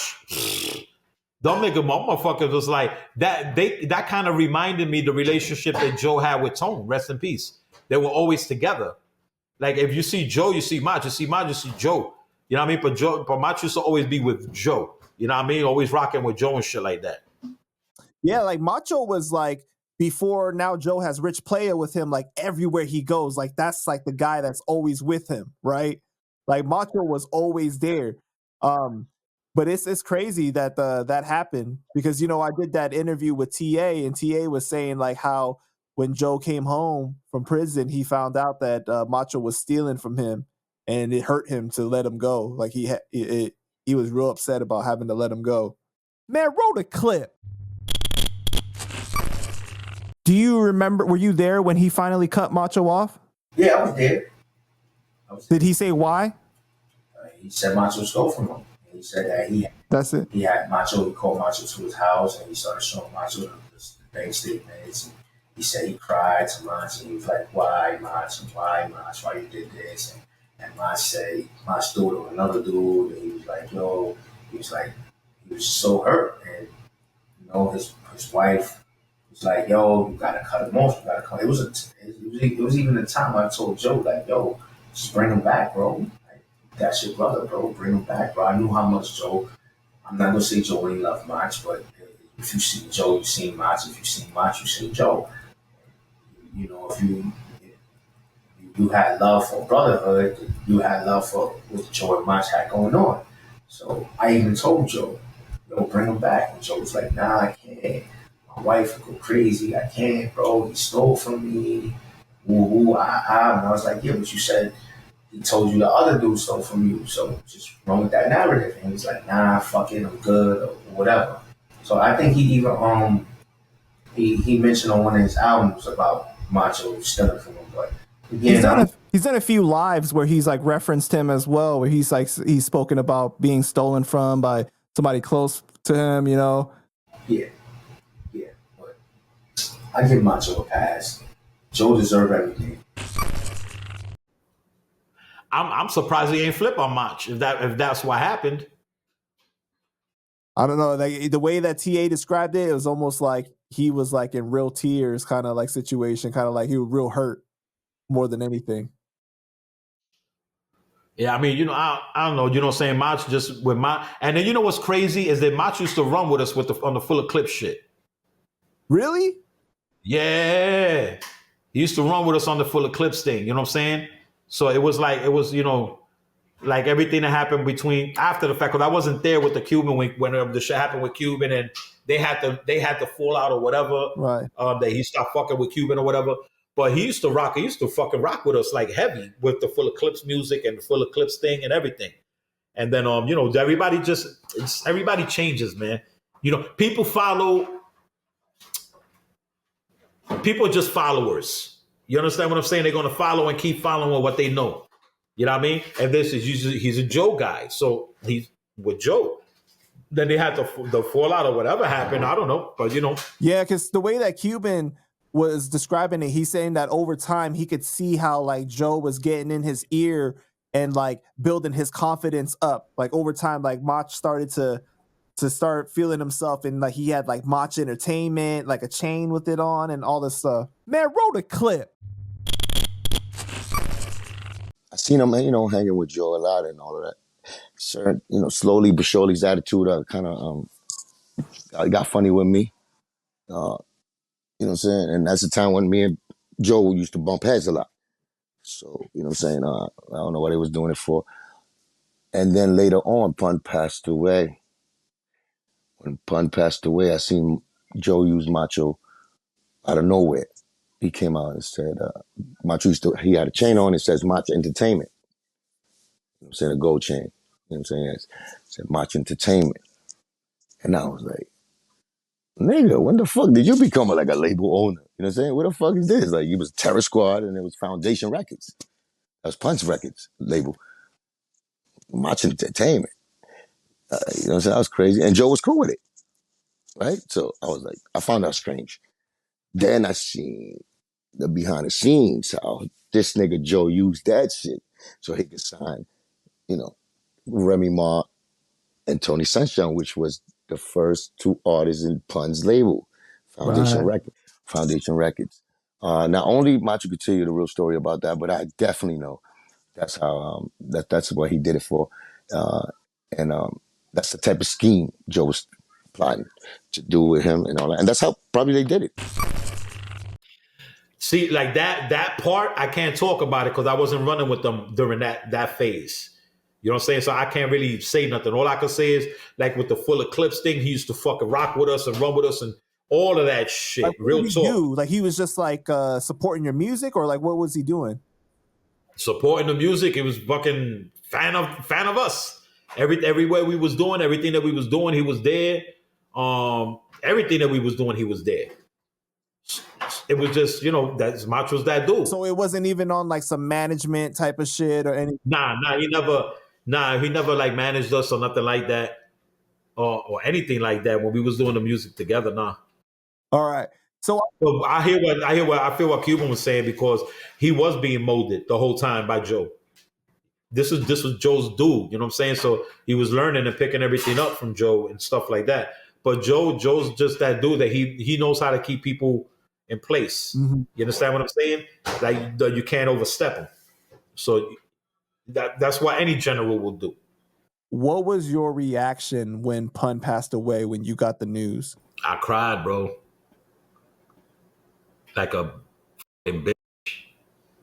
It was heartbreaking, bro. It was fucking it was crazy because I spoke to Pun. I think it was about 2 months before that happened. I didn't speak to him after that, when he passed and everything. But it was heartbreaking, man. It was heartbreaking because it was more of the just the way that it happened. You know what I'm saying? Like after the fact, when it was explained how it happened and what he went through, it was like, it wasn't just like a death, it was suffering. You feel what I'm saying? It was, to me, sorry, but to me, as what I heard, how it happened and what he went through and all of this stuff, it felt like he suffered. You know what I'm saying? So, Who called you? Who called you to tell you? man, I don't even remember, man. I don't even remember. I don't know if it was Cuban. I don't even remember. But do you remember like the literal reaction immediately, like when you heard it? Like you remember that moment though? Yeah, I remember. I said, when they told me I was in the, where the fuck was I at? I was in the bathroom, and then I didn't hear when they told me it was my son's mother had told me that that Earl was on the phone. It was Earl, and then when I came out, he was crying. He was crying like crazy, and I couldn't understand him. And then he told me, and when he told me and shit, I hung up. I just hung up. I don't even know if I hung up or if I just put the phone down. But it was just man. It was bad, but it was fucked up. It was just hurtful, man. You know what I'm saying? It was hurtful. Yeah, it was crazy. You ended up making it out to the funeral though, right? No, then I couldn't make it. You couldn't make it. What was the reason? I was locked up. Oh, you were? Yeah. So when you received the news, you were already Locked up meaning in the position that it was in my household. Oh, okay. So you were on house It arrest. was no, it was worse than that. It was just a family situation Got you. Okay. All right. where I just wasn't able to go nowhere. I just wasn't able to go nowhere or go do anything or anything. I was pretty much before Pump passed, I was already going through something like huge, something really big and shit like that, and of family wise situation thing, and I just wasn't able to go. And then the thing, like when he passed, before that, I just lost a real good friend of mine as well, in a huge car crash, and his daughter. So yeah, it was him and his daughter. His daughter was how long was Kaylee? She's 3 years old, and they died in a Yeah, it was a head-on collision. Somebody crossed the median in the highway and went head-on with him, and killed him and it was my goddaughter, and killed her upon impact, and the wife survived or whatever. Say his wife survived, but that shit right there that broke me more than the pun situation. This was a person that I was with every day, and just he was like a brother. He was the first person that I met and was with me when I moved to Florida. So it was a big, big, big loss, and then losing his daughter too at the same time. It was heartbreaking that we just came from that funeral and they were in the coffin together. That was like the worst shit I ever seen in my life. And then a couple of days later, we get the news about Punch. So it was just not a good time for me. I wasn't in the right mind. I wasn't in the right place. Right. How long did it take for you to make peace with Pun's passing? It wasn't long. It wasn't really that long because remember, we all went our separate ways. You know what I'm saying? We all went our separate ways, and it was quite a few years. Yeah, I kept in contact. I call him whenever. It wasn't like every day. I would call him every week or whatever. You know what I'm saying? But whenever I go to New York and shit, hit him up, boom, see him, whatever. Or on the phone. Every time I talked to him on the phone, he was always on the road. Never fucking home. Always on the road. So talk to him. I talked to him a couple of times too when he was in the Fat Farm. And that's it. And then a lot of time went by, and then he passed. And he passed. But I mean, that still was a devastating loss, not just for it was. I mean, it was. We had a great relationship, and it was just you lose somebody like that, and it was like the dude. It was different because he lived his dream.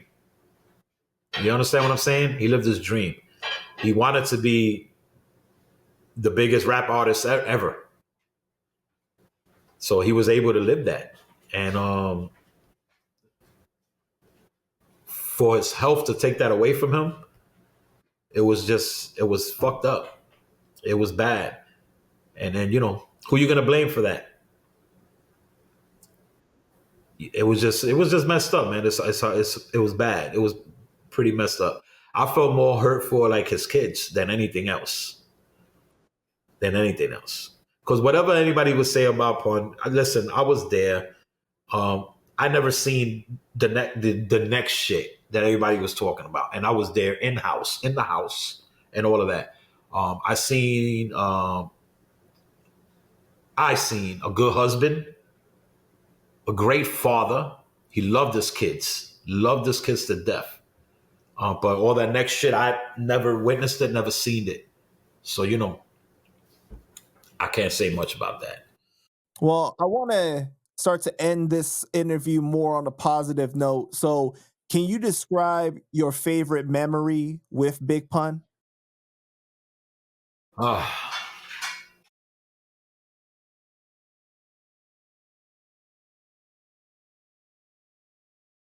Man, I can't even fathom or think of it, man. We just had so much fun, so many good times, man. We just had so many good times, man. We was always together. We did everything together. I remember most of our fun and the great times that we had was when Cuban used to take his father's car. And all four of us used to go in the car, and Pun used to sit in the front seat. And I remember one day, Sace was behind Pun. I was behind Cuban. Cuban was driving. And two different things. We went to a gas station to put gas in the car. And I don't know what happened in the gas station that I think it was Pun, or I don't even remember who it was. Somebody punched the window from the cab, right? Broke the window. So we all jumped in the car. And this cab driver starts chasing us through Westchester under the train station.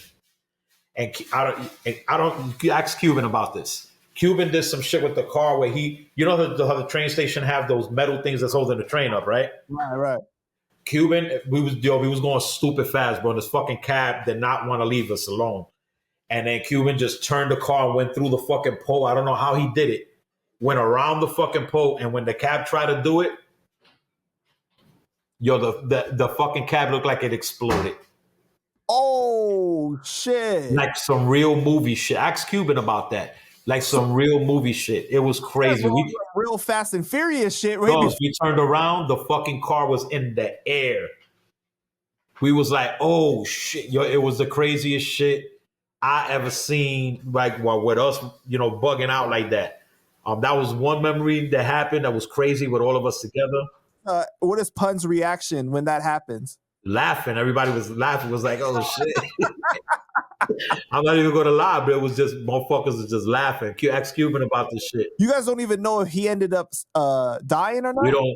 I don't know what happened. That shit was crazy, but he was chasing us. We was just getting away. You know what I'm saying? And the fucking Cuban did that thing around the pole, and that he fucking tried to do it. A wrap. I said, oh shit, man, that was crazy. Another funny thing that happened, the last thing, like I was saying, Pun was in the front seat and Sace was behind him. Cuban was driving. I was behind Cuban. I don't know what the fuck Cuban did, but he took off and the fucking chair that Pun was on broke. His weight broke the fucking chair and the nigga just fell back and he landed on Sace with the chair. Fucking crushed Sace. Crushed him. I thought he killed Sace. That was the funniest shit in the world, bro. But Pun was so funny, man. He had a great sense of humor. He was always that. He just always wanted to make somebody laugh. That was his shit. He always wanted to make somebody laugh, and he did that. He used to make everybody laugh.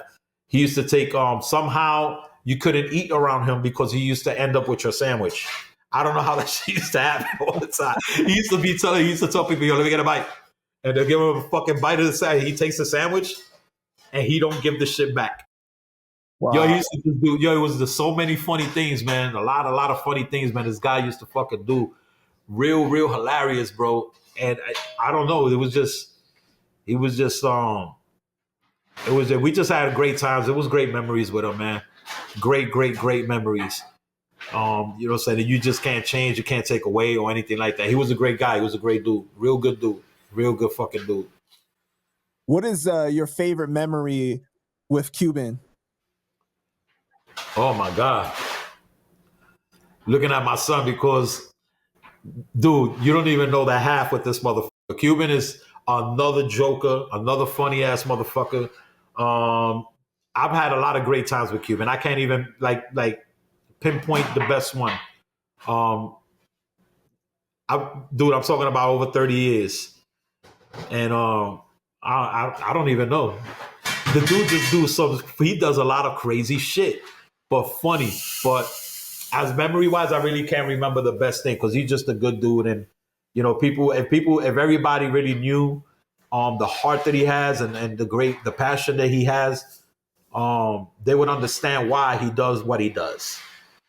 The people that don't understand why he does is because they don't know him. They don't know him. He's a great fucking guy, real good dude, very, very, very talented. And, I just wish things were different music-wise for him because the world deserves to hear this dude's fucking music. Definitely. You got one funny story you could share about Cuban, one of your favorites. All right. And I got this on video. But we was at what the fuck is the name of that shit? Is over here. What's the name of that taco place over there in Sand Lake? Babe. Crazy Taco. I think it's what? Rocco's Tacos. Dude, he calls me, he's like, yo, I'm at fucking Rocco's Tacos. I knew where it was at. So I was like, all right, I'm gonna go over there. So I get over there and this nigga, he was lit. And he was with a bunch of girls. What do you mean he was lit? He was lit. He was fucking drunk already. Oh, okay, all right. So he was drunk and shit. And we eat. I sit down. I'm eating. We eating food and shit, tacos and all that. And he goes and he starts dancing with these chicks, right? But this motherfucker, he's aggressive. He's grabbing them. He's spinning them. Yo, mad funny, kid. I was dying laughing. He grabbing them real aggressive, spinning the fuck out of them, and he's dancing mad fast, but he's being funny. You know what I mean? He's being Cuban. He's being funny and shit like that, right? So the girls are wilding. They're all bugging out. They're having fun with this motherfucker. So I'm staring at him dancing, and he's going in circles, and he's dancing and shit like that. And I look, and this motherfucker's pants were ripped open on both sides. The dude, his fucking drawers, he didn't even know his pants, the inside was ripped completely like this, open. And he didn't even know that's how fucking crazy he was dancing in this motherfucking taco place that he fucking danced out of his pants. This nigga fucking danced out of his pants, the funniest shit I ever seen. And then when I tell that nigga, I'm not even gonna say what he did. It was funny. Yo, Cuban, I still got both videos, man. So if you fucking deny it, I'm going to send that shit to Panda Trap. I'm not playing with you, nigga. Remember? Yo, delete that shit. Delete that shit. I didn't delete nothing. I got both videos, motherfucker. Don't play with me. Don't play with me. But yeah, man, that's one funny thing. That's one of the funny things and shit like that. But it's been much, much more, man. It's just a lot of things that we did together. Great memories, man. I would never, change anything like that. From fucking arguments to, to having fun and everything.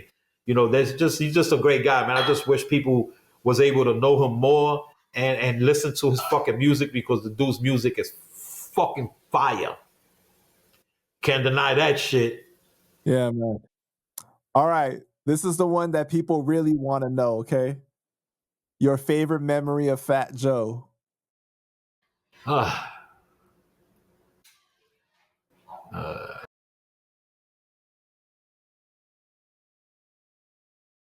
Don't get it twisted. We've had times and shit like that. As in pinpointing one, I really can't. With Joe, I can't, because with Joe is just different. With Joe, it's different because with Joe it was more just street, just more of street. You know what I mean? It was not like, damn, bro, I just can't. Joe's just always fucking serious. I'm saying it was. Yeah. You know what I'm saying? It's always serious. I mean, I'm sure, I just don't remember. I don't remember like great time and shit like that. I just don't. I mean, it ain't just shade or down or nothing like that. I'm just being 100. But I'm gonna be. Let me say something real quick. I don't. Whatever happened with Lizer, with the punting, with Cuban, with everything like that. My upbringing with upcoming and upbringing and hanging with him, I've never known Joe to be a bad person. Just being real. I've never known Joe for being a bad person. Besides that incident that happened with rest in peace with Tone and stuff like that. And then also with him saying what he said.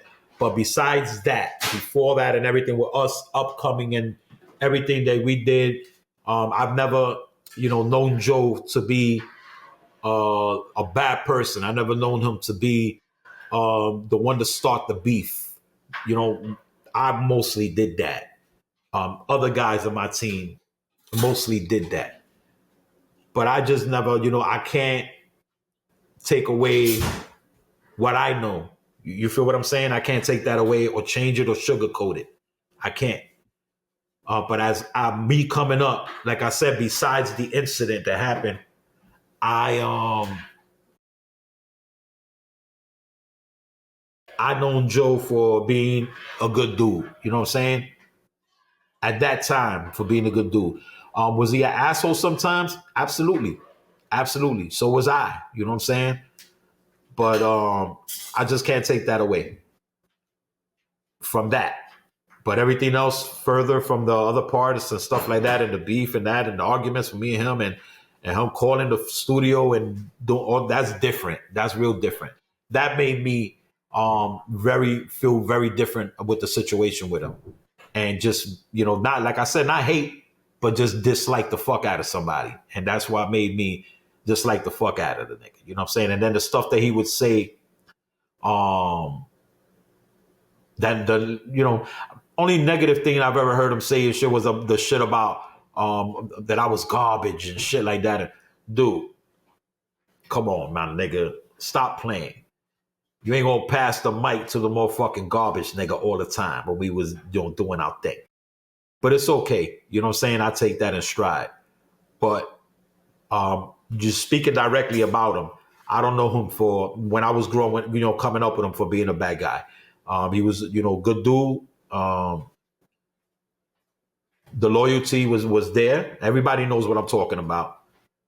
From the block and shit like that, with everybody that we ran with and everybody, the team that was together and all of us and everything. Just, good, to me, a good dude. While everybody grows up and becomes different in life and has their own feelings and harsh feelings in life and everything like that, and everybody changes. Like me, I've changed. Everybody changes. But I can't talk negative from that time. I can only talk negative from the time where he fucking played himself with me type shit. You know what I'm saying? But besides that, I wish everybody good health, wealth, and blessings. Everybody. And I just wish that people would stop being fucking so hateful towards each other, man, because, there's too many things going on in this world. You don't got to make money with a person. You know what I'm saying? You don't got to break bread with a nigga. You know what I mean? You ain't got to do that. But you don't understand how much better you feel in life when you let all the hate gone, when the hate is gone. Yeah. When the hate is gone. Because when my hate was gone, I became a brand new person. Everything changed in my life for the better. Everything. It frees you. Like I said, I feel like when I hit 35 years old, that's when I became a man. And that's when my life changed and everything turned around on me. And then I started seeing things differently. I started seeing the bullshit, started seeing the disloyalty, because there's disloyalty in everything, man. Everybody's so disloyal. Everybody wants what you got. Everybody wants what you have, man. And it's just fucked up because they'll do anything to try to disturb that. Anything. Was there something in particular that happened at 35 that made you go the other way or start to see things differently? The bullshit, man. I just started seeing all the negativity, all the bullshit and the lying and all kind of stuff and everything. And I'm like, and then I started noticing that I didn't need these certain things to move forward. I found out when I started letting go of certain things, everything started working better for me and started moving forward. So that's when I was like, yo, I'm going to turn everything around right now. I went and I said, I'm going to stop working for this person and I'm going to go work for myself and do me. And I'm going to sacrifice everything that I have to do to try to make that work. And fortunately, it worked out for me. Sometimes it don't work out for people. But at that moment, when I made that decision, it worked for me. And then everything that I put my hands on after that was just a success for me.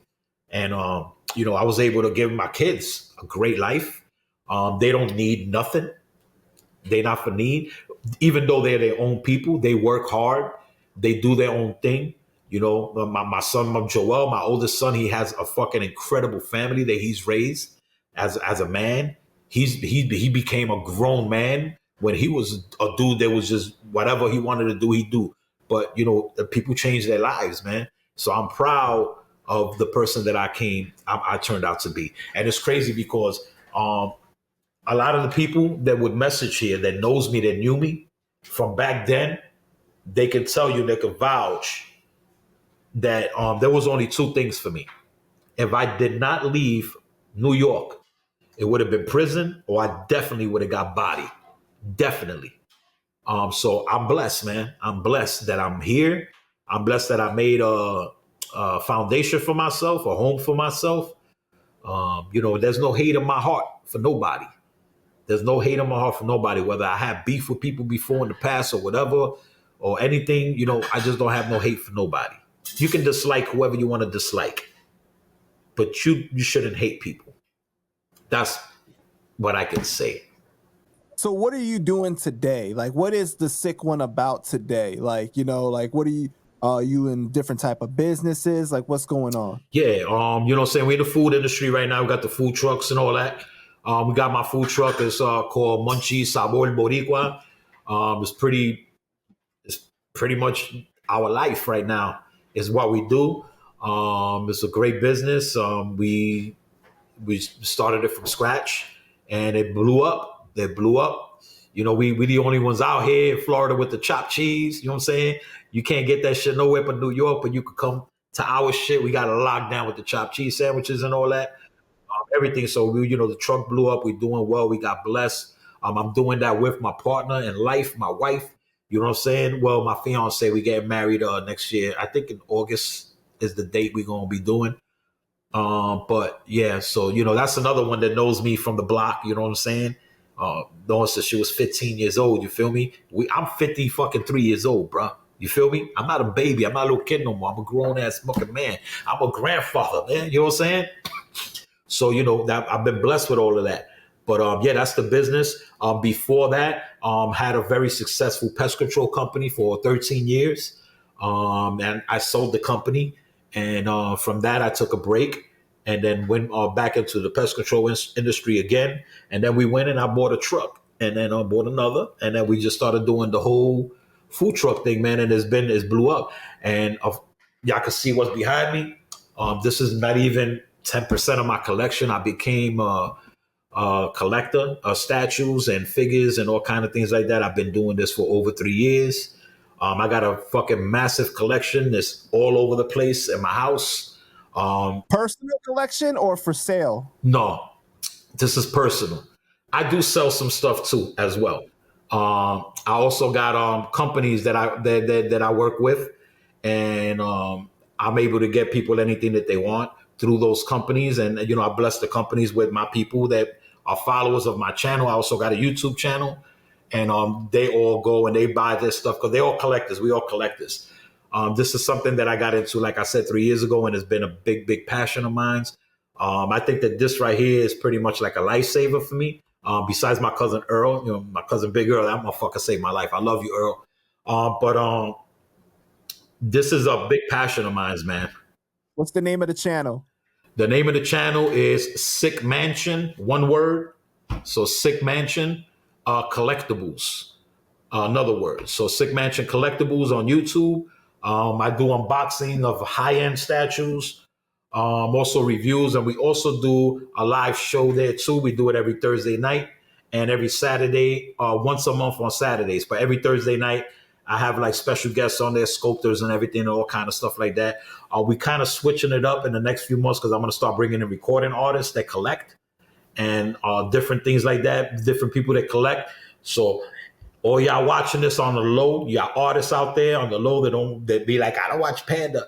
Y'all watching Panda, y'all collect all of that, get in contact with me, man. I'll bring y'all on the channel. We'll have fun. We chop it up. I keep it at 100. It's just different. I don't, so I'm like a thug nerd, I think, right? That's what you would call it, a thug collector nerd. And that's it, man. That's all I do, man. And I spend all my time with my family, bro. And that's it. I'm not a street dude like that no more, whatever.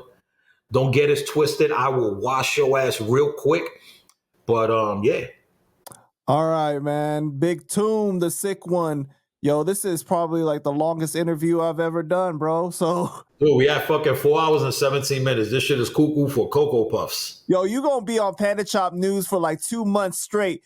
Every day, new clip. Every day, new clip. It's all good. Just as long as everybody go and show love to Sick Mansion Collectibles on YouTube. Show your boy some love. You know what I mean? We're going to have a link in the description. So you guys make sure you check that out. Follow him on IG too. We're going to have a link in the description for that. Yo, too, man, I appreciate you, bro. Like, I know this is like one of the missing pieces, that people wanted to know about the story, to see a different perspective. That's why everybody called me the missing link. But I was just a missing link that didn't want to be involved. Right.